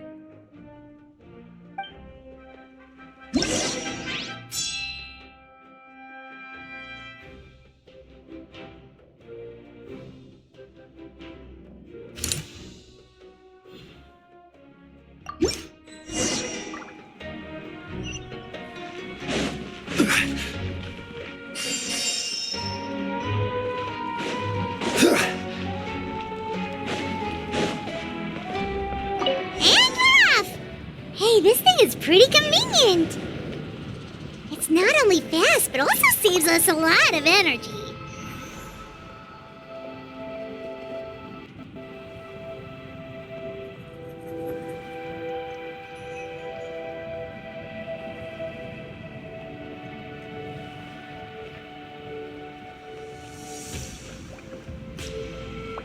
Whoa, there are warriors fighting everywhere. Seems like chaos in the making. Good thing for those battle reports.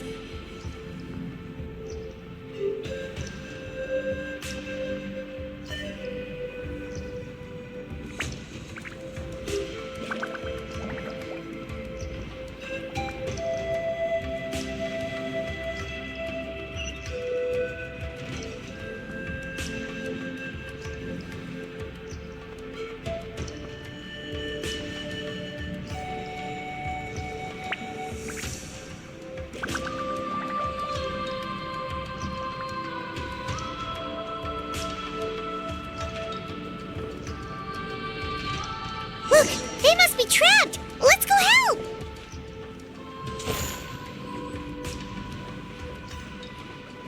Reinforcements! Thank goodness! Shit! Shit! Silence!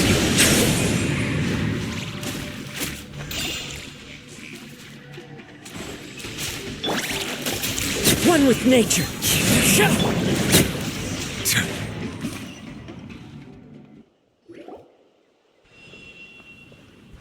Thank you for coming. We were almost at the breaking point. There were just too many monsters. They just kept coming, wave after wave. I've never seen it this bad. At least we got here in time. You all should get going. I know, but it's not that easy. A lot of people were hurt in the battle just now. Our cart was also attacked, and now our supplies are scattered everywhere. That's not important right now. We need to focus on getting out of here alive. I know, but these were medical supplies. What if they need them back at the stadium? It's them! Over here!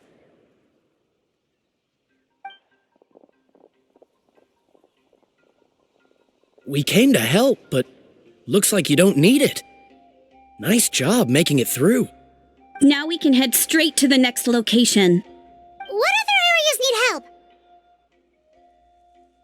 Here, take a look at the latest battle report. Messengers from the Scions of the Canopy are traveling all around Natlan to pass along the latest intel. If you see a messenger from the Scions of the Canopy, feel free to ask them about the latest battle situation. Thanks! Now where should we go next? Seems like you can hold your own in a fight, so let's split up. Choose where you want to go and we'll take the rest. Still looks like they could use some help here, though. These supplies are really important. What should we do? It's all right. Don't delay your rescue efforts on our account. But if we stay here too long, the monsters might come back. What do you think, Traveler? Should we stay and help? Paimon will do whatever you decide.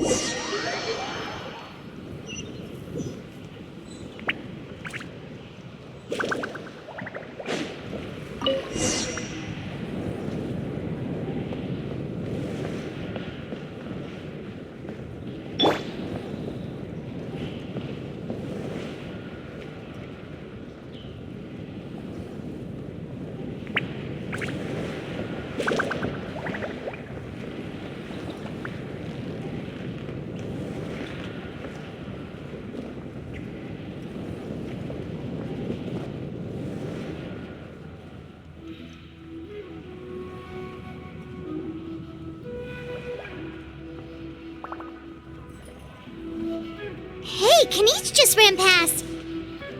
He must be busy delivering messages. At least he didn't look hurt.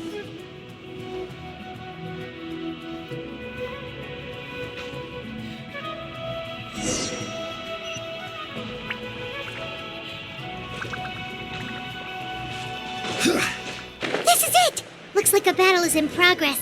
Let's go help them! How much longer are these things gonna keep coming? We're reaching the breaking point!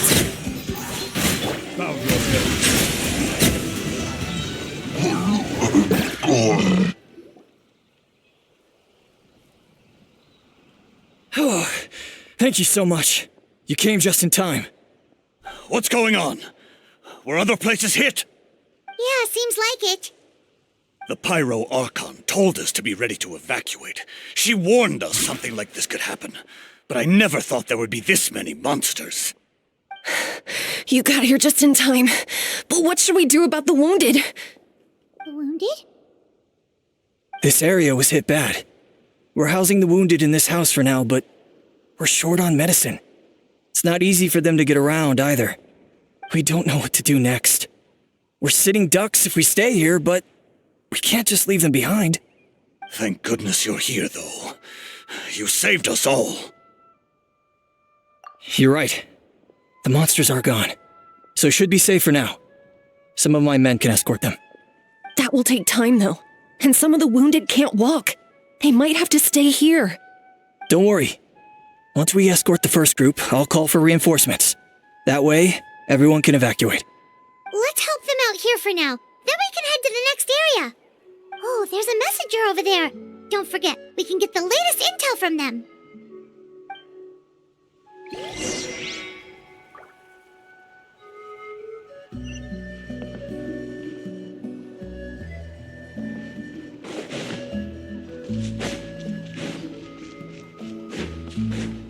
Quick, over here. Follow me. Look, someone's surrounded! Showering you with praise!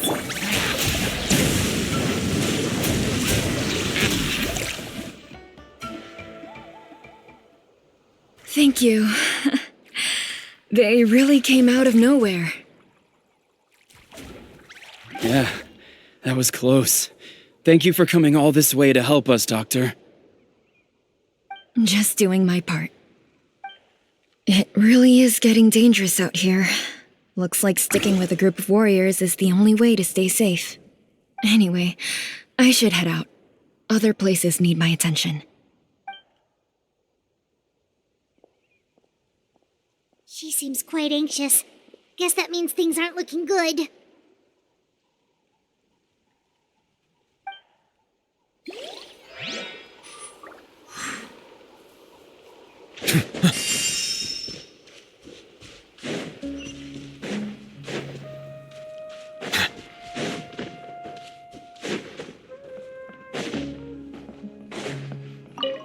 Thanks for your help. I've updated the intel on this area. I'll start spreading the word. Hang in there, you two. A lot of places still need your help.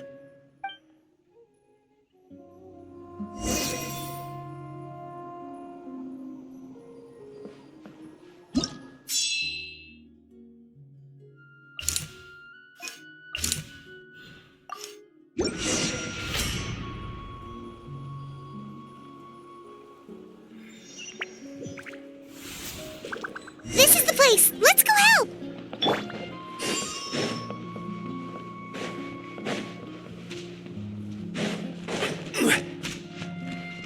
Gather!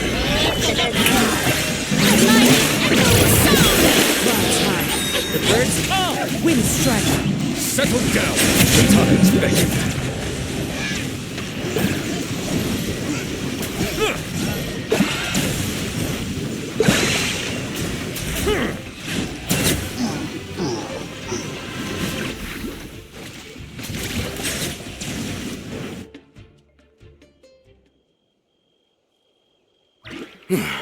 Thank you for coming. We finally have time to catch our breath. Fairly stable for now. We've stationed ourselves here to act as a buffer. What about the monsters that suddenly appeared? Based on my experience, the monsters are attracted to two things: the presence of living beings and combat. That's why we set up our front line of defense so far from the tribe. The civilians are more isolated from combat that way. Ah, the messenger's here. Perfect! We were just waiting for the latest battle report. We'll stay here and continue to guard the tribe. There's so much that needs to be done after that last battle, but we're short on manpower. If you're not in a hurry to leave, would you be willing to help out? That's a decision for the Traveler.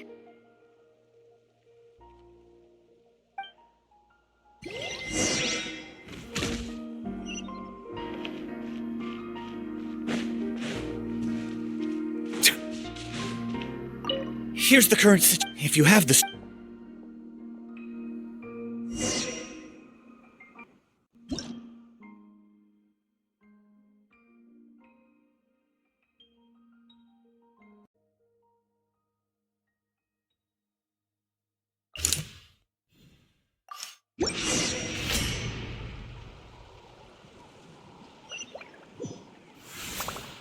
Wow, there are so many people here? Looks like it really is getting too dangerous for people to stay out in the wild.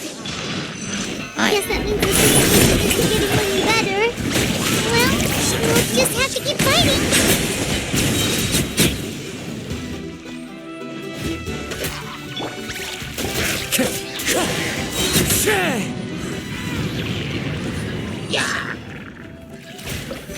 Time to go.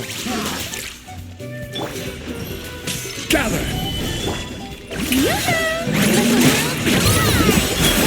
One with wind and cloud. Wind strike.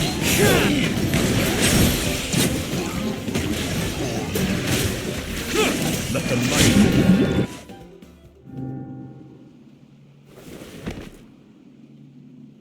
Oh, Kanichi, you're back!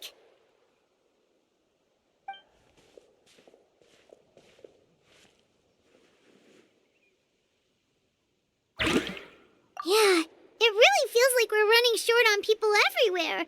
It's so dangerous out there. Just when we think everything's under control, another thing goes off the deep end.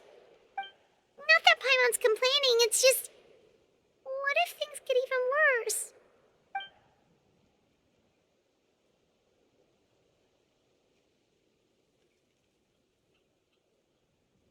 Okay, that's enough out of you!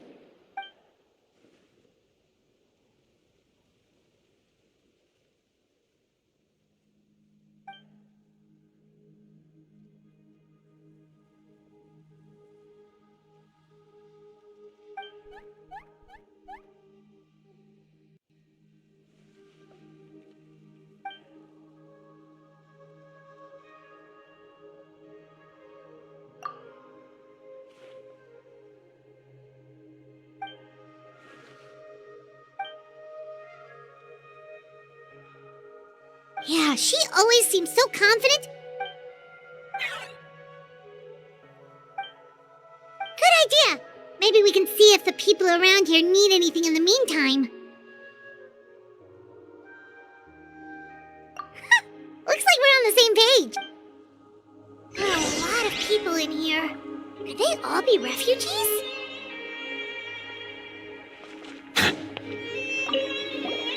Want to get some rest, Traveler? We have to head out again in a bit.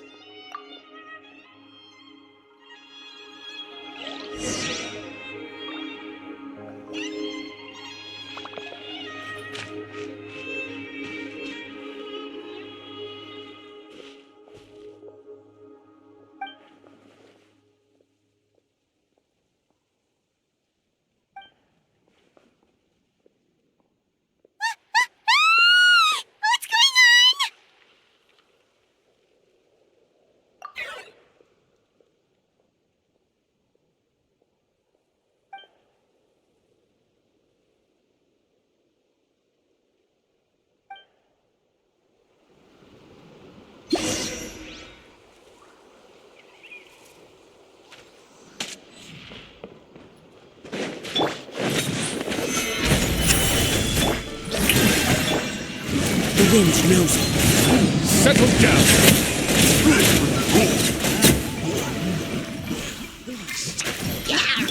Locked up!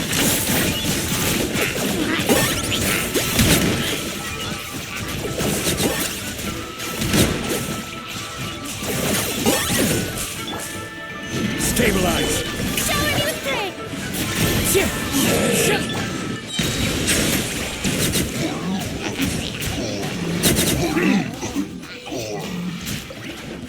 Okay. Yeah! I got him cornered! There are too many of them! They just keep coming!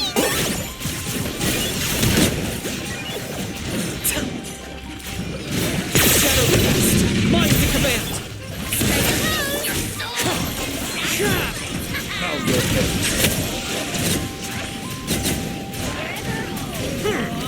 Be sanctified.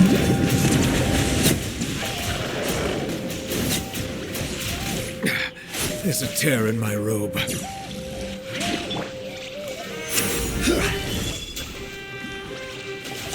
This is order!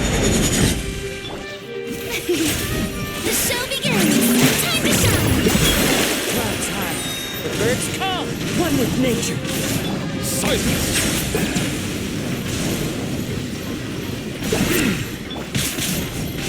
Solidify!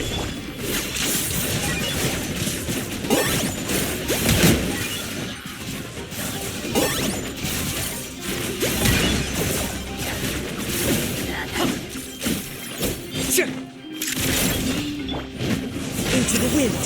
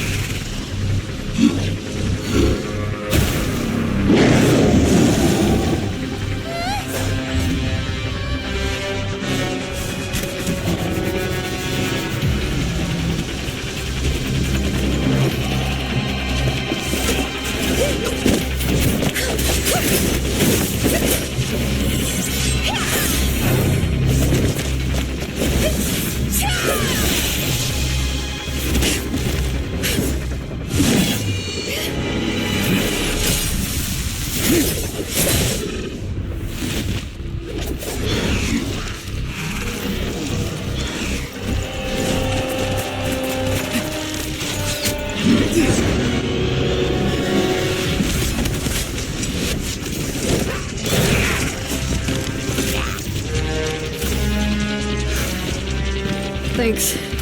The situation is grave. Hold this position. Keep the people safe.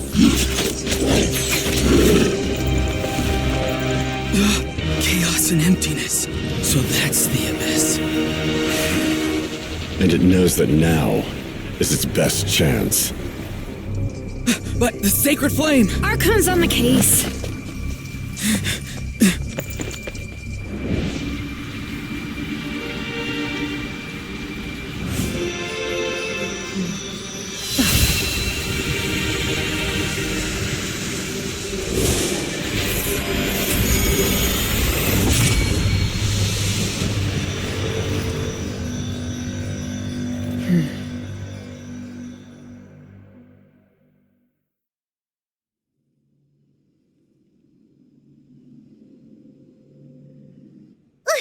What was that?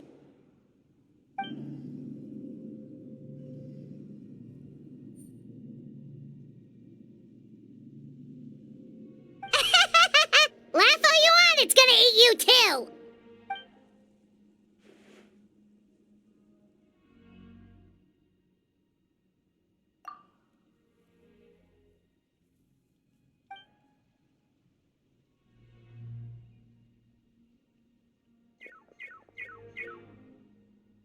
The fact that Deadpan Kanichi is this nervous just goes to show how serious this really is. Oh, let's go. The disaster's really happening.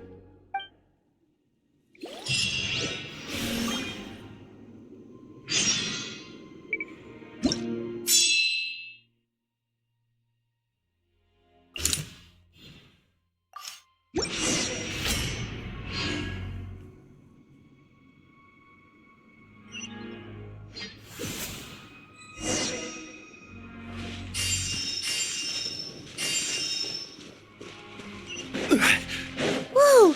Those Saurians are fighting each other! No, wait, something's wrong. They're abyss monsters! Please strike. Settle down. The time is beckoning.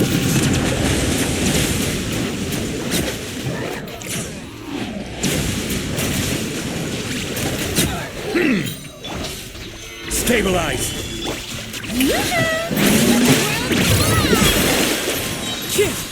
Bow your head. Fallen leaves, adorn my night. I will have order. Solidify.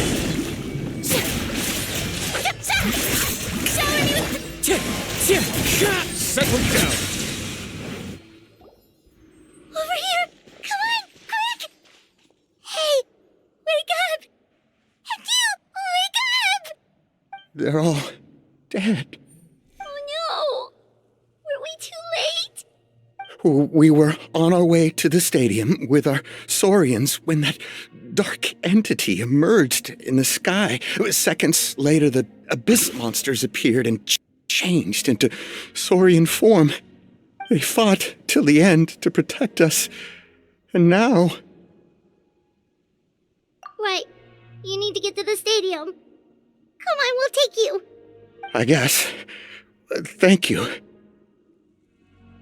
Oh, I'm so sorry. Truly I am. May the Wyab watch over your souls, now and forever.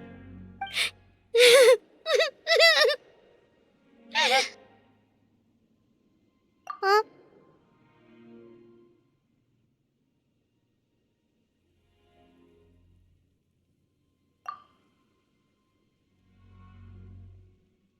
Yeah. I'm on nose, it's just... It hasn't fully sunk in yet. But anyway, right now, let's focus on getting them to the stadium. With any luck, there'll be an update waiting for us there. If not, we'll just have to play things by ear.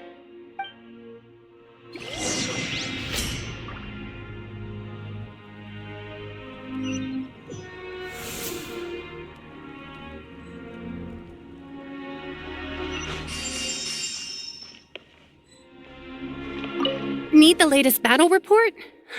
We don't have too much information since so few messengers are making it back here. But as I understand, the folks at the Scions of the Canopy outpost suffered a large-scale abyss attack as they were trying to evacuate civilians to the stadium. If you're free, please head there immediately.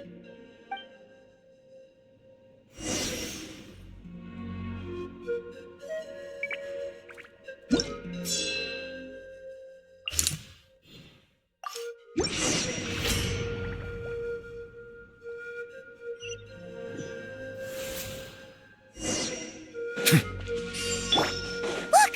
Someone's still fighting!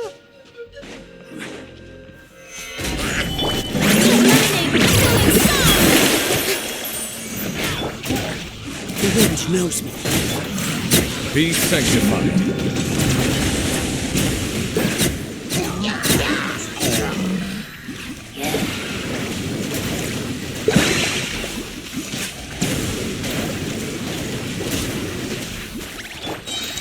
Gather!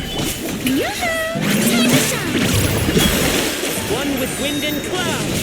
Silence! Let the mighty be humbled!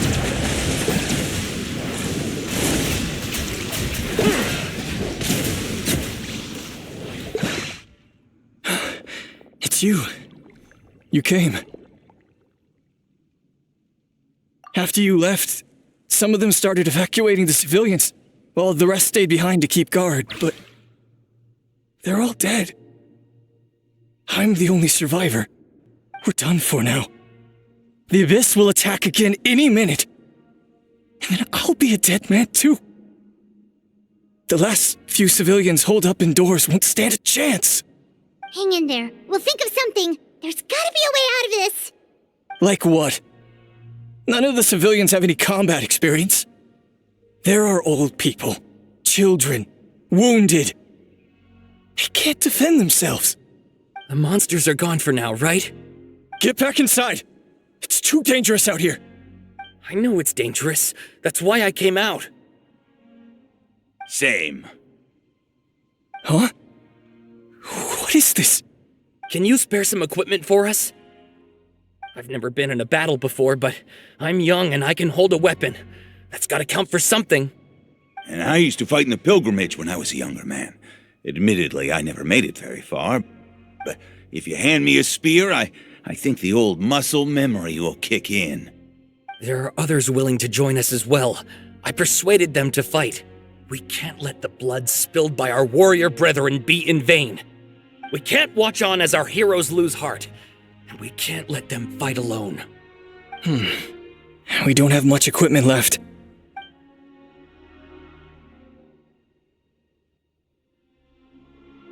Okay, take these. With a few extra fighters, we should just about be able to hold our own. It'll be a slow advance, but that's better than being stuck here. Everyone who's fighting, be prepared to follow my orders to the letter. Yes, sir! Got it. Take our hot air balloon. You can use it to get to the stadium. No need. You'll have other people to save. We're taking up arms so that you can focus on more important things. You're the heroes, after all. Okay, well, try going that way. That's the route we came from, and there weren't too many monsters. Thank you, both. You've been a huge help. I am devastated by the deaths of my brothers in arms. But if their sacrifice means anything, I have to live on. We're not going down without a fight.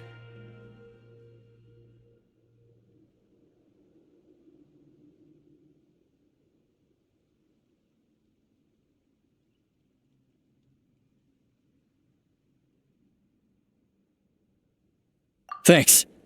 We will. Now, go. There are other people to save out there.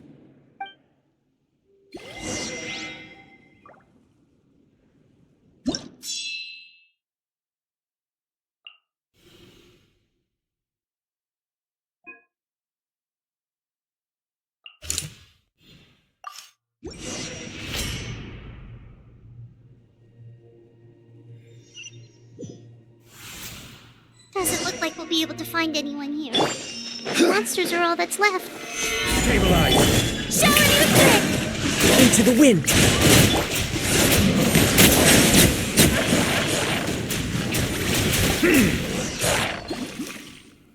Nope.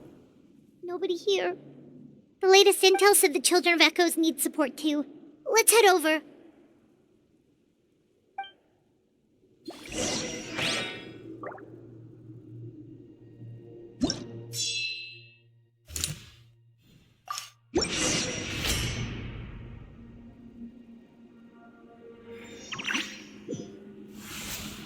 These warriors are struggling! Quick, let's help them!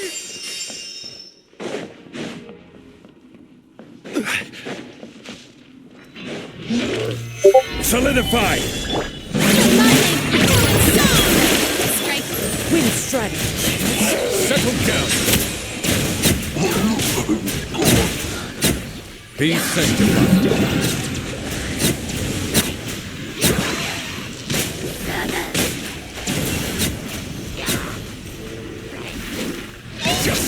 Blindsided.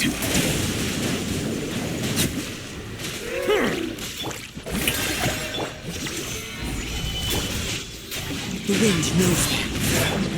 Silence!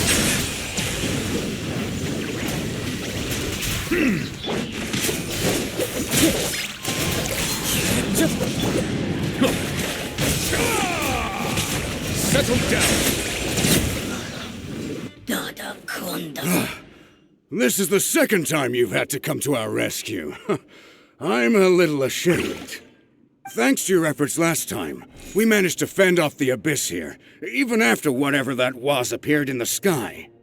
But at this point, I think we're gonna have to cut our losses. This base is as good as gone. Yeah, everyone needs to stick together. Best to regroup somewhere else. All right, time to evacuate. There's a volunteer unit here too, so first I need to ask them what they want to do next. For anyone who still wants to fight on the front lines, the Children of Echo's front is the closest to here. Anyone who wants to leave will likely also see action as they evacuate, but will be afforded safety at the stadium. Those are the options. We're abandoning this base, and you're free to stay with the group or leave. As of this moment, the Children of Echoes are reasonably well defended, so please, weigh the risks and consider your family's safety before you make a decision. Now then, anyone who wishes to keep fighting, show me how serious you are.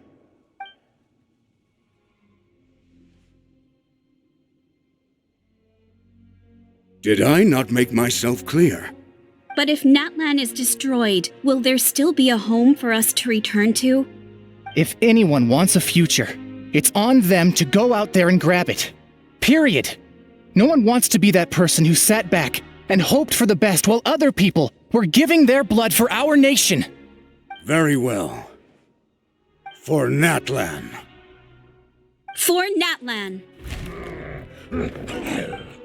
You heard them.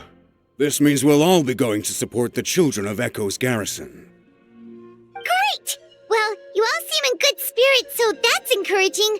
But still, please be careful. Don't worry. It'll be just like another Night Warden war. We'll force the Abyss back if it's the last thing we do.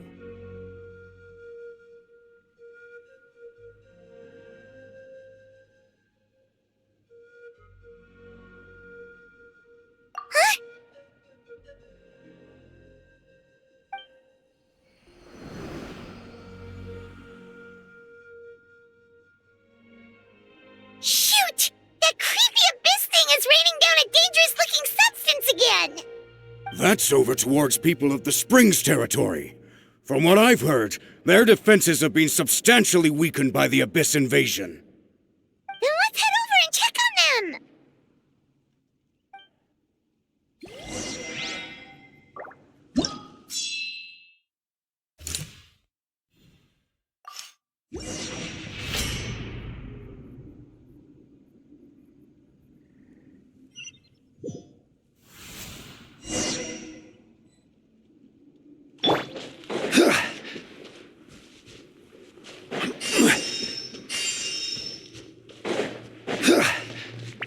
What the?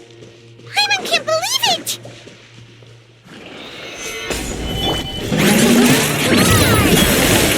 Fallen leaves. It's too darn strong! Our attacks are useless!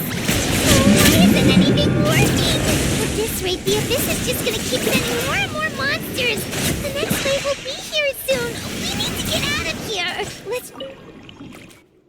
There's just one battle report left, and it gives a long list of places where the dangerous substance has been dropping. This is the first report we've had in ages, which means the messenger's job has become all but impossible. But there's nothing we can do about that. Our priority is to get to the next affected zone. Even if we don't find any survivors, maybe that strange substance over there won't be as rock solid as here. There's a chance at least.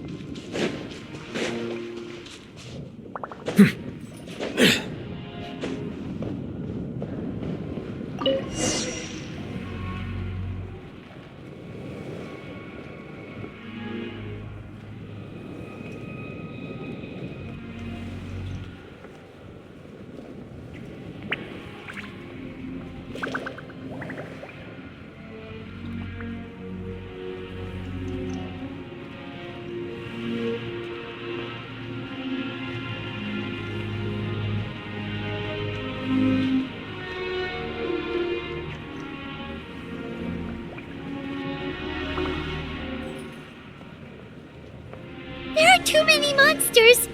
There are just too many. It's beyond anything we've seen before.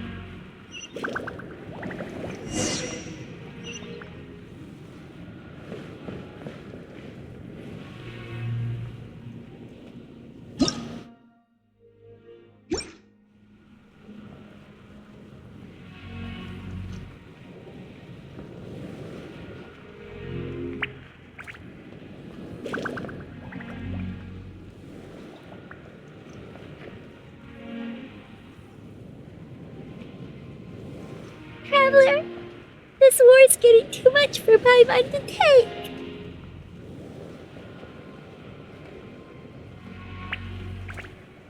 Okay, let's do this!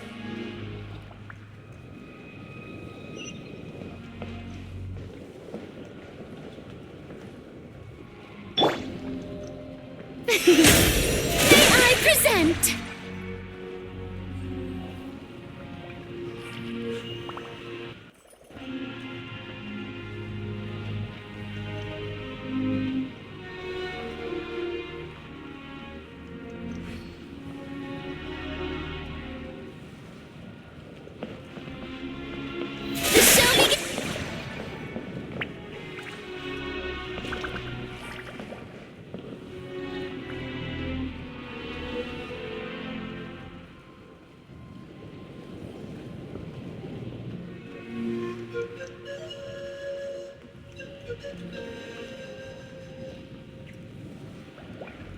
Oh, thank goodness, those people are still standing!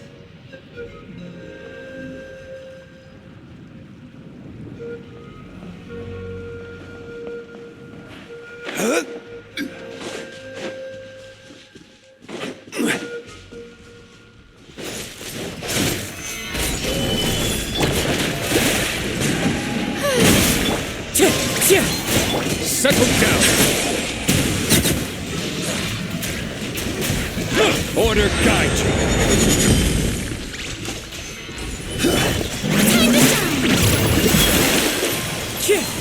Bow your head!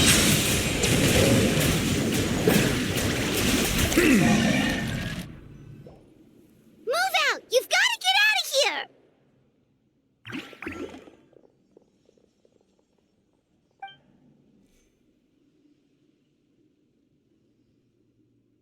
Still no luck, huh?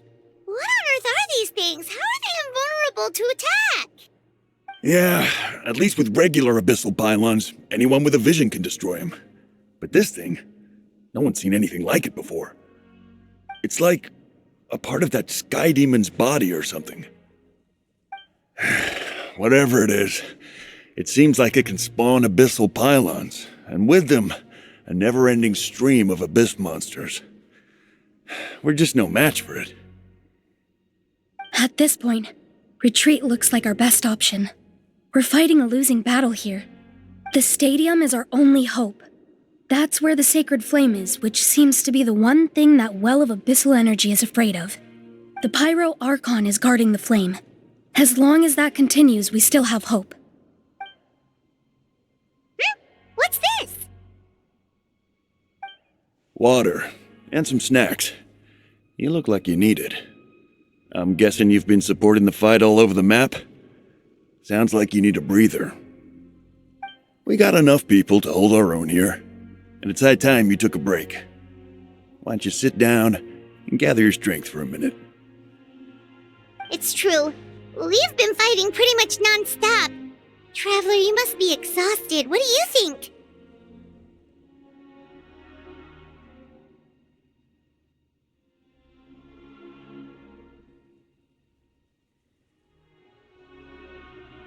What is it? Oh, you're right. Well, then guess we'd better go warn them. It's your decision. If you want to set off right away, Paimon will come with you.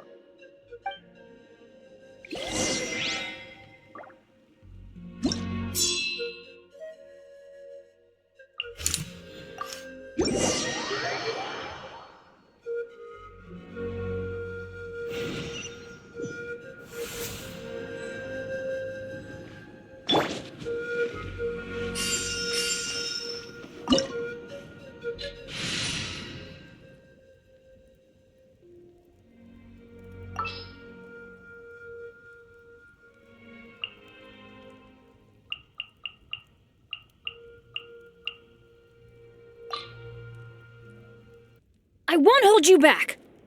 Much. Off we go. Oh no, the monsters have already stormed in.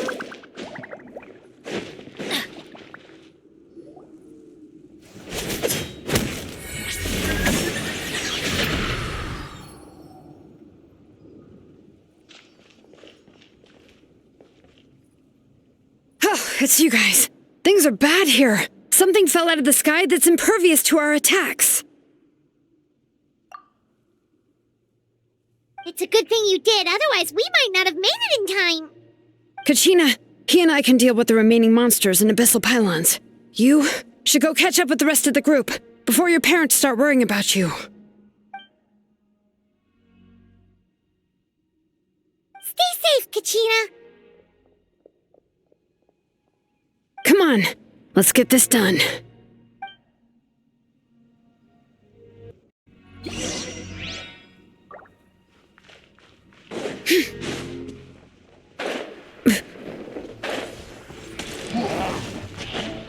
Bring it!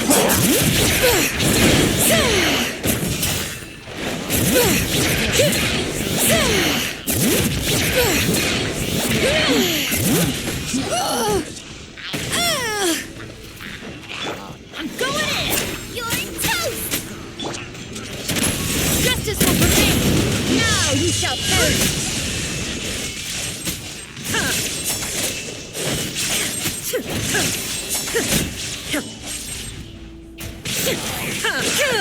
Shine down!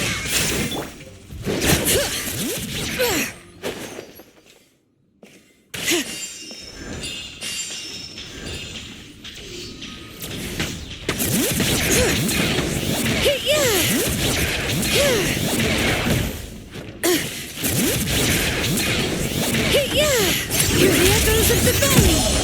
Teamwork is dreamwork! Nice and spicy! Eat this! Drop your weapons! Hands right and see 'em! Torn to oblivion! Illusion shattered!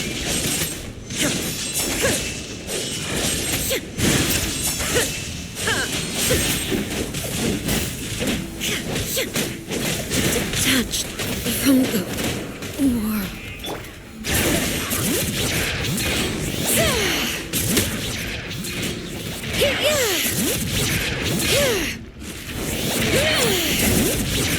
Everybody stand back!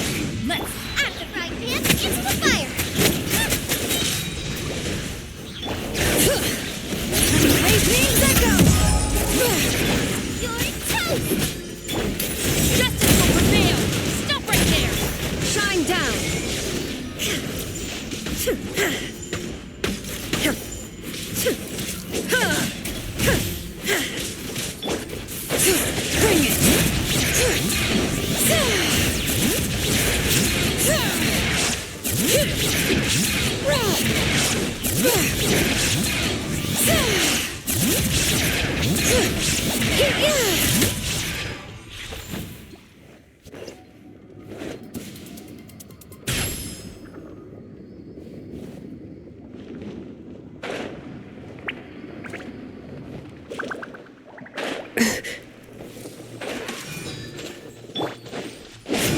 Teamwork is dream! Booba, get them! All right.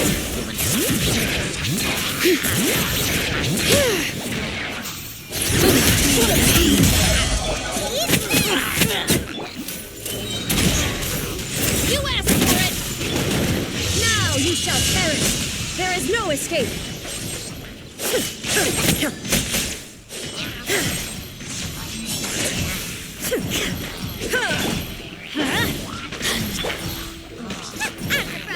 Into the fire! That really hurt! All right.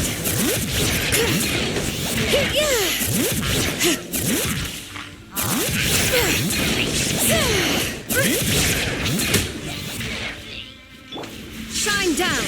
Going in! Drop your weapons.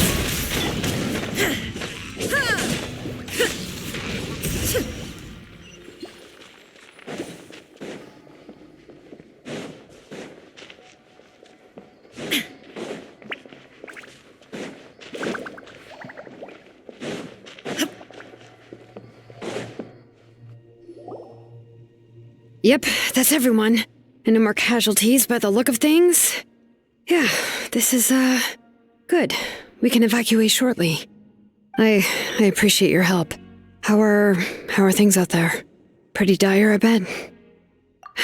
Some of the things I've seen, I don't know if I'll ever be able to get them out of my mind. Are we in Natlan doomed to this fate? I've never witnessed a full-scale abyss invasion before. I mean, I'd heard stories about the sky being painted black, but I always thought that was an exaggeration. Mawika has witnessed this all before, so she knew better than anyone the terror and despair an abyss invasion would bring. Yeah, and despite that, she's still facing it head-on! We've had to abandon our homes and chase the dying light of day, and maybe the only time we'll see the dawn again is in our dreams.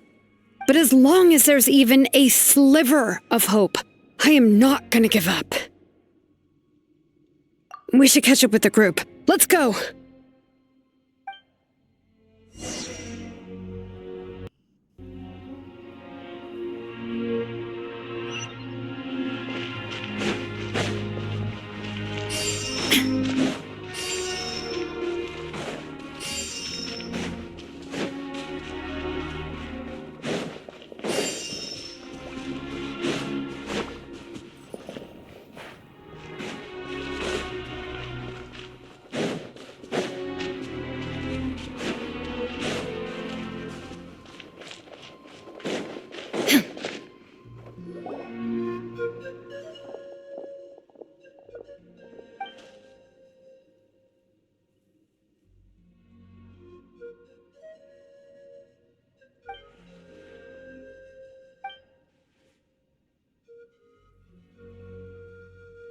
What?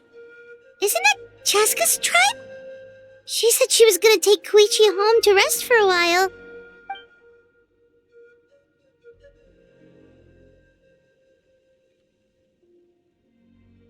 But how, right? Everyone's struggling just to defend themselves. There is no spare manpower. At this rate, it won't be long before even the stadium is indefensible. And with everyone congregating at the stadium, the Abyss forces will start converging there, too. Then there'll be a battle on a scale much larger than anything we've seen so far. On the bright side, at least my old injuries aren't playing up at the moment.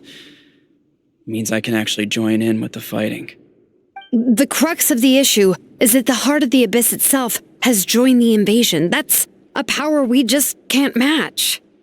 I have every faith in the courage of our people. The Natlanese will never give in to despair. But still, the fact is, our lives are more fragile than our spirits. Traveler Paimon knows what you're about to say.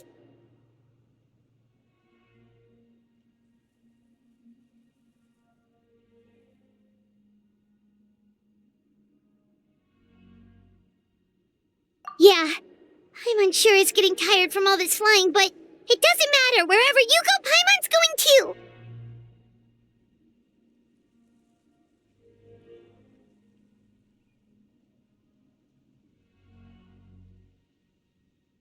Yep, we'll leave the Children of Echoes to you guys. Flower Feather Clan, hang in there. We're coming. If there was ever a time to push ourselves to the limit, that time is now!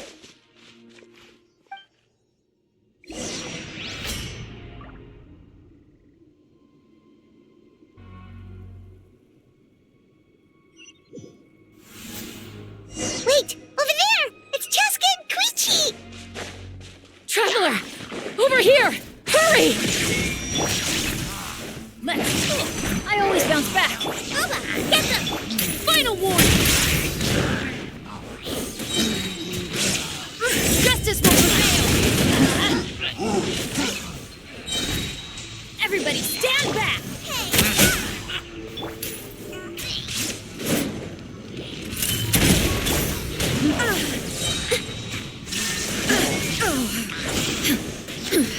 Insolent! Torn to oblivion!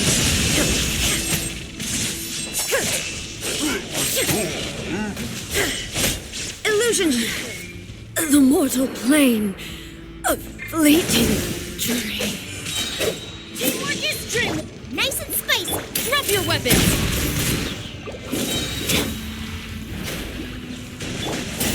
Let's light it up!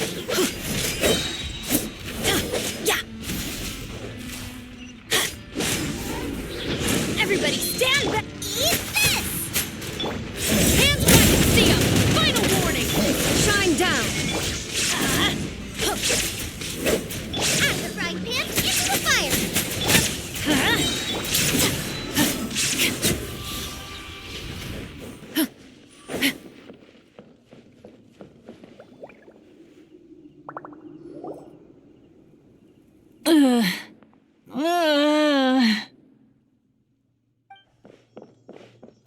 What happened to her? She's covered in abyssal energy!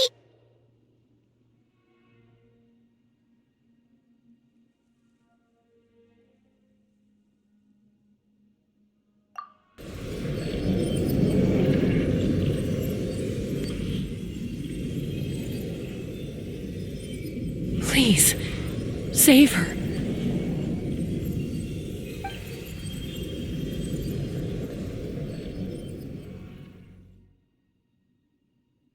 How's that, Koichi? Any better now? Koichi! Koichi!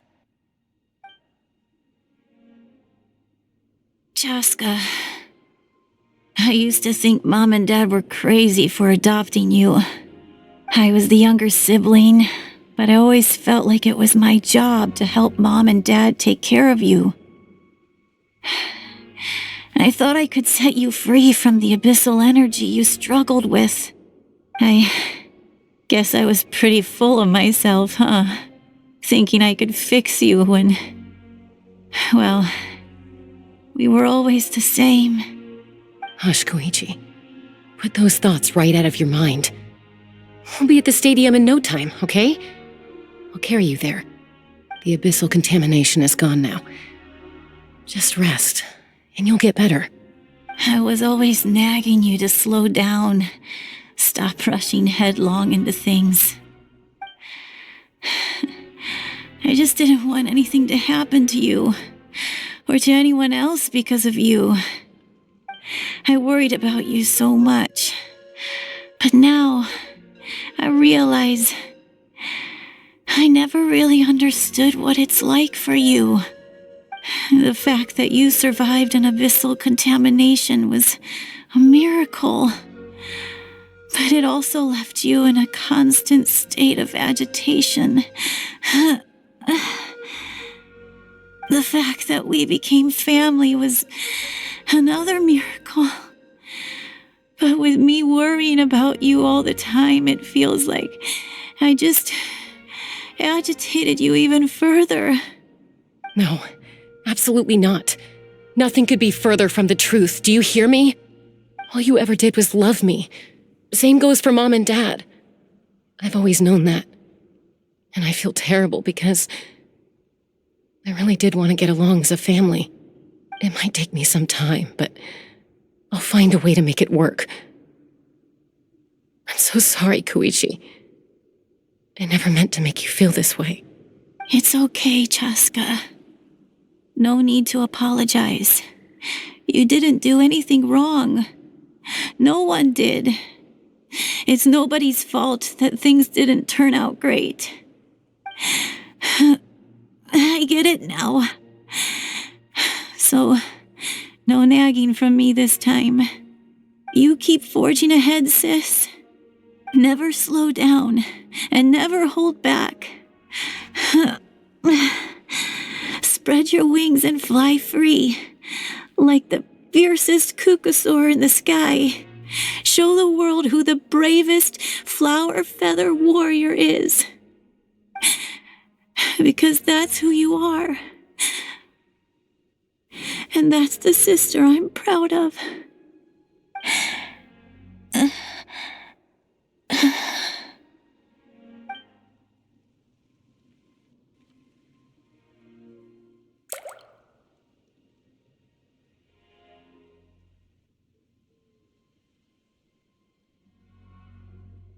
Koichi! Koichi!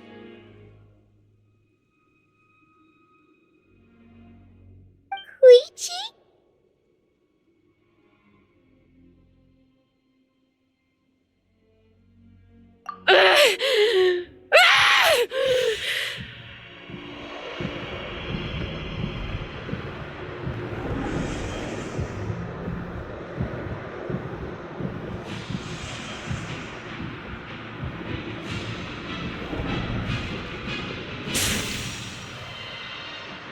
Chaska?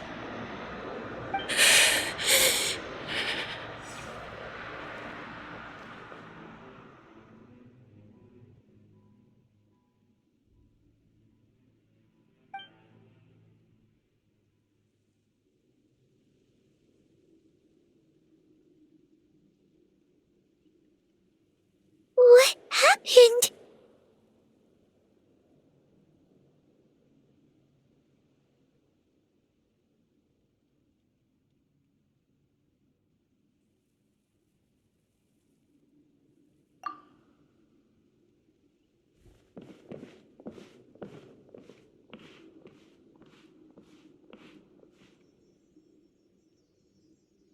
What was that just now?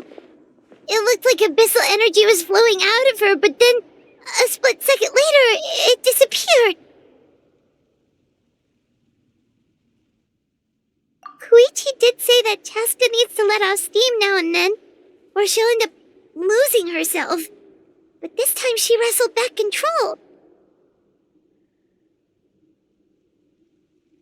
If only we were faster! Dealing with abyssal contamination is a piece of cake for you. We could have gotten to her earlier, then you could have treated her before it was too... Wait, what's happening to Chaska?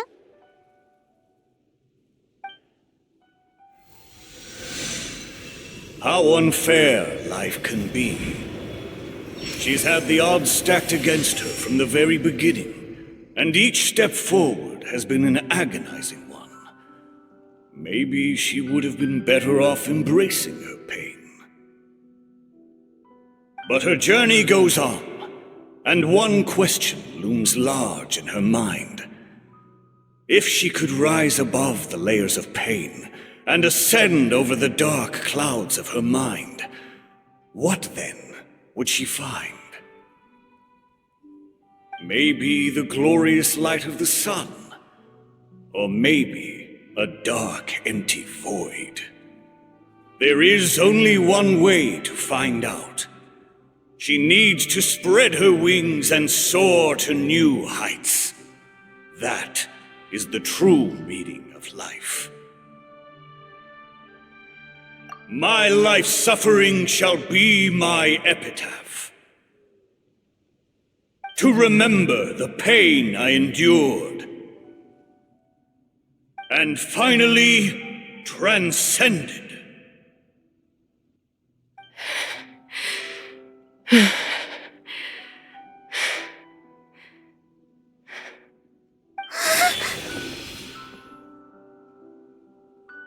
Let's take Koichi somewhere safer.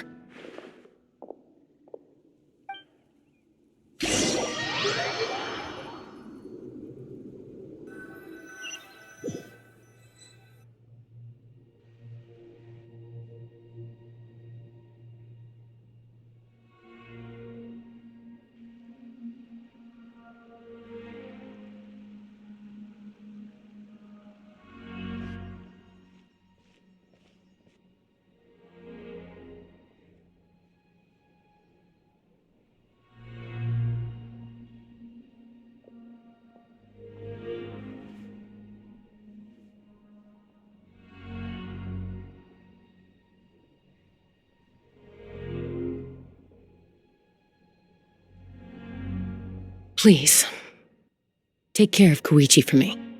I still have more important things to do. Of course.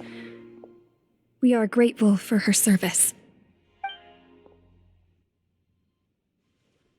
Yes. She served selflessly. I'm sorry, Chaska.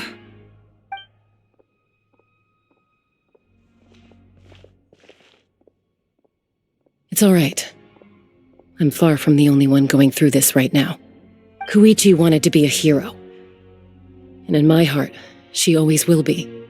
If we want to honor what she stood for, not to mention her sacrifice. Archon, we need to hurry.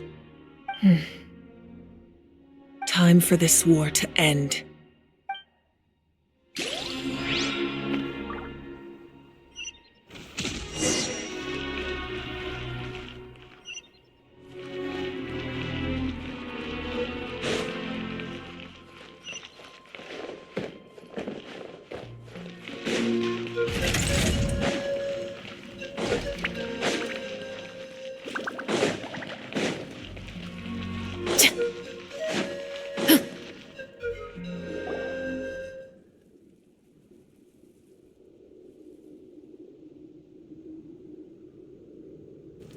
Everyone, are you ready?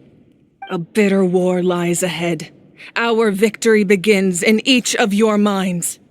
So ignite the spirit of victory for me. May no further lives be lost, and no one else may to suffer the loss of their loved ones. As long as blood still runs through your veins, even the tiniest spark of steel against stone can ignite a flame.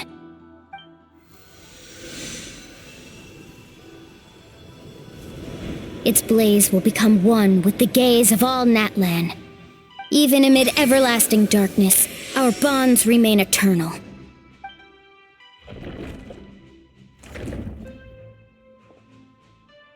Stone engraved in echoing peaks. Converge, disperse, in ashes be reborn. For flames born anew, and the blazing dawn. A hero scaled the volcano to seize the sun. Anointed with flames, she shone with the light of 1,000 stars. Now, guide me in my first step.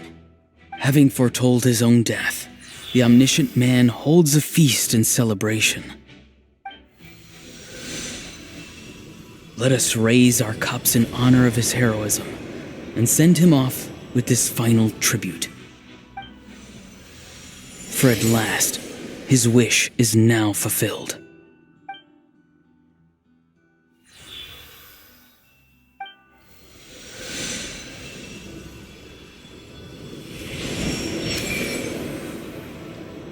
My life's suffering shall be my epitaph. To remember the pain I endured, and finally, transcend it. Heroes of the ages! Our moment has finally come!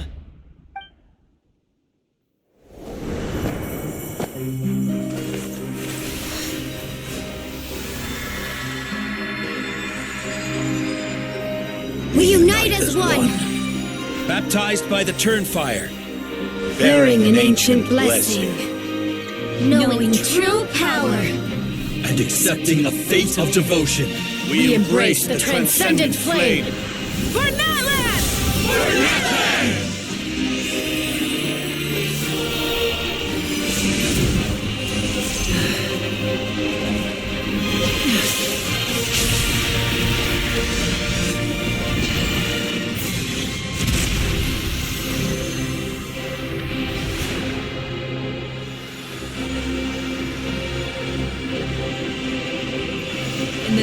of the Pyro Archon Hoverin, I declare the Night Wars underway!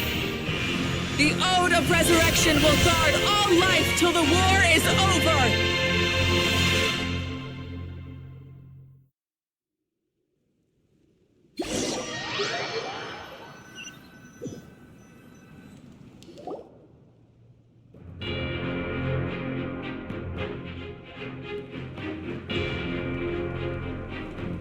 That is an outright scary level of power. So, from now on, all warriors will be able to resurrect themselves using the sacred flame. That's right. No more casualties. It's time to wipe the enemy off the face of the earth. And to reclaim our lost territory.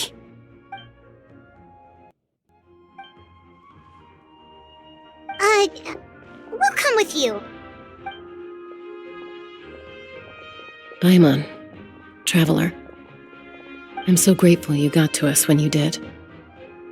You gave Koichi the chance to say those words to me before the end. If I'd lost control out there in the wild, this counterattack might never have been possible. Probably best not to think about that. More importantly, how are you feeling now? Any better? Not really. But now's not the time to deal with it. In the spirit of VUCA, I have to rise above it. The conflict and suffering in me are there to test my character. My struggle will make me stronger, and make me the person Koichi believed I can be. Alright, let's go show the Abyss what human beings are made of.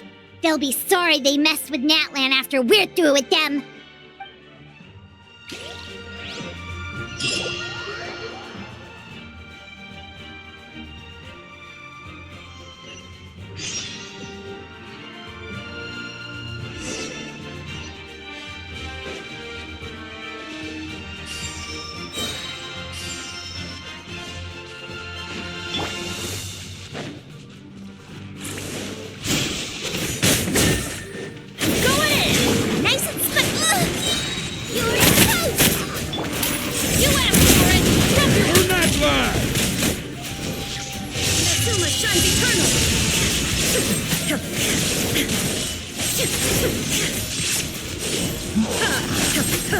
Shine down! Teamwork is dreamwork! At the right hand is the fire!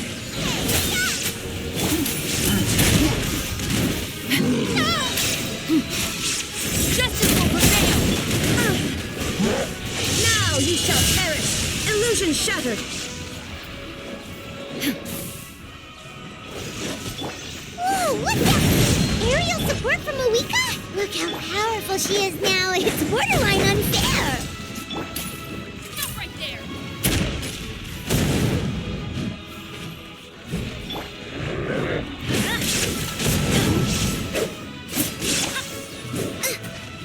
There is no escape!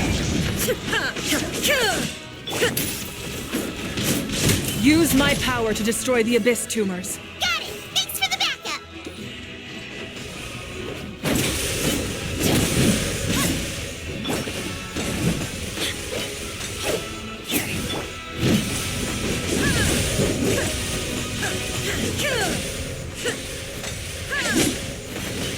Illusion shattered! Let's light it up! Nice and spicy.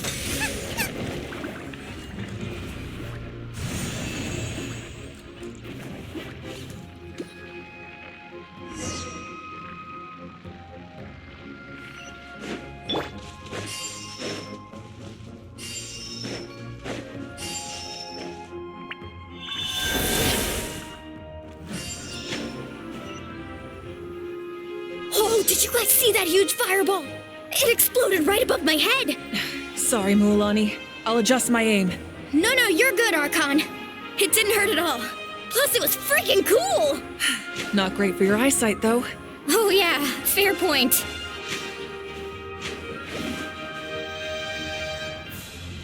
Ugh, Ahal's coming in way too hot. Is it possible to mute him? Done. Thank you, Malika.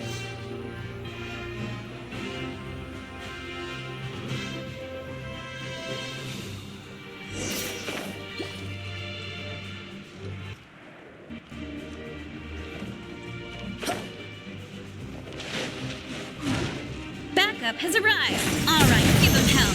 Vengeance for Koichi.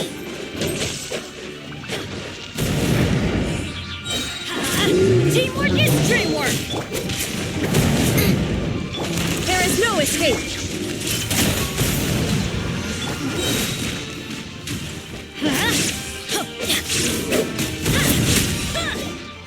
Off we go. I'm going in. You're toast! You asked for it! Final warning! Inazuma shines eternal!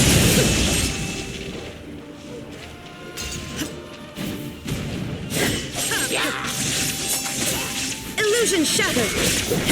The enemy ranks are thinning. Time to double down. Use the Pyro Archon's power and show no mercy. Shine down!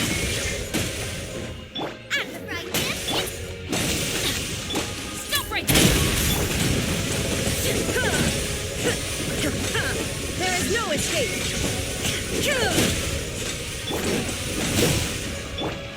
Get them!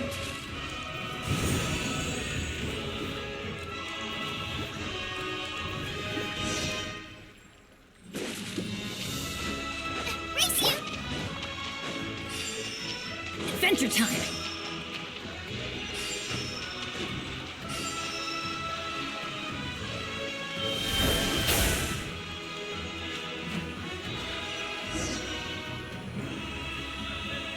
Kachina, over here! I'll send you up, it'll be quicker!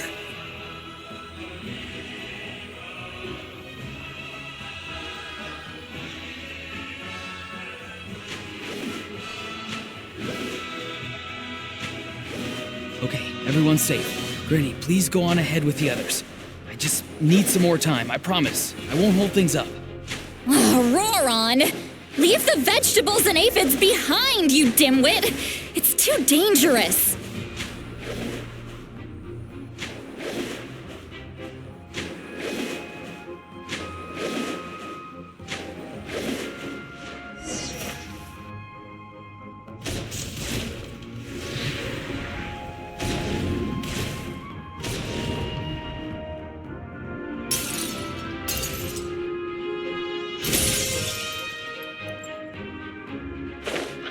Hey, you're back!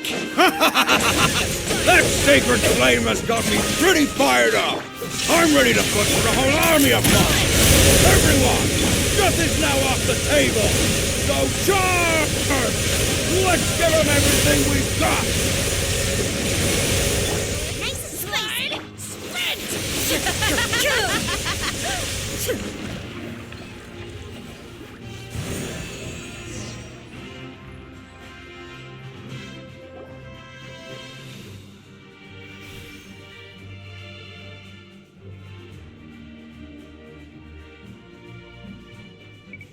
The Children of Echo's territory is secure. All monsters down. All good here at the People of the Springs, too. We crushed it! Masters of the Night Wind are also safe.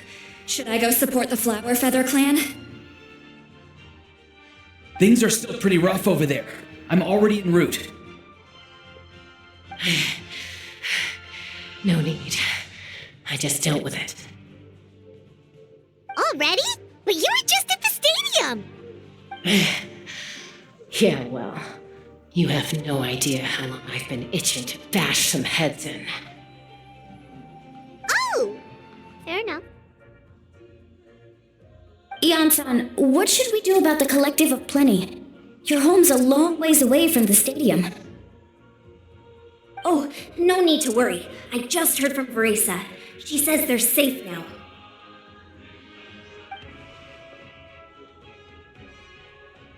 Yeah! Their only game plan was to outnumber us, and that ain't gonna work now that we have the Ode of Resurrection on our side!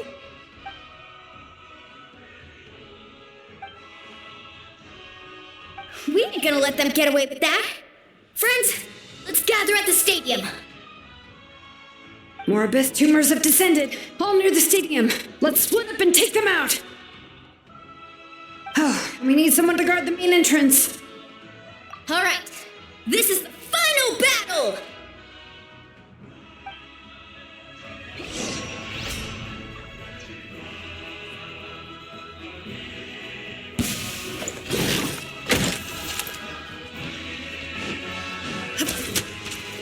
Illusion shattered!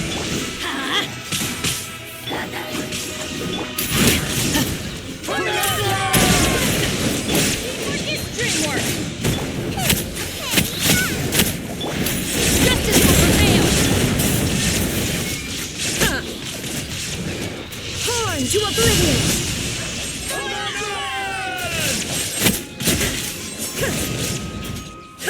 There is no escape! Let's light it up! Booba, get them!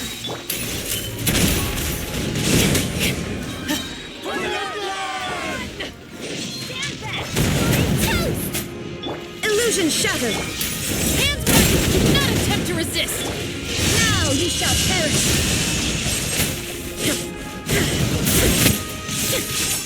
Shine down!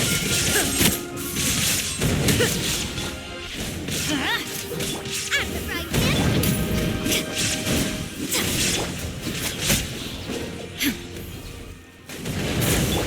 Going in!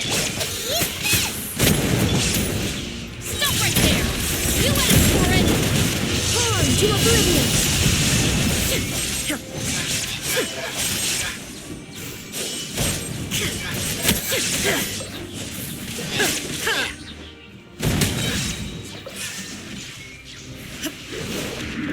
Teamwork is dreamwork! You're toast! Drop your weapons! Hands ready! See it! Now you shall perish!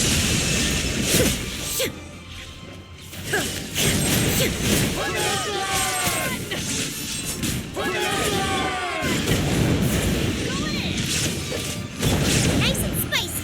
Eat this! Stop right there! Inazuma shines eternal!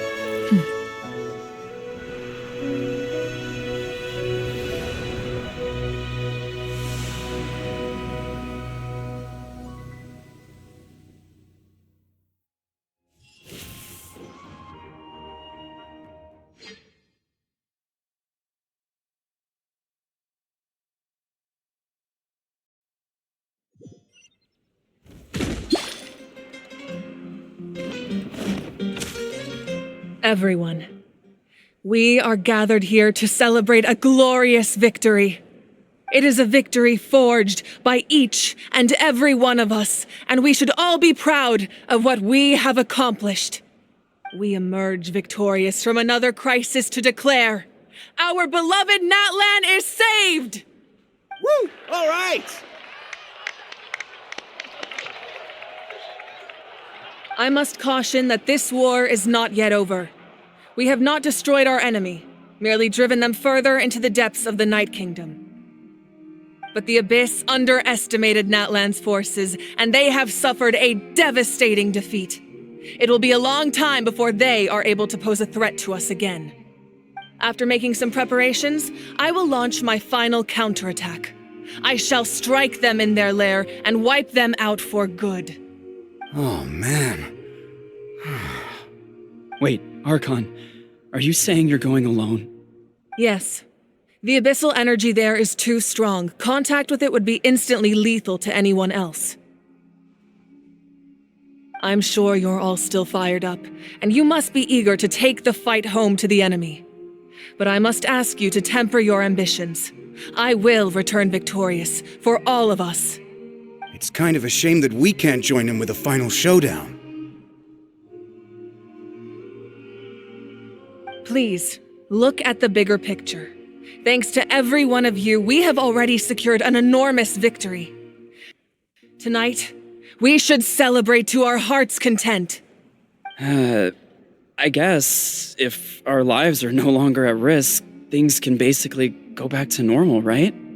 That's good enough for me. Beats having monsters everywhere. When the time comes, I will gather everyone here again. Now, let us also remember those who gave their lives fighting for our nation. Once the last dregs of the Abyss are wiped out, I intend to give them the grand funeral they deserve. An ancient name could never record the many who we lost. But no hero of Natlan should be forgotten. If I may, let's have a moment of silence for the fallen.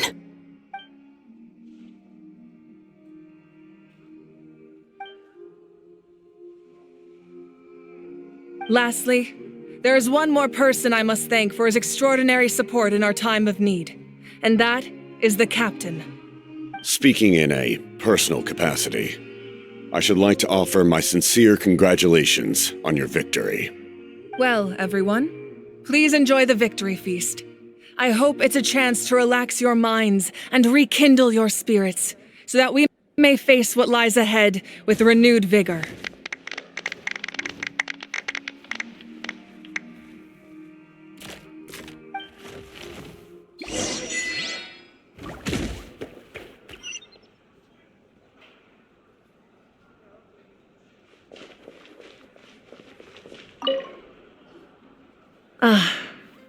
Welcome. You seem a little out of sorts. Are you just tired, or...? I guess I am. You know, when I was up there in the sky, I could see all of Natlan stretching out below me. People everywhere, giving everything they had for a chance at victory.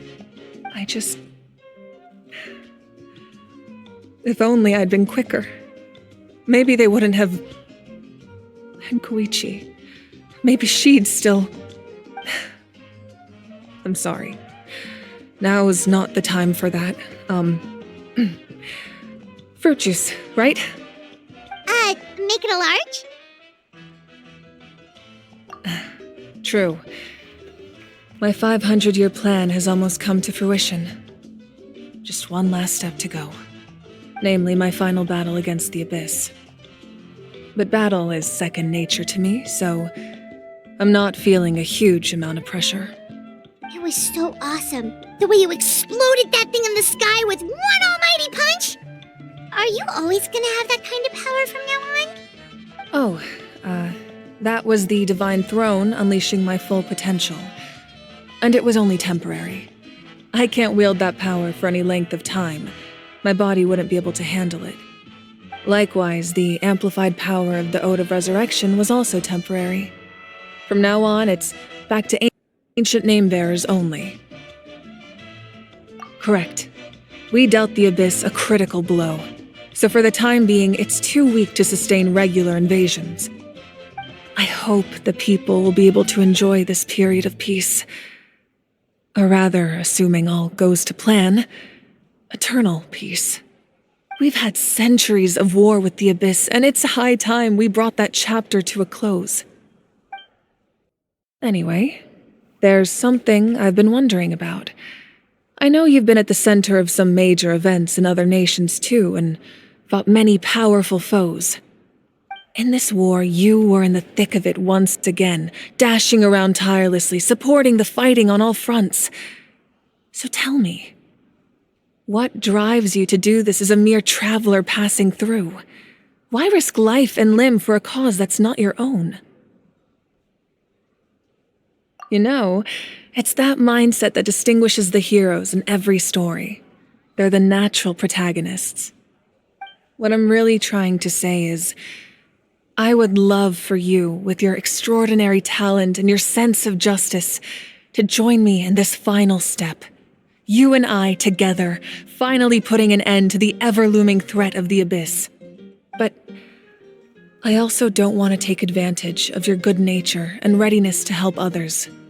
The final battle will be very dangerous, and you have the rest of your journey to consider. I'm sure you must be weary. Sleep well tonight. Let's talk again tomorrow in the speaker's chamber. I'll give you more details on the final battle, and then I hope to hear your verdict.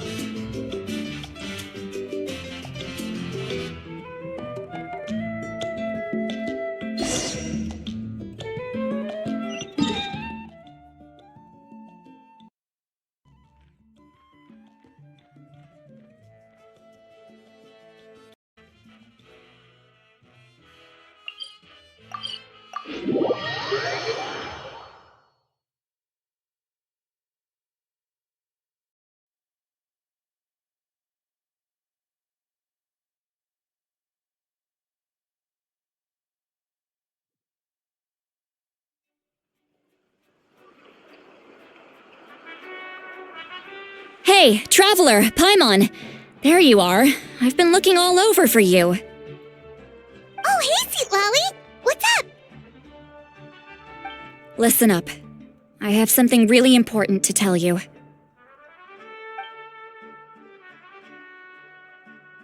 What? Are you serious? Natlan must pay the price for Mawika's use of the Ruler of Death's power. That price is death. And only Mawika's death can clear the debt.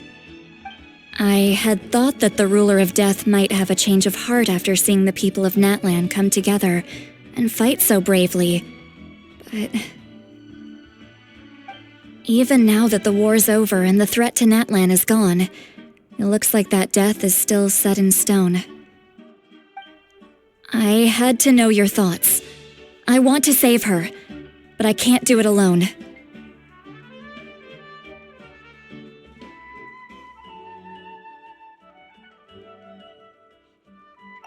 Okay, good.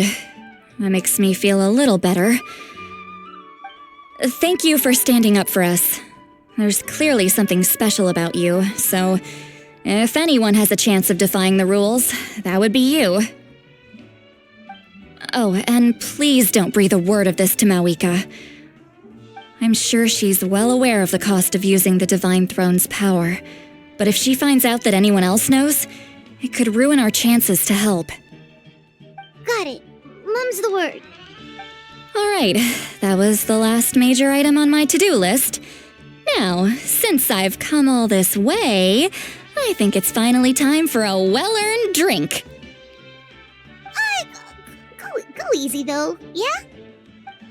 Don't worry, I said a drink. That means just one.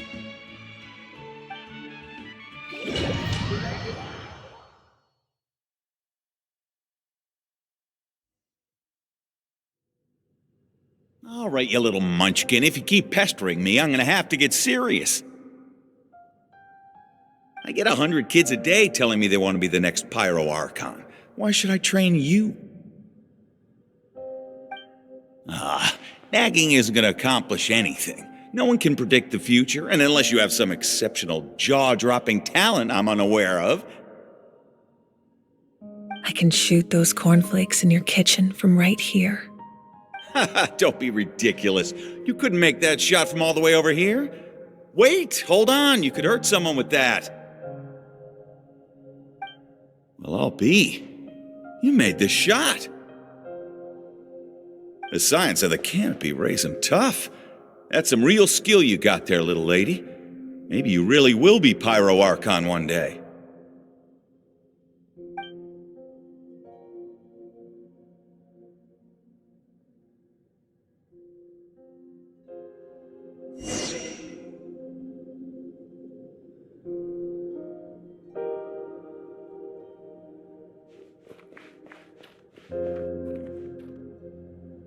See this?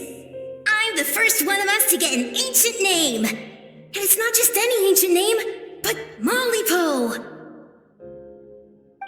If you ask me nicely, there's still time to join my team for the pilgrimage, you know. No need to scowl. You lost and I won, it's no big deal. You want me to be happy for you when your turn comes, right? So cheer up. I'll get my own ancient name soon enough, and it'll be an even better one than yours. Oh, really? Well, good luck with that. What ancient name could beat Mollypo in our tribe? Unless... surely you don't mean Kiangozi?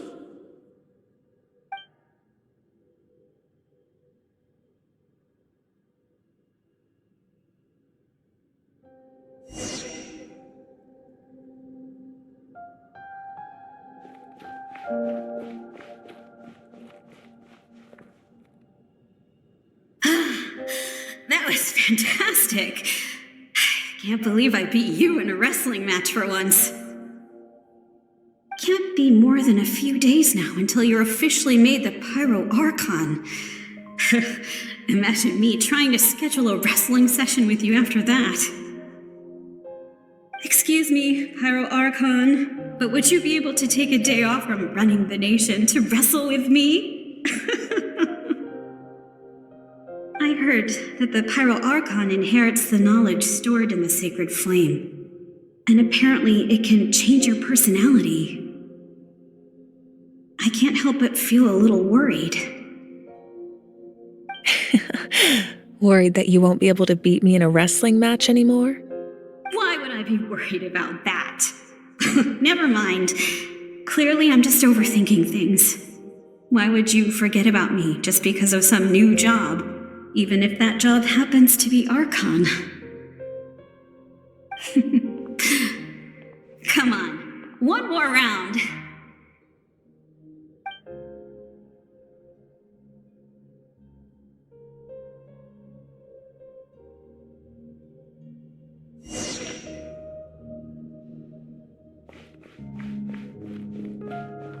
After the darkness will come the dawn.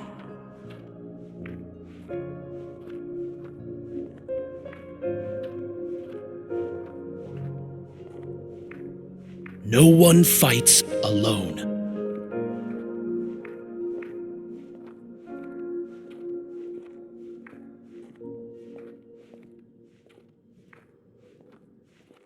For Natlan!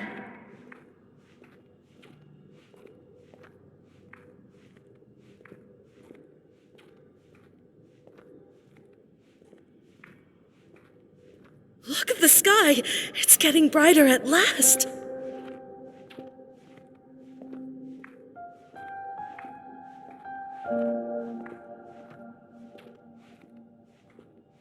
We walk the righteous path, and the Pyro Archon will guide us.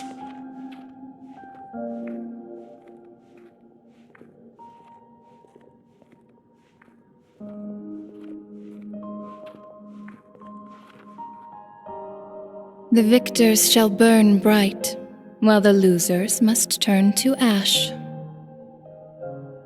I have done what is required of me.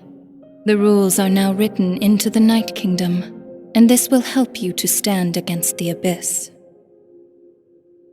It is still not enough. All this can do is give my people courage. It will not see us through a true catastrophe. If you are to make the Natlanese alone bear the consequences of a broken world, you will have to bring more to the bargaining table. You are the greediest human I have ever met, and the fiercest negotiator. No other would seriously ask to borrow my power. My domain is death, and its power comes at a great price. The question is, are you prepared to pay? I need that power. Only a hero can truly wield it, and heroes are not afraid of dying. No, a fear of death is ingrained in all living things. If the wielder of this power cannot conquer their fear, countless innocent lives will be claimed in their stead, for only then can the price be paid. Those are the rules. Mine is a nation that will not yield to the Abyss, and it will certainly not yield to your rules. As their culture and civilization is transmitted through the generations and their faith grows, the people will go from strength to strength and reach heights that even I cannot dream of. Very well. I shall agree to help you. But I am merely a shade, and I do not have as much freedom to do as I please as you might think. Then what do you propose? Keep this a secret. If I am questioned about it, I will deny all involvement and claim that treacherous Xbalanque stole my power. That will not be a problem. Thank you. I am glad we could reach an agreement.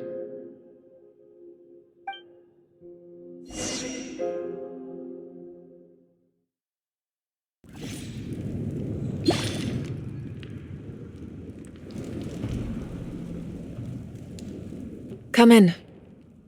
As you know, I've asked you to come here to discuss the task of wiping out the Abyss. Oh, but first, any progress on the ancient name?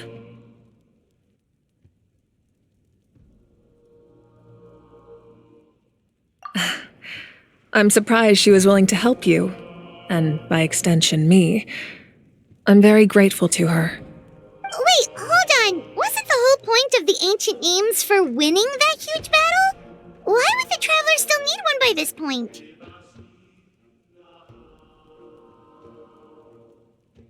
That's right. The Abyss has retreated to the depths of the Night Kingdom, a place that has long since been corrupted by abyssal energy.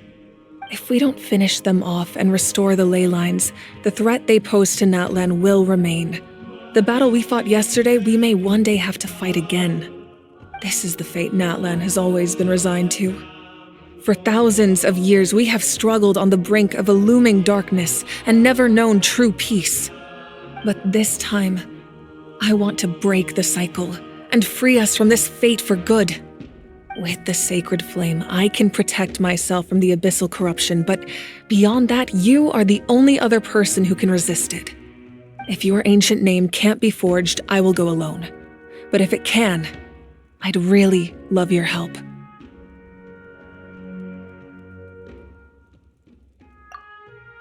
Not completely. After all, the Night Kingdom is still plagued by abyssal corruption. But when I used the power of the Divine Throne, it dispelled a lot of that corruption. Plus, your ancient name is a special case, so the Lord of the Night will take special care of you.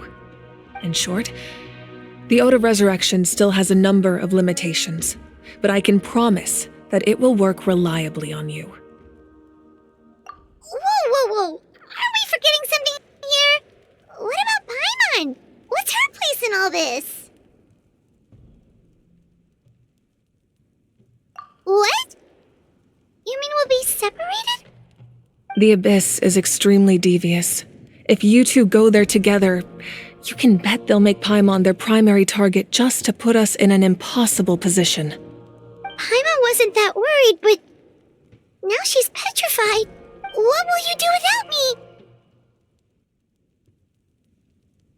Okay, well, Paimon needs to think about this because you're really asking a lot of her, but we'll give Paimon some time and she'll do her best to rise to the challenge. I greatly appreciate it. Everyone in Natlan knows how important this final battle is.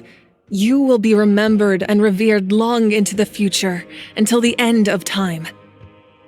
If you have any other questions, please ask away.